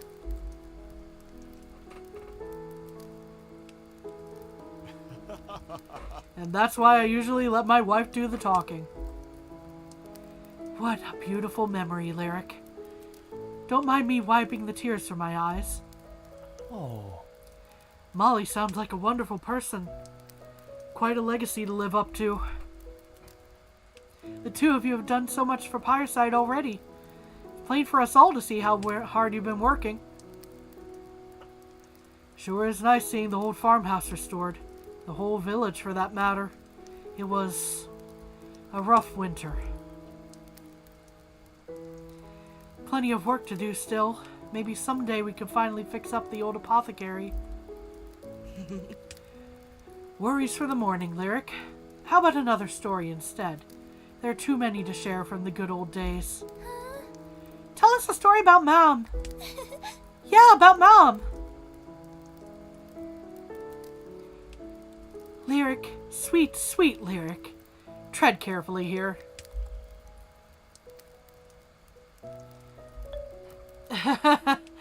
Oh boy, the embarrassing story, the heartfelt story. Oh dear. Let's see. How about that time a filthy adventurer came into the inn yelling that he needed a bath? Oh, I was quite the hero that day, wasn't I? All right, go ahead. You have my permission to tell this one. I've seen to my share of rude guests over the years, of course I have. But this mean old coot was something else. Covered in dirt, slime jelly, and what had to have been his own blood, he demanded I draw up a bath and wouldn't take no for an answer. Lovely. What did you do? Honestly, I think I would have just put up with it. Confrontation has never been a strength of mine. But Kelsey... I politely informed him to change his tone, or we wouldn't be able to serve him at that time. I was quite cordial. Right, and then... Then, when he didn't comply, I had to take more drastic action.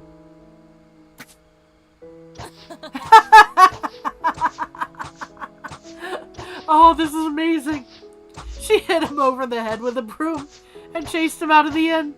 Quite a sight to behold, her wielding that thing like a broadsword. Go, Mom! Yeah, go, Mom! Violence is never the answer, girls. But if anyone had it coming, he certainly did. No one talks to my best friend that way.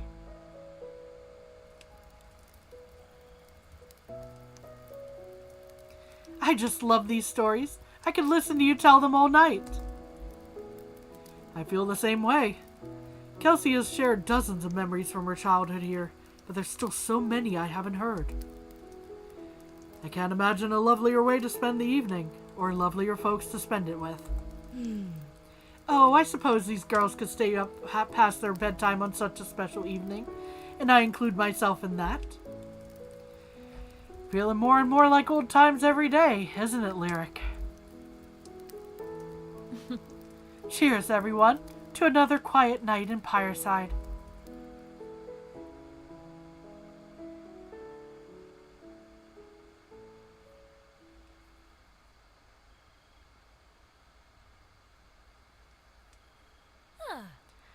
Oh, Angel. Tuckered out after an evening of napping, are you? I suppose a bonfire's as thrilling as things get these days. I honestly didn't know if we'd ever get back here, Graham. Back to quiet days and evenings full of laughter. I sure miss them. Well, now that we know not to take them for granted, as many as we've got left, we'll appreciate every last one. Together. Every last one. Including tonight. Including tonight.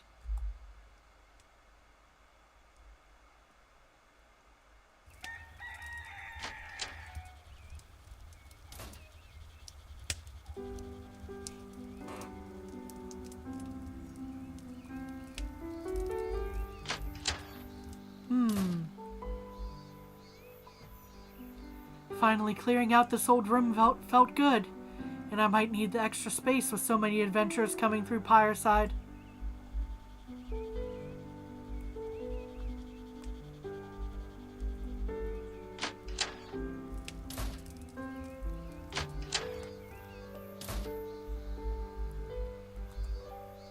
Let's see, what to wear today? Let's change into slate. A simple, elegant look. I hear this style has been catching on in the capital city. Angel has slowed down a bit, but otherwise she's perfectly healthy for an old pup. Warms my heart.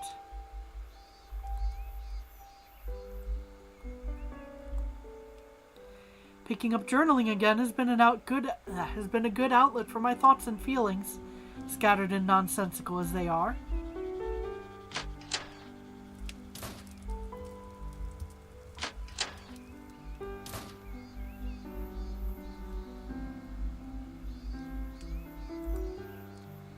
I think Nana would be proud that her old room had to be renovated into a third guest suite. The Sleepy Dragon has never been busier.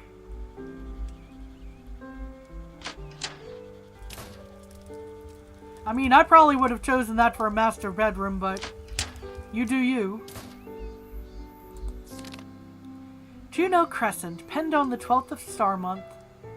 I came to discover that the Sleepy Dragon is one of the oldest establishments in these northern mountains, but you wouldn't know it by the clean, cozy interior and modern comforts you'll find here. The innkeeper was happy to offer us privacy and prudence, though she remained graciously available in moments of need.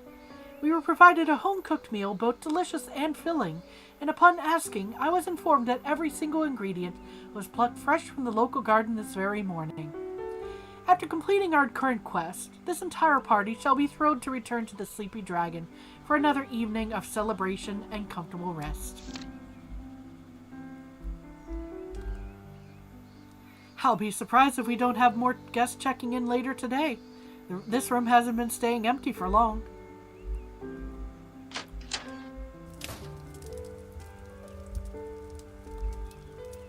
This party asks not to be disturbed before noon. Gives me these pleasant morning hours to myself.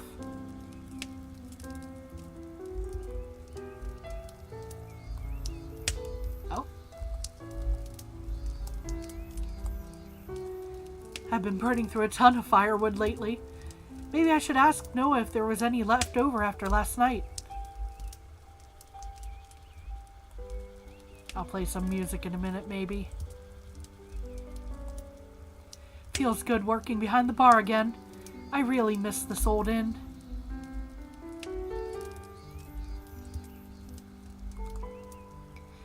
Maybe I should play something from one of Mam's old songbooks. Let's play for a moment here.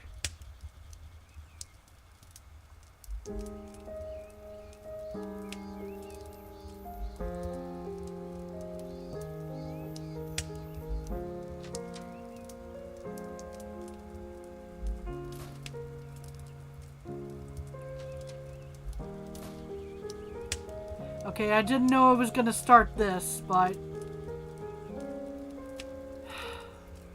Oop. Wrong button. Whoopsies.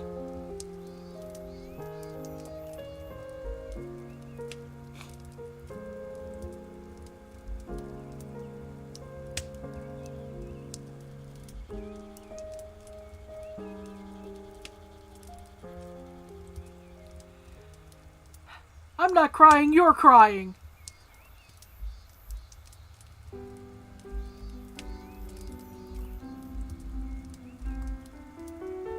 There will be time for more practice later.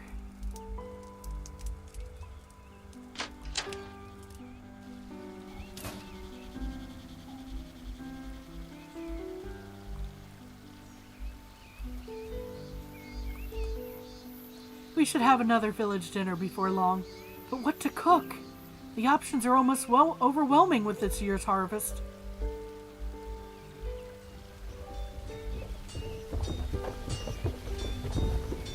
Brianna's outside.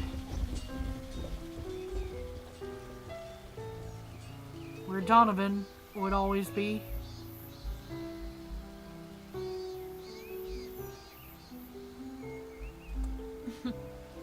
I don't think I've ever looked this comfortable or relaxed in my life.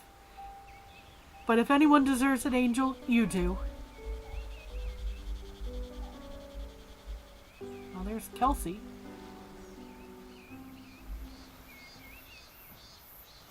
I think. That view had only gotten sweeter over the years. Or was I the one who had changed? Come to appreciate more deeply the sparkling waters and mountain breeze. Everything okay, Kelsey? It isn't like you to be so quiet and pensive on such a lively morning. The girls are off playing in the woods. We're somehow caught up on inventory. The shop doesn't open for another hour. Time and space. I suppose that's all it is. I'm finding myself with more of both than I've had in ages. Well, we fireside folk move at a pretty slow pace. That's what I've been told anyway. The lake is so beautiful. I'd forgotten. Lyric, be honest with me. How bad did things get here?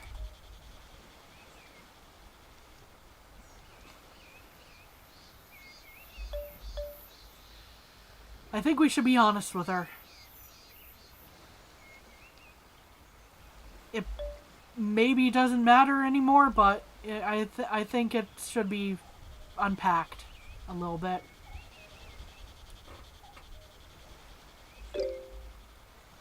What do you want me to say, Kelsey? It got really, really bad. I honestly didn't think I'd see another summer. I tried to find help. For Lyric's sake, anyway, yeah. I tried to find help, writing letters to the king, throwing piles of coins at mercenaries, but they all refused. Such cowards. I know, Kelsey. You've said all of this before. It's okay. Well, here's one thing I don't think I've said. I'm proud of you, Lyric. Deeply proud. And grateful. Hmm? Grateful? Yes, dummy. We all are. Our precious village would have been lost forever if it weren't for you and Graham.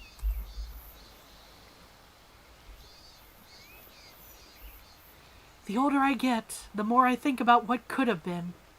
Paths I could have followed. Where I might be now if I had. I certainly don't regret the way my life has gone. How could I when every day I get to watch my daughters laugh and play and grow? But it's hard not to wonder, to look for the threads that tie this moment to 1,000 little choices we made along the way. Suppose it's silly to try, and useless.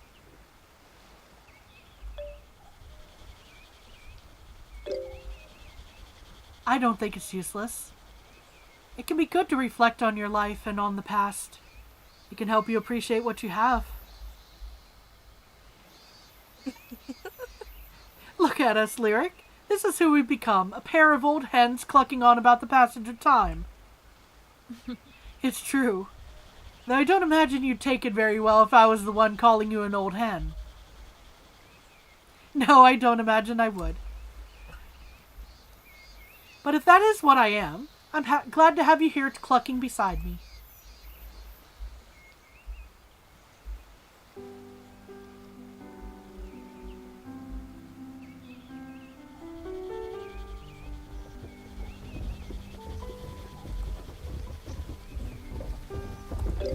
Oh, we can sit on the bench.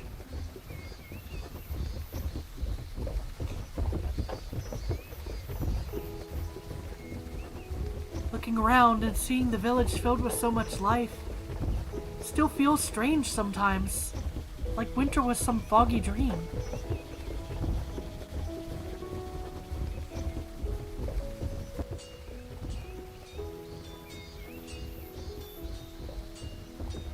Workshop is back open, and the farmhouse and the tailor shop. I won't take any of it for granted ever again.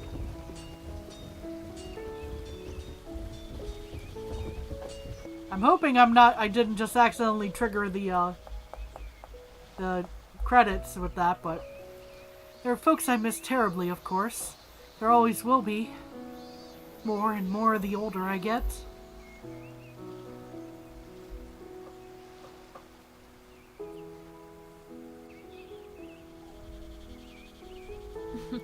But I'm so lucky, and so grateful to have what I have. Especially now that I know how it feels to lose it.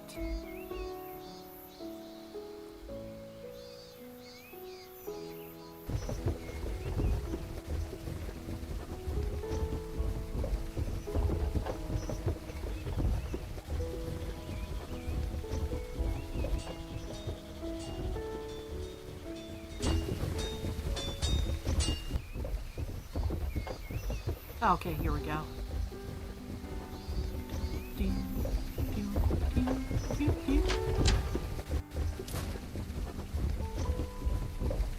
Managed to keep the windmill turning all these years.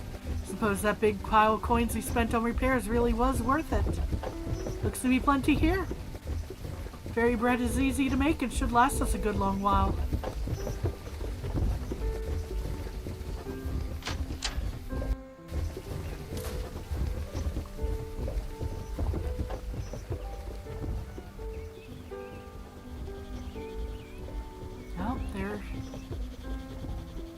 They seem to be gone now. talk to her in a minute.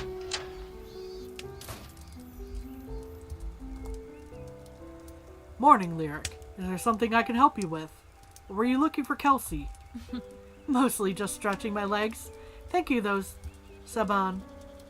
It's sweet that you're always so eager to help. Well, you've done so much for our family since we moved in. I don't think I'll ever be truly out of your debt. And yet again, I do have another small favor to ask.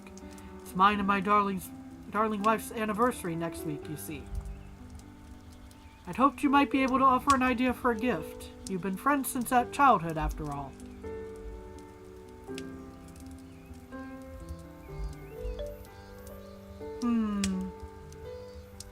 I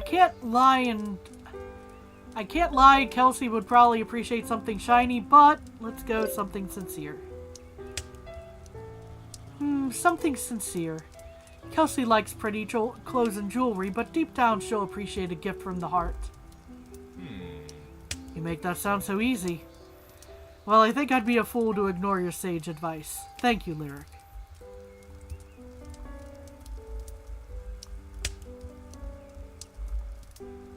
I thought Kelsey was talented before she left Pyreside, but after living in the capital for a few years, her designs are unbelievably gorgeous.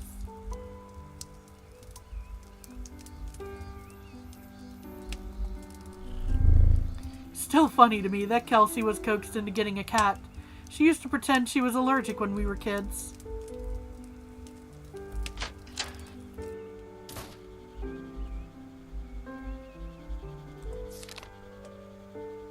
See. Okay, here we go. In the rare moments they're not making me pull my hair out, my girls can be remarkably sweet. They brought me toast and flowers in bed this morning for no reason at all, burnt and wilted respectively, but the sentiment was enough to immediately fill my eyes with tears. Stars, I'm obnoxiously soft these days. Maybe that's okay. This whole family is getting used to life in Pyreside, and despite all my early reservations, and as surreal as things felt those first few days, I can safely say moving back was the right decision. There, past me. Stop doubting yourself and do it, dummy.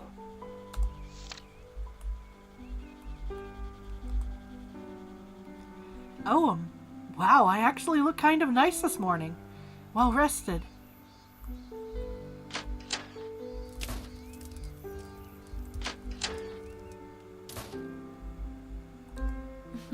In just a few years, these pages will no doubt be filled with awkward revelations and angsty poems about crushes. Seeing toys strewn all over this floor sure takes me back. Doesn't look like Kelsey's girls are any kinder to their dolls than we were.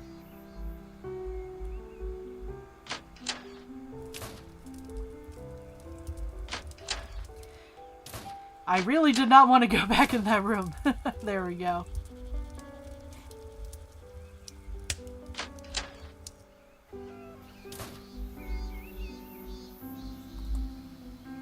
Oh, Miss Lyric. Hate to ask, but could you help me with something for a moment? I need to draw a bucket from the well. Of course, Emma. No trouble at all. I dearly appreciate it. You've seen how Noah fesses, haven't you? You wouldn't want me to strain myself. Nor would I. Truly, it's no trouble. Should just take a moment.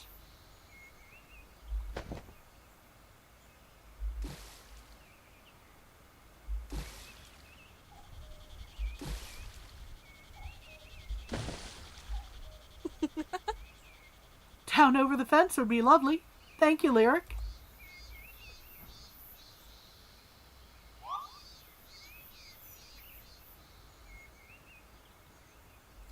It's just what we Pyreside folk do. Help each other when asked, and ask for help when it's needed. I'm finding I need more and more every day, which makes me all the more grateful to have found a home in this village. Although I have to ask you something, miss. I apologize if this is too personal a question. Are you happy to have grown up in Pyreside? You've lived here since you were a child, after all.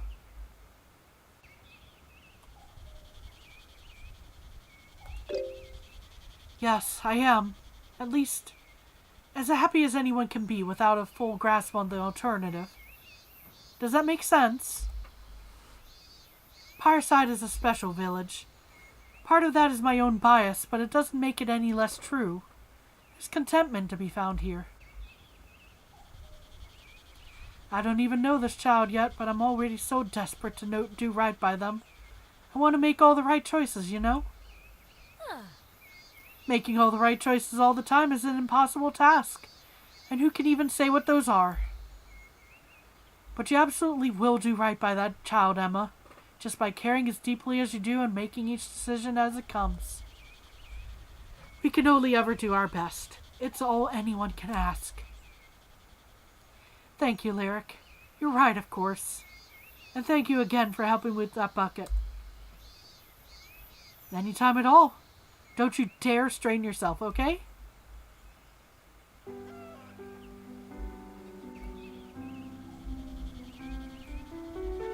Time to go check on the...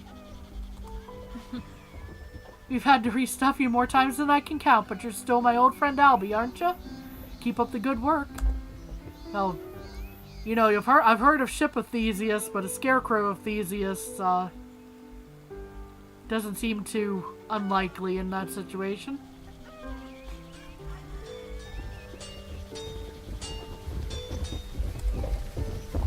Lyric, I was hoping you'd swing by this morning.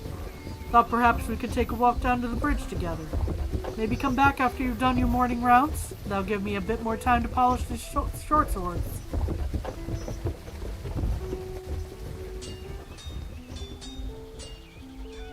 Well, we're almost done with those, I think, but... Fresh strawberries, juicy tomatoes, bell peppers, corn on the cob, not to mention baskets full of various herbs and greens.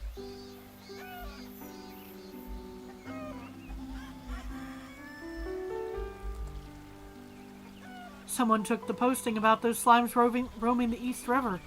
If there's one thing adventurers are good at, it's killing slimes. Let's see. Oh!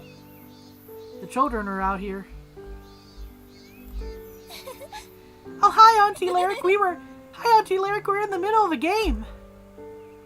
I said hi to Auntie Lyric first. You always interrupt me. That's because you're too slow. And no, I don't. Hi, Carrie. Hi, Evie. It's all right. I have plenty of time to greet you both. You're playing a game out here? Well, we were playing inside. Yeah, but Mom kicked us out. She said she couldn't think with us running around like rowdy puppies. She said we could help tidy up the shop or stay out of her hair for the rest of the morning, so now we're playing in the woods. I'm sure your mother appreciates it, although between you and me, she was a bit of a rowdy puppy herself at your age. What is it you're playing? It certainly looks fun and exhausting. We were going to play Heroes and Slimes, but there's only 2 of us, which makes the game go by so fast. Oh, will you play with us, Auntie Lyric? Yeah, please, will you? Just try and stop me. But you should know I'm something of an expert on when it comes to heroes and slimes. Yay! Okay, we'll be the heroes and you be the slime. I bet you can't find us in 2 minutes. Yay! I bet you can't even find us in 5 minutes.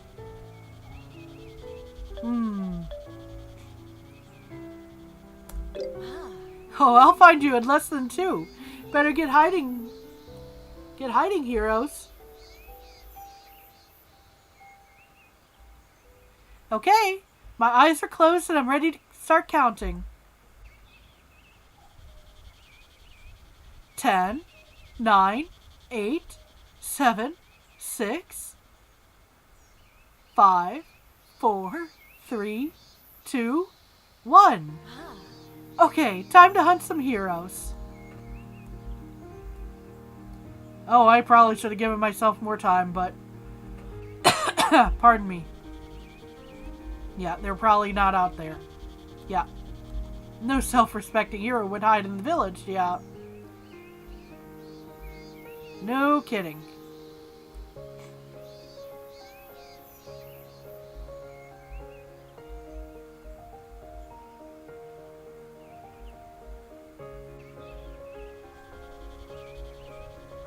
Oh, they're not even out that way.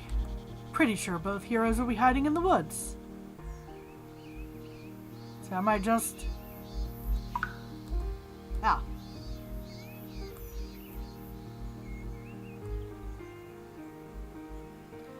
They're probably to my right then, in which case I have burned a lot of time.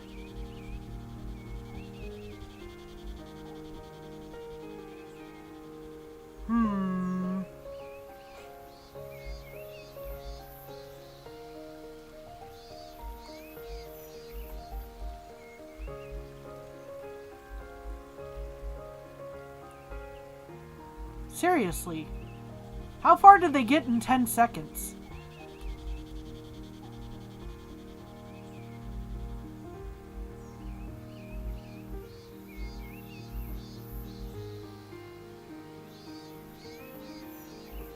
Maybe I'm just missing something important here. Oh, I think are they going to be off the side here? No. Okay, the timer. Don't think a hero would have gone down to the shore. Okay. Well, I don't think I'm finding them in the 2 minutes.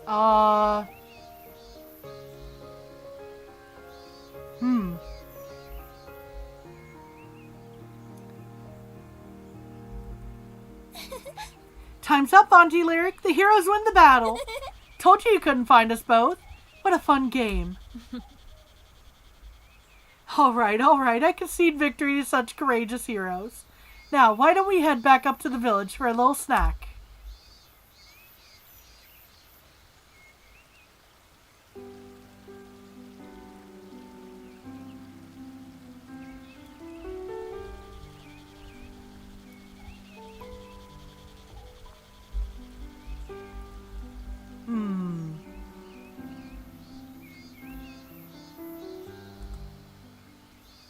The apothecary had stood empty for decades, and it stood empty still. On clear mornings I could better recall the scent of fresh herbs lingering in the garden. Sage and willow, ginger and peppermint. Reminders of days long past, and the gentle folks lost to them.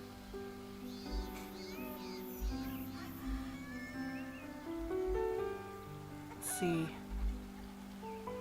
I want to say I've probably done my morning rounds. So, give me a little more time to polish these short swords, and I'd love to take a walk down to the bridge together. Okay? Oh, hold on. Okay, the audio's still there. Did I already go in here? I can't remember.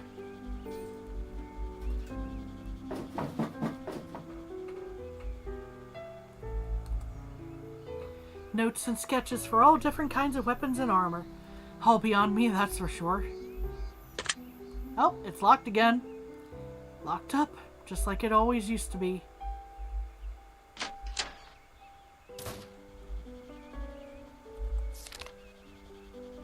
Hey, Sestra, did you take my paring chisel?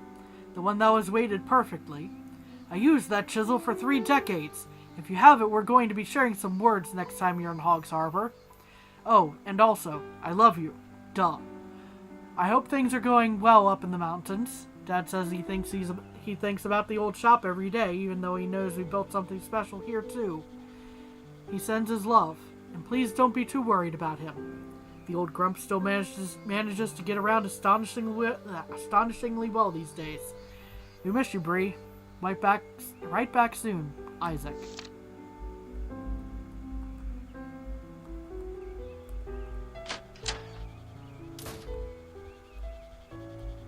Oh?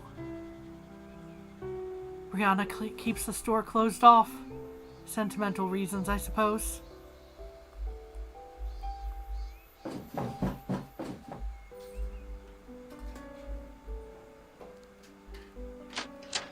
Okay, is there still more stuff that I need to do?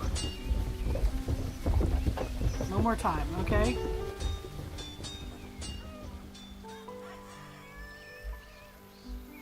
I think I stopped everywhere in the village itself, except maybe herbs or flowers. I wonder which one Noah and Emma will decide to plant here. Oh yeah, the oryx and stuff. Yeah, I haven't checked in on those yet.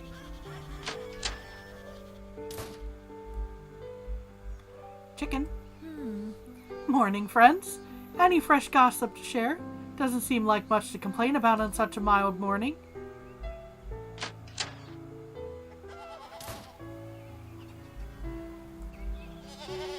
I'm going to assume I can't get through there to talk to them. But let's see here. You're a lively bunch. Loud too, but that's okay. There's no reason you shouldn't be able to enjoy this weather as much as anyone.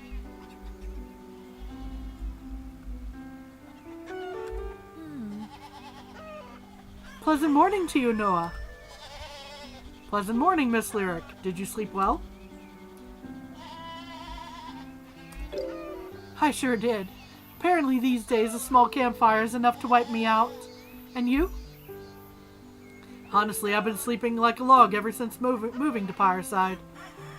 Emma says she tosses and turns a fair bit, but I would never know. It's funny, if you'd have told me a few years ago I'd be waking up every morning at the first light of dawn to work in a pasture. Well, let's just say this life is rather different than ours in the city. You seem to be adjusting wonderfully from where I'm standing. I have to say it's such a joy seeing oryx grazing in the fields again. And it's a joy caring for them. Well, mostly. They're still a bit skittish. I don't think they fully trust me quite yet. Give them time. It's in their nature to be cautious, but I'm confident they'll come around with a little patience. That I can do. Take care, Miss Lyric. Enjoy the sunshine today.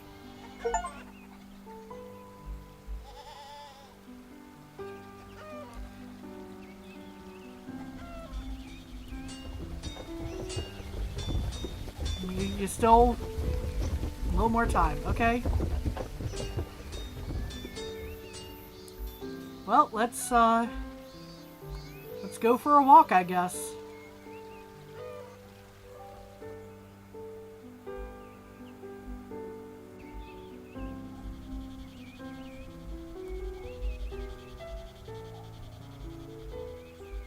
The tree is this way.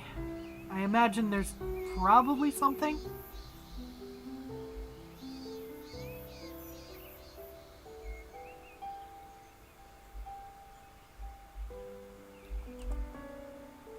Mom, Dad, Nana, Isla, we made it through winter.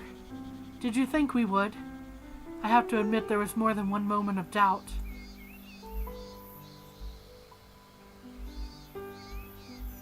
Am I still able to go up the... Don't think I'll ever be climbing the old mana tree again. Can't imagine that ending awfully well. Okay, well I guess we're not. Hello? Is this dream root? I haven't seen any growing in the wild for ages. Sure, I'll take it. Why not?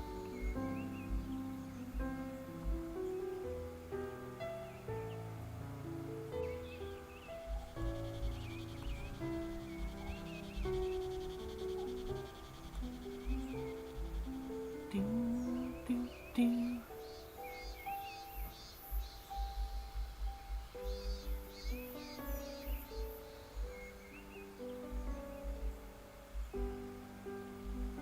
We're definitely going late today, but if I didn't think we were so close to the end of the story...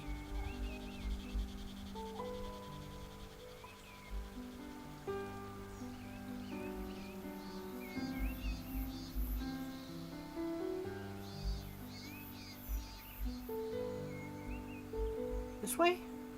Okay, it is letting me go this way at any rate.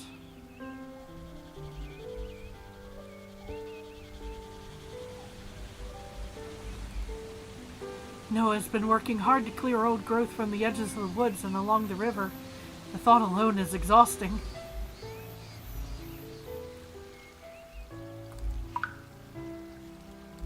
Vacant cabin.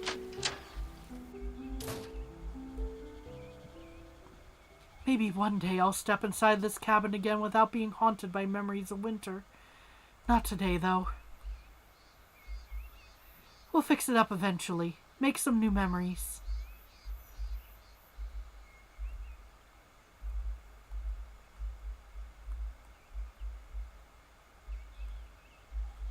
there anything that I left in here? Probably not, from the looks of things.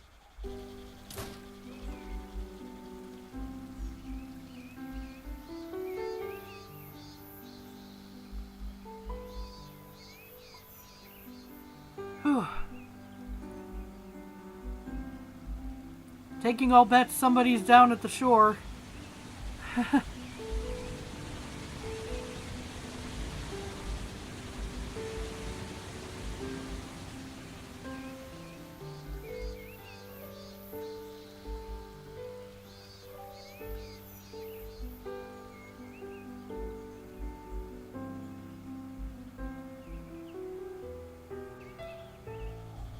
Long walk.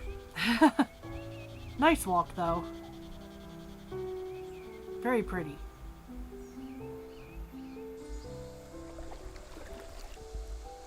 Okay, we're definitely down here. We're definitely down by the lake. Ah, here we are. Schools of moonfish spawned right away after the ice melted, as if they'd been waiting patiently for winter to end. Thought I might run into you down here. What a perfect morning to be strolling along the lakeshore. And fishing? Is it a perfect morning for that too? You're not fooling anyone, Graham. Well, now that you mention it, I was thinking I'd cast out for an hour or so. Take full advantage of the morning sunshine. Care to join me, love, for old time's sake? I would love to. Had a feeling you might ask. Then step right in, my dear. I've got all the bait and tackle we might need for a bountiful morning.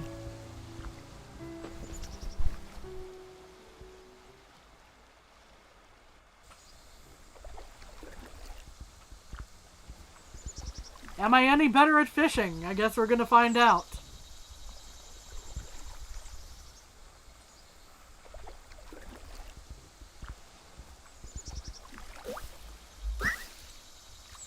Potentially. Well done, love. You've been so quiet back there, I wasn't sure you were giving much thought to your line.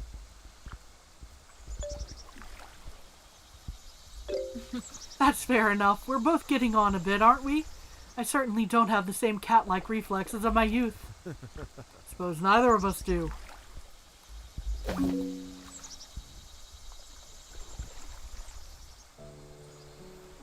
You know, when I was a kid, getting older was the scariest thing I could imagine. Who would ever want to do that? I thought people just got sadder as they got older. Sadder and slower and duller. Until one day you'd have nothing left and you'd just die. Stars, Graham. I told you I was a kid. I loved running around and playing in the woods, and I couldn't understand why older folks didn't do that anymore. I didn't want to lose that energy. It's what I'd feared most. And have you? Lost it, I mean. Well, yes. Somewhat. But I think that's okay. I believe our fears change with us as we grow older. I don't know what 8-year-old Graham would say if I could go back to talk to him. But this Graham, sitting here in this boat, he's happy with his life and the pace he's living it. There's a serenity that comes with age. I'm glad, Graham. Glad you found your serenity. Another bite. The lake is absolutely teeming today.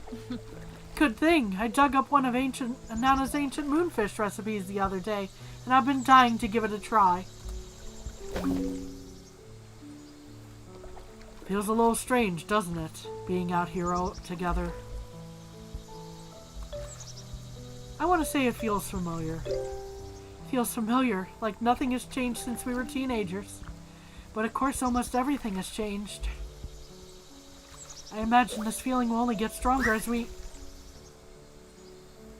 Yeah, another worthy haul. If things keep up this way, I'm about ready to pack up the poles and just relax in the sunshine a while. That sounds lovely. Such a beautiful morning, it would be a shame to let it go to waste.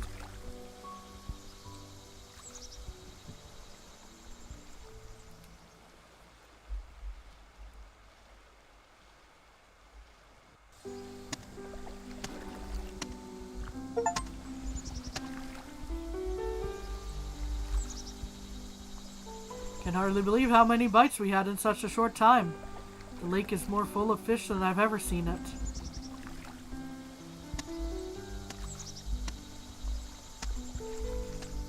Okay, where does this end up? Over here, I guess. Okay. What is this sign? Ah, the pyre. Okay.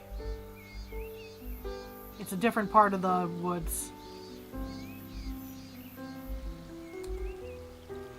Another shortcut built by the king's carpenters. Makes getting down to the lakeshore a fair bit quicker. Well, I went around the other way, so... there's that.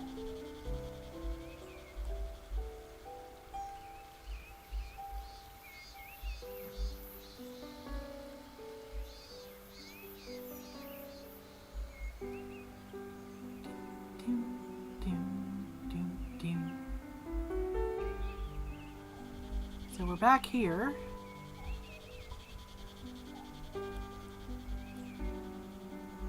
Time to see if I've spent enough time to progress from here.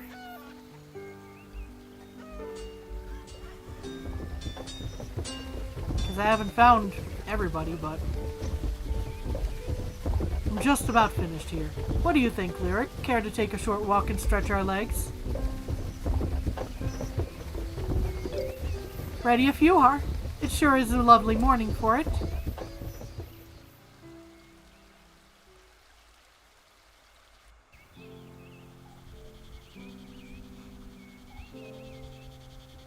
You know, living in Hogg's Harbor, I used to wake up nearly every morning with a sore throat. Thought I must have developed some mild allergy in my older years. Tried every remedy I could get my hands on to no avail. Think my body was just longing to breathe this crisp mountain air again. Honestly, not a single sore throat since moving back. I'm happy to hear it, Brianna. The mountain missed you too. But is Hogg's Harbor really so terrible? Your father and brother still live there. I wouldn't like to think of them unhappy or unwell. Oh no, it isn't terrible. The shop looks out over the docks. Our old man loves sitting at his window watching merchant ships come and go. Isaac, I don't know. He may consider coming back to Pyreside once the old man finally croaks. We'll see. Truth is, they both poured a lot of themselves into that shop. I did too. Isaac feels compelled to stay and continue building it up. Your heart pulled you back here, and I'm grateful for it. But you must miss him terribly. I do, every day.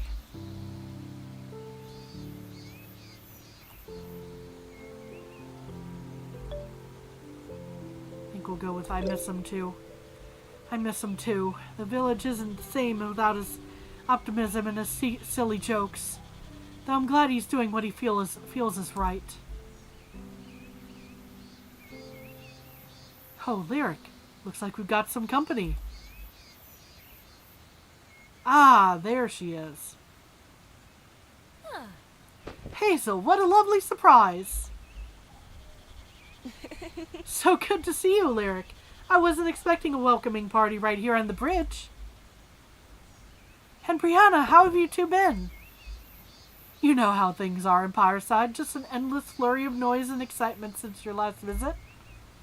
No doubt. Can you believe that was only a month ago?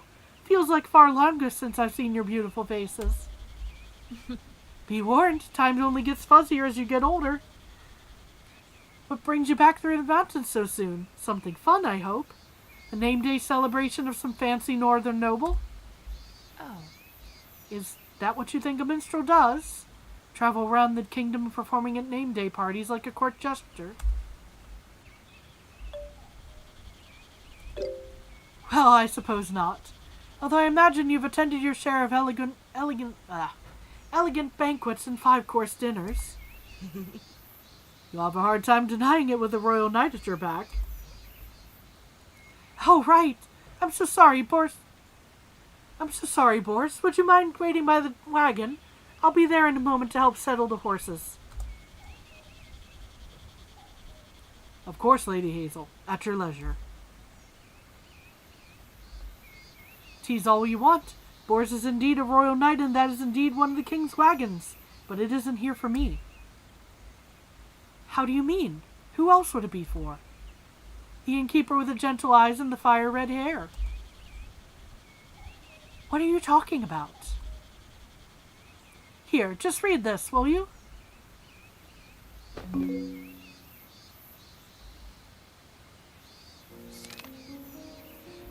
You are hereby summoned to attend the royal coronation ceremony of Prince Oliver Nohansen A. Harris as his honored guest.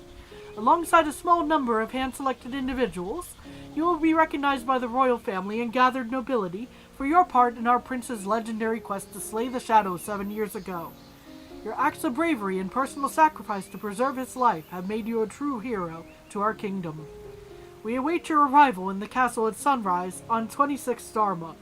Your royal escort shall provide further details if needed. Gratefully, Waring Farstream, His Majesty's the Royal Scribe. Hazel, what? This has to be some sort of joke. This letter's stamped with the royal seal. Right. Straight from His Majesty's desk. It is what it says it is, Lyric. An invite from the king in waiting to his coronation ceremony. But why? I don't understand. This must be for someone else. Lyric, have you ever looked closely at that bracelet you always wear? You said you got it from an adventurer 7 years ago. Yes. It's engraved with the symbol of a phoenix. The guardian deity of the royal family. Your bracelet has an illustrious lineage, passed down from king to king across centuries. Hazel, I'm still not following. The prince, Lyric. You got that bracelet from the prince. A pleasant surprise it was, seeing Hazel that morning, and a genuine shock to find out why she'd come. The nameless boy I'd nursed back to health in the depths of winter. The prince. Even now I can scarcely believe it. This can't possibly be true. If that was really him, why didn't he say so? Why has it taken this long for me to find out? Well, he has been fairly busy these past few years. You know, slaying the Shadowed, marrying the druid princess, all the classic hero stuff. Even you can't be completely clueless to royal affairs, can you? He's set to be crowned king in a little over a week's time. Incredible. Who would have possibly thought? Not me, that's certain. What do I do now, Hazel?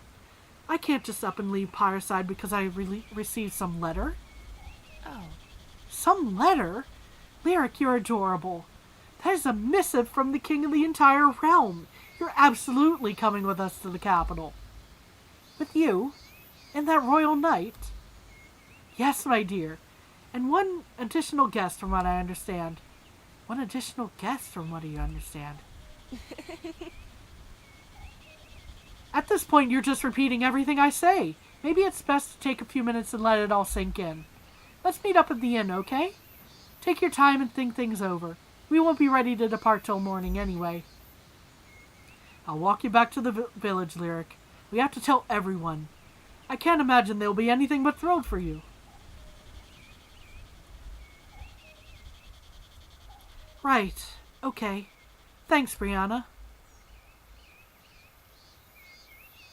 Am I about to have to go and talk to everybody again today? I keep pinching myself and yet I can't seem to wake up. Could this be real? Was that boy really the prince?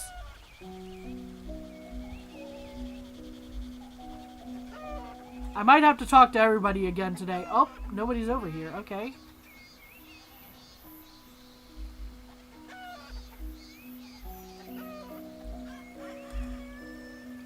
Incredible, Lyric. We always knew you were destined for greatness, but saving the life of the prince? That's straight out of a fairy tale. Oh, I have to decide who to invite. I have to decide who's my +1. I still think I might be dreaming. I certainly had no idea who he was when I brought him in from the cold. And that makes the fairy tale even sweeter, because it proves what a kind and selfless heart you have.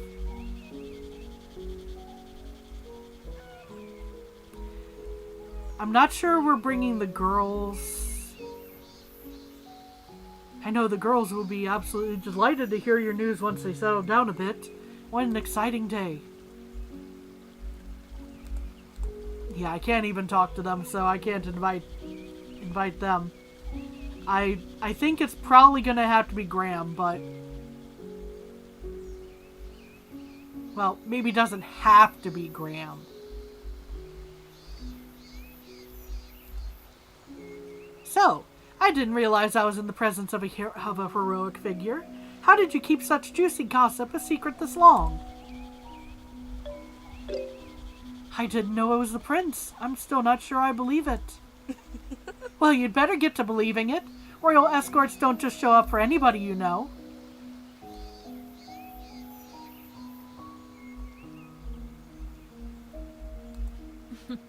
Once upon a time, I wouldn't have dreamed of leaving Pyreside without my loyal pup.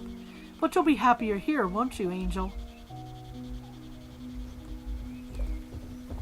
You're sure excited for me, Murphy.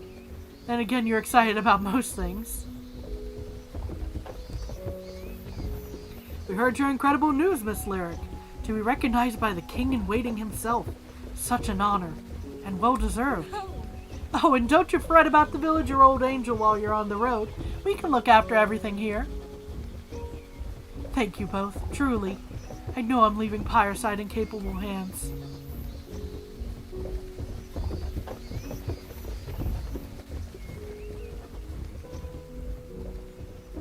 We can't invite the Scarecrow. That's true. That's the biggest tragedy of anything.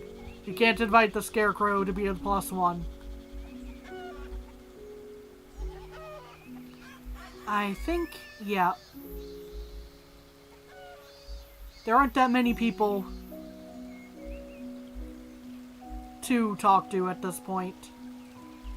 So, we're gonna go with... Is it really true? That boy we found half dead in the woods, that was the prince on his way to slay the shadow? Wow. I think we're gonna have to invite Graham. Trust me, I feel the same way. But I guess it's true. And he wants me to come to the capital for his coronation. You have to come too, Graham. I can't imagine making the journey without you. The others can watch the inn for a few days. What? Oh, love, are you sure? You're the one being recognized. I wouldn't want to get in the way. Nonsense. Of course you're coming with me. What would I do in the capital without my husband? The capital. I still can't believe it, Lyric.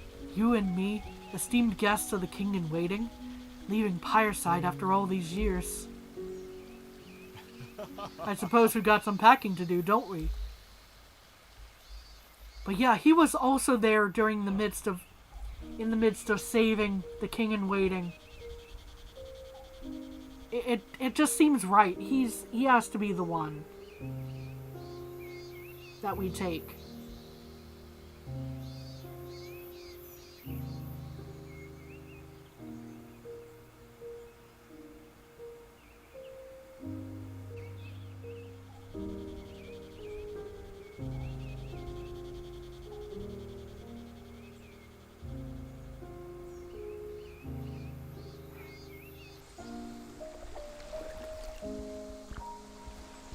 Man.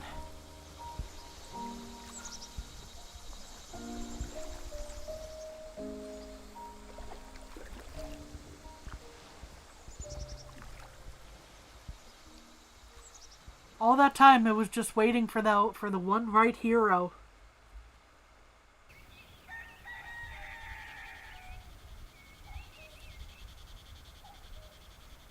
This still doesn't seem real.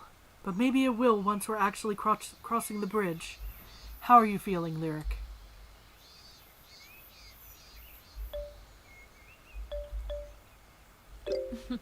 Nervous, but happy to have you with me, Graham. Boar's already took our bags and got everything ready for the journey. Suppose there's nothing left to do but head that way.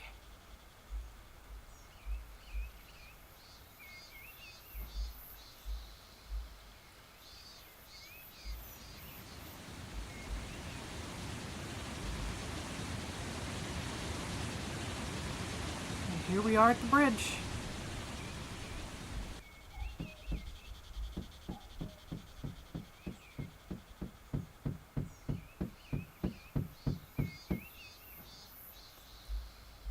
And we actually crossed the bridge this time.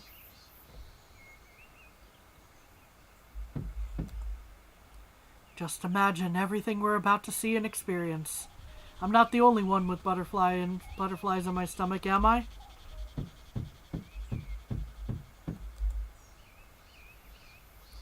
The horses are fed and the wagon is packed up securely. We await only your word, miss.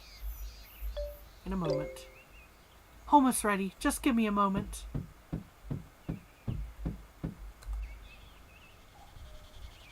Oh, fine horses you have there. Thank you for escorting us to the capital. We'll try not to be too much trouble. Can I? No? Okay. I was about to say, can I go talk to the horses, but...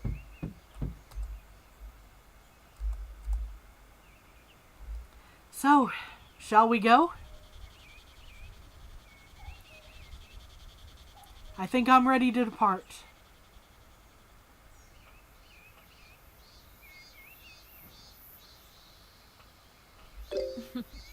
Right, thank you. I do believe we're ready to depart. I hope I didn't skip any important, dialogue or anything, but, you know.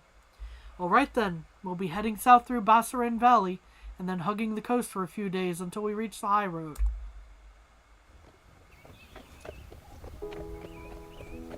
I recall our journey as a jumble of wonder and laughter and light. 7 days and 7 nights we travelled, taking in the sights and sounds of a country once again brimming with life after a long winter. Farmers tending their fields under the blistering sun, merchant folk peddling their wares off the backs of colourful wagons, ships from faraway shores bobbing merrily on the horizon. It was all a bit overwhelming. And just imagine, this is all the stuff that Isla would have seen as well. Along the road, I came to the realization that my entire world, all that I'd loved and known, while desperately precious to me, was so very small. The small things are sometimes the most important.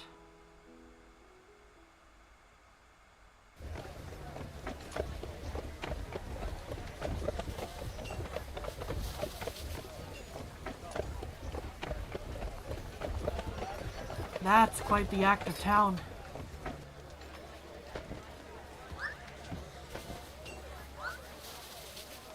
I don't have to talk to all the people in this area, do I?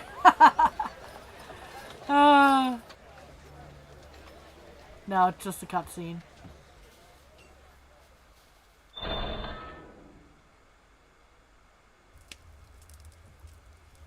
Please, wait in here until I return. I expect His Majesty will call for you within the hour.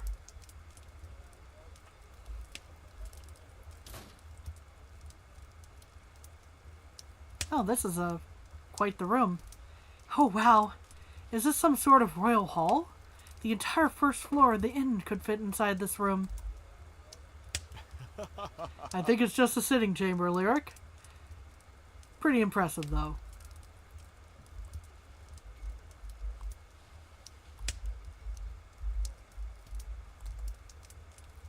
Is this a harp? I've seen the odd adventurer strum on a lyre before, but this looks way more intense.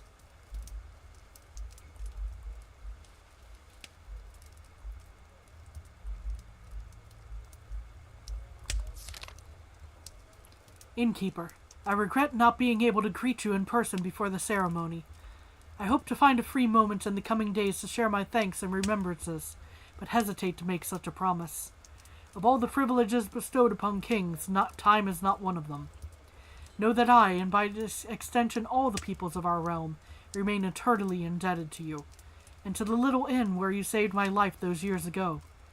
You have my word that you and yours will be well looked after so long as I wear the crown. I look forward to our reunion, fleeting though it must be.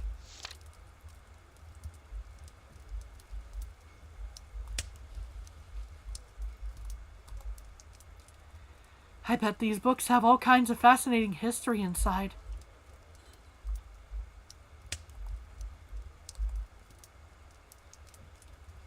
Lyric, you look a little overwhelmed. Not that I blame you. Maybe we should sit and have a cup of tea. Oh.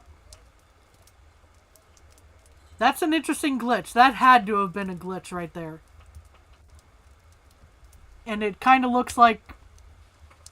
Yeah, okay, no wonder I didn't recognize the character. I think Hazel and Graham have fused. I could be mistaken about that, but I think they did. Anyway, why don't we have a sit? Why don't we sit and have a cup of tea? You look a little anxious. Not that I blame you in the slightest. Tea, yes, tea sounds good. That might help calm my nerves. Yeah, okay, and then I say that twice, apparently. Yeah, that was an interesting glitch right there. How's the tea, my love? Hot enough. Honestly, I thought it would be better. More flavorful, exotic maybe. I've brewed tastier cups at the Sleepy Dragon. Fancy doesn't mean good then, huh? I've been telling myself that the whole time. It's nice to finally have confirmation. I suppose you're right. It's just that, well, this is all new to me. Lavish accommodations and complimentary cups of freshly brewed tea. My only experience with kings and castles comes from storybooks. I feel a bit like a fish out of water. Agreed. Being here on a personal invitation from the king in waiting is a little surreal. If nothing else, it sure helps to have you here. Thanks for coming with me, Graham. I don't think I could do this without you. Of course, love. I can't imagine being anywhere else. Hazel being kind of a third wheel on that particular event there. Just going, I'm right here. Why are you being romantic across the table in front of me here? His Majesty is ready to see you now. Please kindly follow me up to the north stairwell. After you, love. We shouldn't keep him waiting.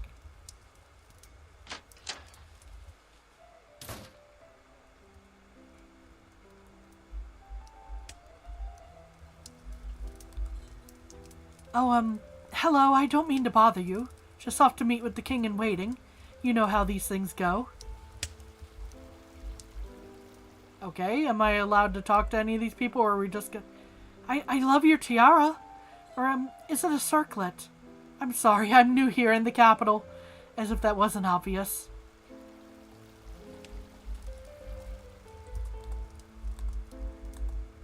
I can't talk to them. Okay.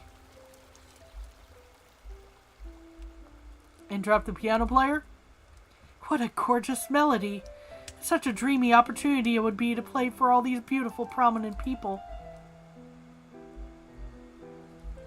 Can't talk to any of them. Pardon me, I'm on my way to see the king in waiting.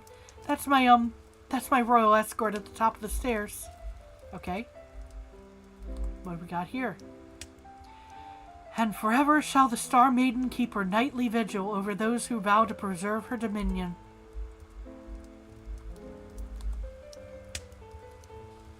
That's, a nice sword.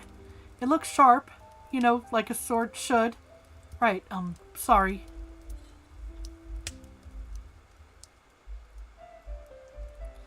I can't interact with it. Okay. It was worth a shot. Okay. I've stalled long enough, I think. His Majesty awaits. Are you ready, miss? Ready as I'll ever be. Thank you, Boris.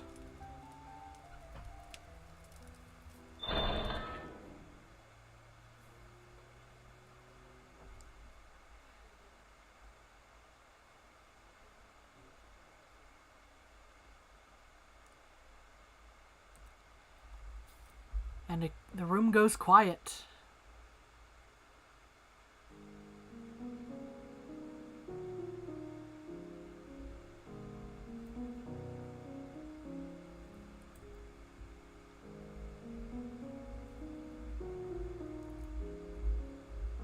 Oh, I was about to say, I'm like, you're not even going to say anything. You sent me a letter and had me travel 7 days, and you're just going to turn around without saying anything? Steady now, miss. I think we should expect to see a few people on the other side of that door. A few people. I stepped out into a moment from every child's dream. One glorious, heroic moment.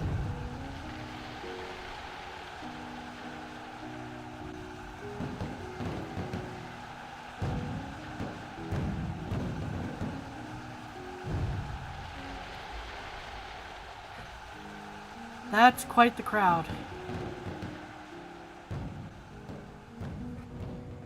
Yet, Immediately I would in the faint. midst of Immediately. the roaring crowd and radiant fireworks, my thoughts fell somewhere else entirely. To mountain lakes and quiet woods. A humble inn on a little hill.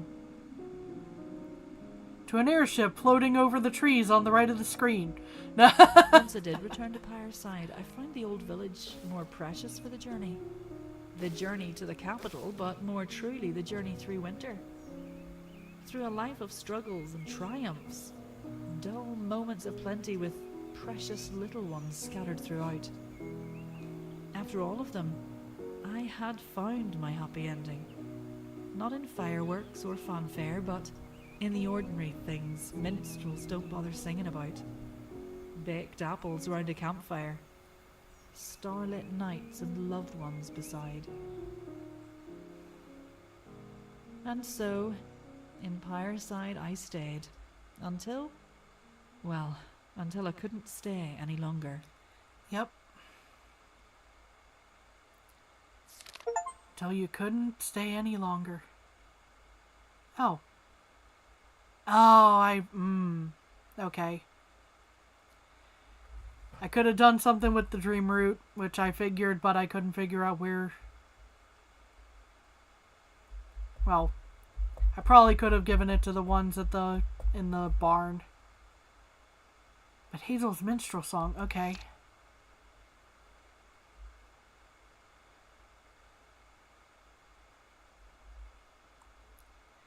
And let's save.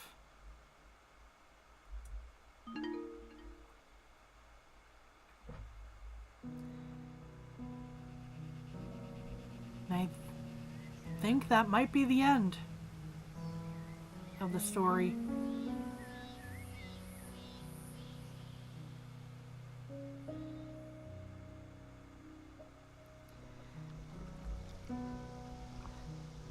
Quite a nice story. Very rough in the beginning, but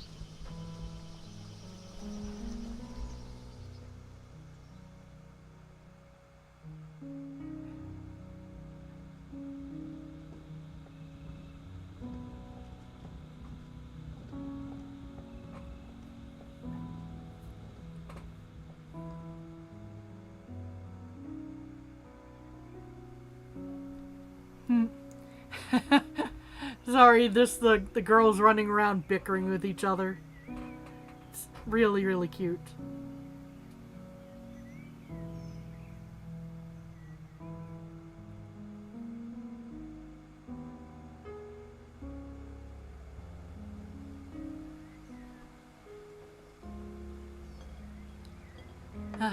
Village dinner. A few chairs empty though. Nearly 3 decades have passed since I stood on the king's dais. 3 decades of love and laughter, song and sentiment, friendships old and new. Is that what it all meant, then? The grand lesson to take away from an exceedingly ordinary life? The reason for holding on through winter, through times of shadow? That there will always be light waiting on the other side, and that you can still help folks in the meantime. That is very true. I know Graham worries, so I've kept quiet on my nightly strolls. It's easy knowing the steps like the back of my hand. These days it It isn't the creaking of floorboards to listen for. Creaking but of your the joints? creaking of my own Yep. bones. Once more, then. Out into my beloved fireside. Okay. So...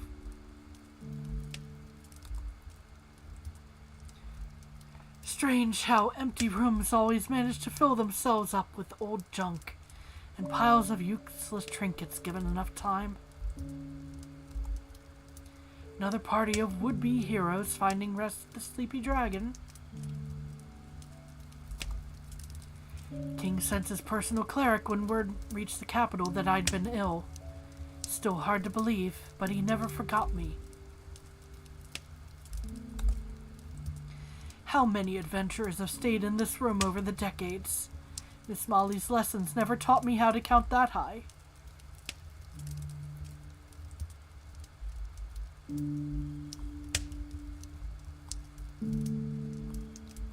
get to wander around again. Nope. Should put on another log when I get back from my stroll. Keep the fire burning through the brisk night. Perhaps in the morning I'll play another song.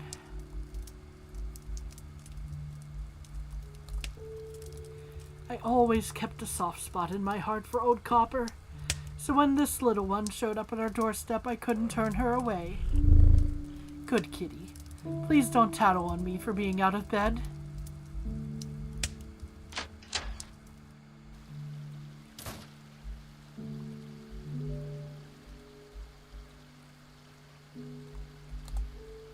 So many lovely village dinners over so many decades. Oh, this looks new. Fish are so bountiful in the rivers and creeks these days, we no longer need to make the long trek down to the lake shore. Crab still does, but only once in a while. Oh no. Brianna, sleep soundly, my dear friend. Your smile enriched my life in more ways than I could ever count.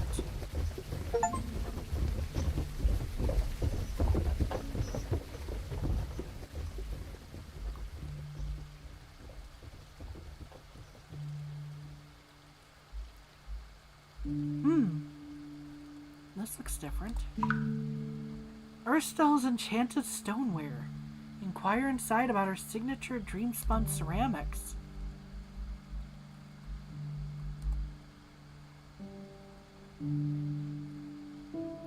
The rain may fall achievement, yes. Smoke rising from the chimney of this old building. I thought it would be more of a joyous sight. Instead, it's bittersweet.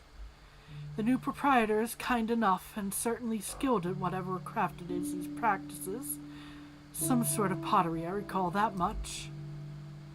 I try not to hold on to the past too tightly. Change can be good, but it's hard when you start to feel the world leaving you behind.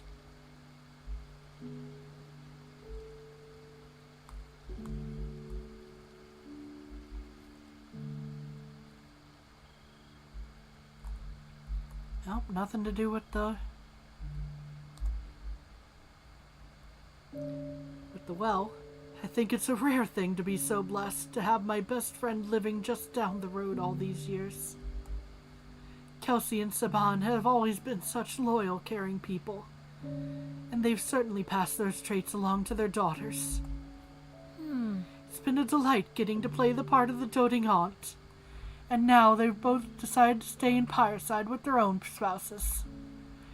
Perhaps it's somewhat selfish, but it fills me with joy knowing they'll be nearby. The legacy of this old shop will live on.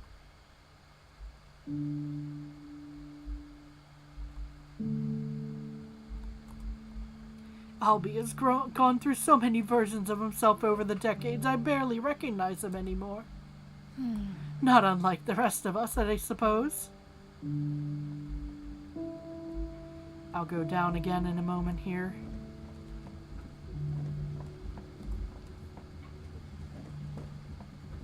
The old windmill has always set such a pretty silhouette against the starry sky. I'm glad we could repair it all those years ago. Perhaps it's silly or overly sentimental, but reliable, mundane things can offer such profound comfort.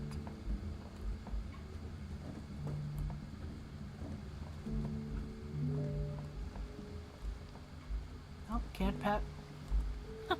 One of my favorite spots to sit and read in the sunshine, which turns into an inadvertent nap any more often than I care to admit. So sweet of the younger folks to invite me to their campfire last night, but I wouldn't have wanted to impose on their fun.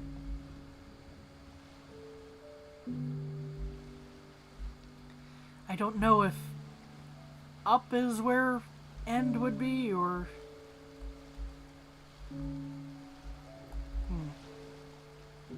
just interacting with. That is still just so beautiful.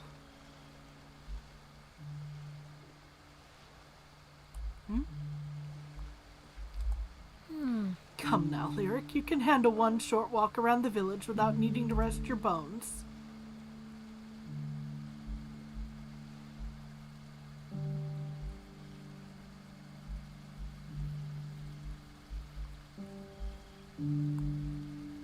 Continue on around the village, then.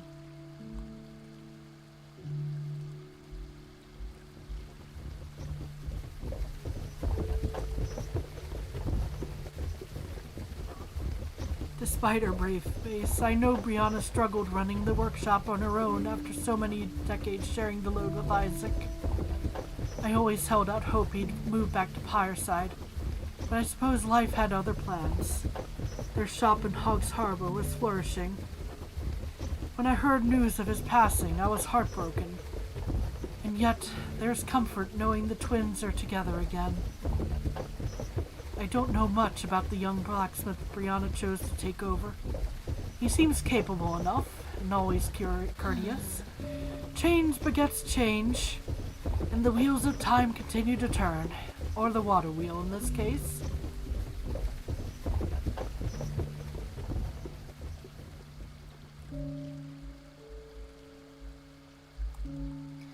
Noah and Emma have become such skilled farmers.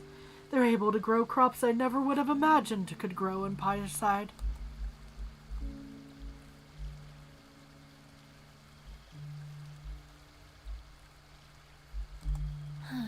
Amazing that we could feed the entire village and still have this much surplus left over to sell.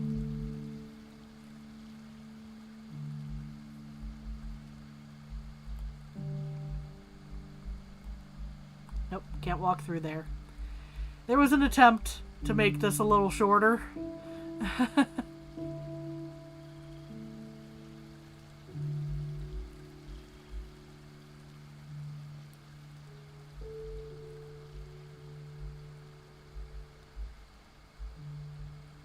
Let's see.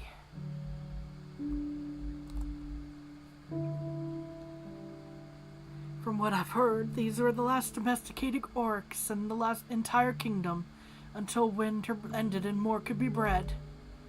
Would they have been better off out in the wild? Would they have even survived those frigid times? It's something I often wonder. Either way, I do love having them around. A precious connection to a childhood many decades gone.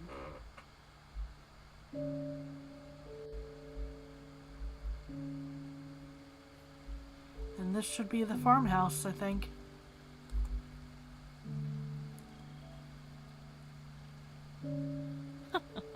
Thank all the stars in the sky that Noah and Emma came to Pyreside when they did. They truly turned this village around. Over the years, the two of them have become beloved neighbors and dear friends. Honestly, I couldn't imagine life here without them. Oh, and it's always a true delight when their daughter drops by for an extended visit. Such a lovely girl. Whip smart, too. Mr. William and Miss Molly would be absolutely over the moon that if they could see the legacy of their old farmhouse.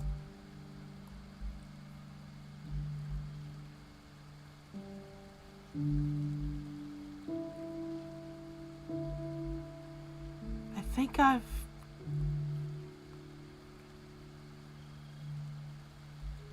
done everything, but let's check.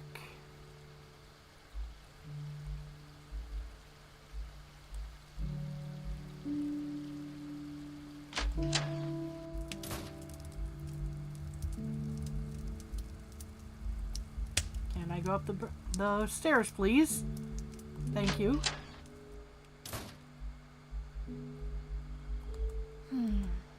It would seem rather silly changing up my style at this age.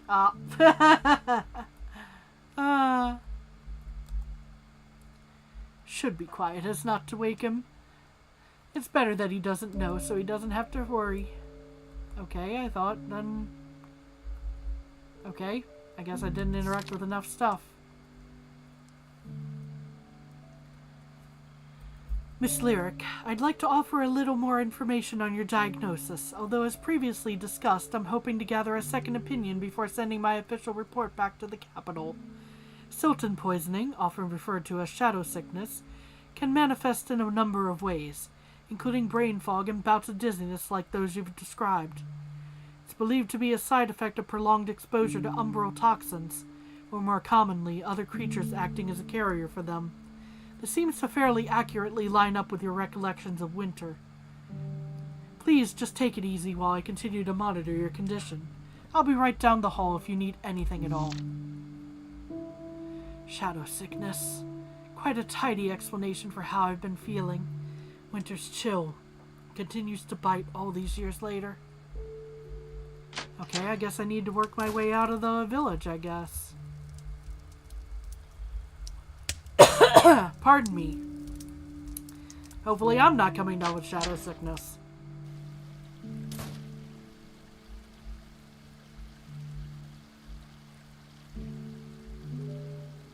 I think I've interacted with everything in the village. Just...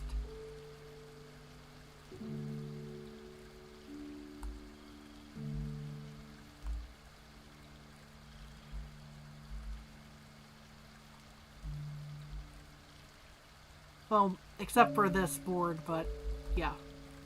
Our quest board has gotten less exciting over the years, with deadly monsters becoming more and more of a rare sight in the overworld. Not a terrible problem to have, all things considered.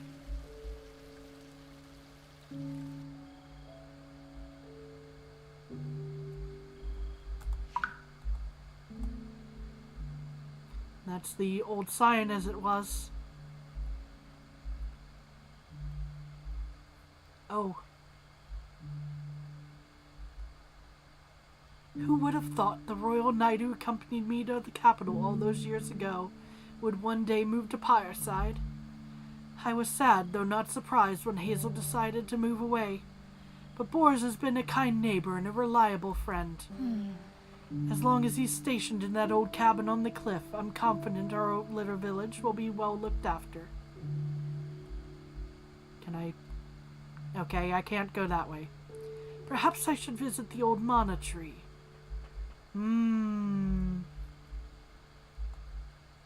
How long has it been since I visited the mana tree? Perhaps I could stop by for a moment before heading home.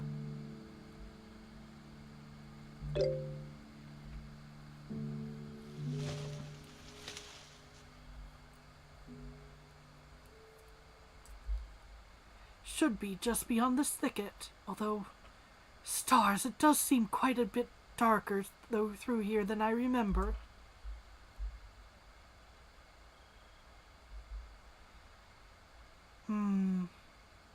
Oh, Lyric, you've been this way hundreds of times before.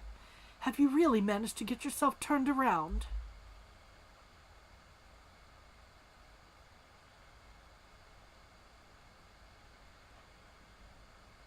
And has it always been so foggy in this patch of woods? Perhaps I should rest a moment before pressing on much further.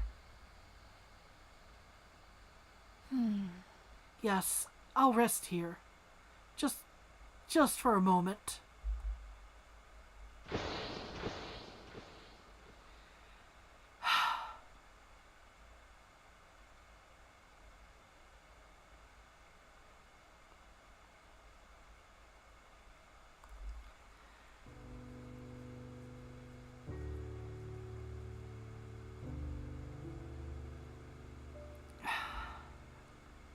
I shouldn't have gone out on my own.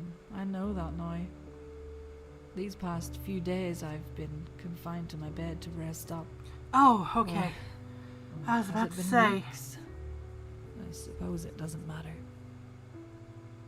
I find myself overcome with that curious I'm longing glad they found unique to her. the end of things. The dregs of a warm cup of tea. The moment the setting sun gets swallowed up in a twilight sky. The final chapter of your favorite fantasy novel. Content, but wishing it could have lasted just a bit longer. My novel. My story. It's meant little to a lot of folks, but an awful lot to a few. They're here now, beside me. Eyes shut, I can see them still. Graham, my blue-eyed farm boy, keeper of my heart for half a century. Kelsey, such a brat as a child, and a lioness as a woman grown. The best friend anyone could ask for. And Noah, hope for the future. I never had children, but through Noah, I know the village I cherish will live on. I see their faces, full of love. I see all the moments across the years that have brought them here to be with me now. And I swear I can see something else, warm and wondrous, shimmering just beyond the window glass. Man. Tiny, twinkling firelights.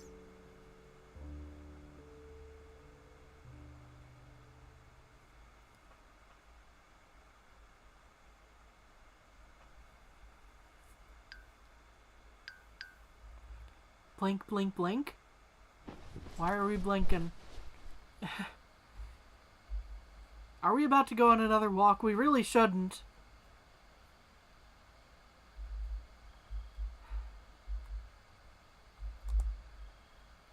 Well, I suppose one journal entry had to be the last. Oh, I see. I think I see. Sleep tight, little one. You'll never know the comfort it's brought me having you dozing there at the foot of the bed.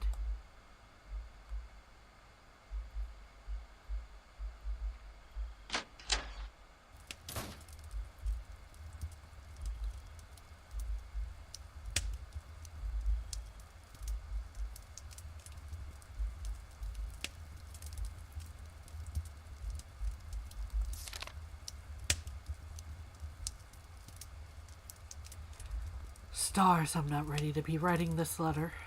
I'm not ready for any of this. But here we are, saying goodbye. Some folks might question what there is to say after so many years spent together. I feel sorry for them. Every single day without fail, I've discovered new joys in my love for you. New peculiars to appreciate. A new poetry to your morning routine. Or a fresh crease in the corners of your smile that I'd never noticed before. I'm going to miss those little discoveries more than anything. Oh, Lyric. We faced challenges together that shook me to my very core. And yet loving you through it all was the easiest thing I've ever done. The easiest choice I ever made. Spending my life by your side. Thank you for choosing me in return.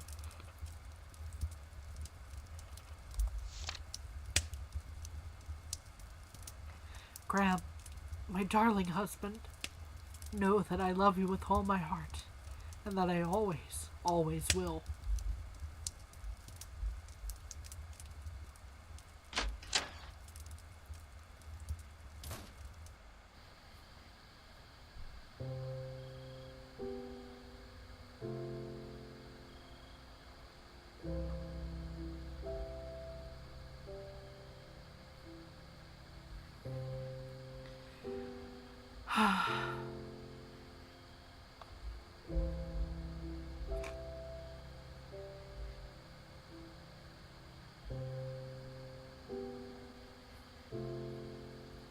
And that's a completely different view than we've seen before. Of this area.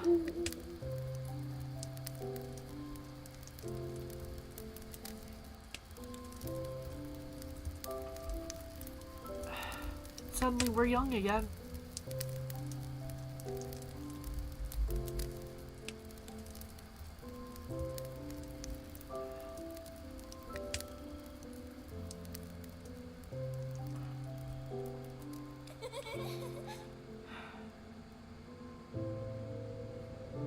Younger at any rate.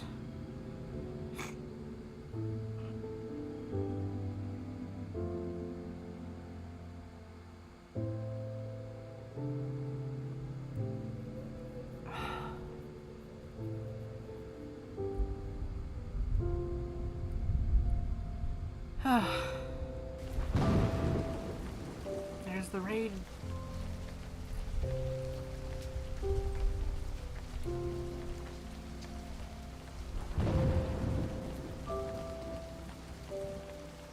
And the tree.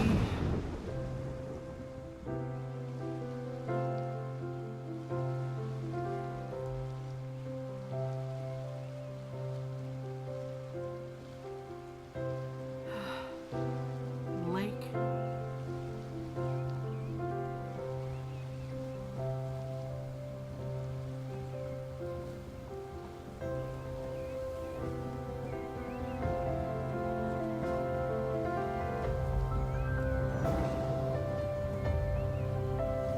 There go a bunch of adventurers.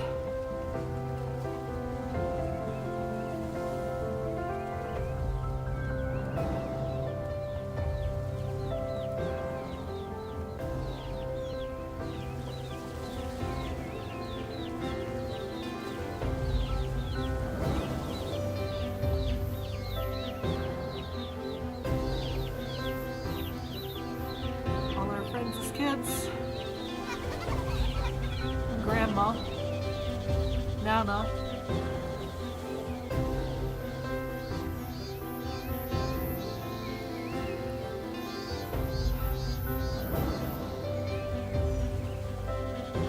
Our parents.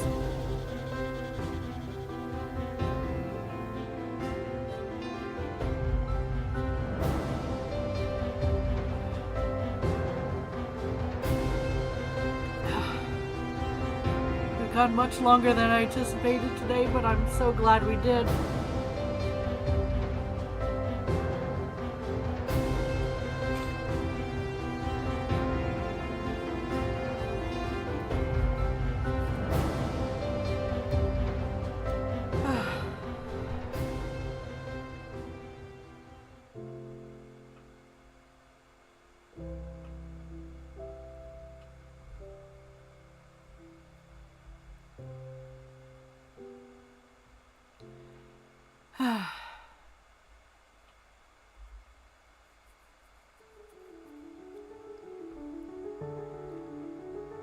Here are the credits.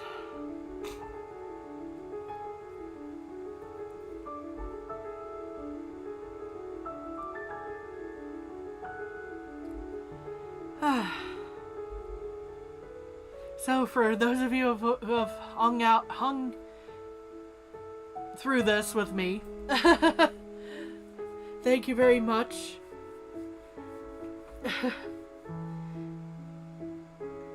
I'm a mess after that, says dude. Yeah, me too.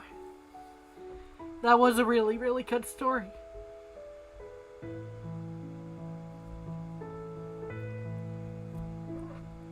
You might be able to tell from the tone of voice. Yeah, I'm a bit of a wreck myself.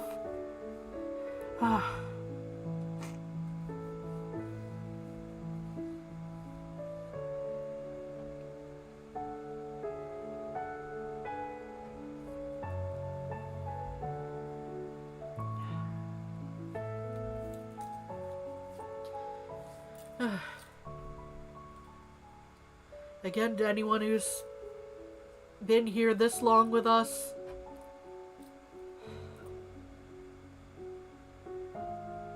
we appreciate very, very much. Thank you for playing this, and thank you for the stream. Thank you for being here as always, dude.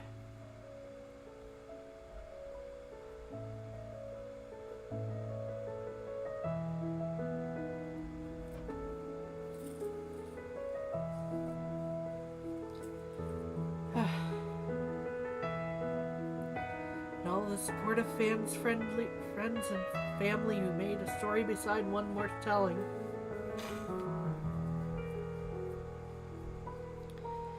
Man. What is it with the games that I pick almost at random being the ones that just emotionally destroy me?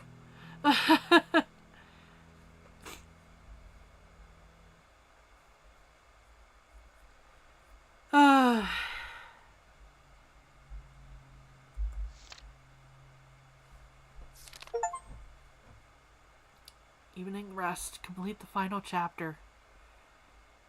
A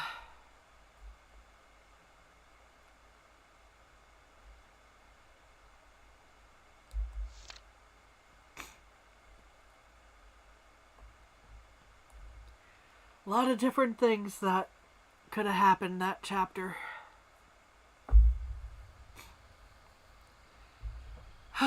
But those are things I'll have to explore off stream in my free time because I'm not sure I could go through that story again. I'm not gonna lie. Very good story, just boy, that took a lot out of me.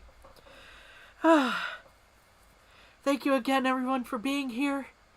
I hope to see you on Monday, 2:15-ish, as usual, time. We might be playing a one-off. We might be starting a new roguelike type game. Pesticide, not required. That's something that I want to be playing very soon. But thank you again, everyone. I hope you have a wonderful night. I hope you have a wonderful weekend. And please take care of yourselves. Bye-bye.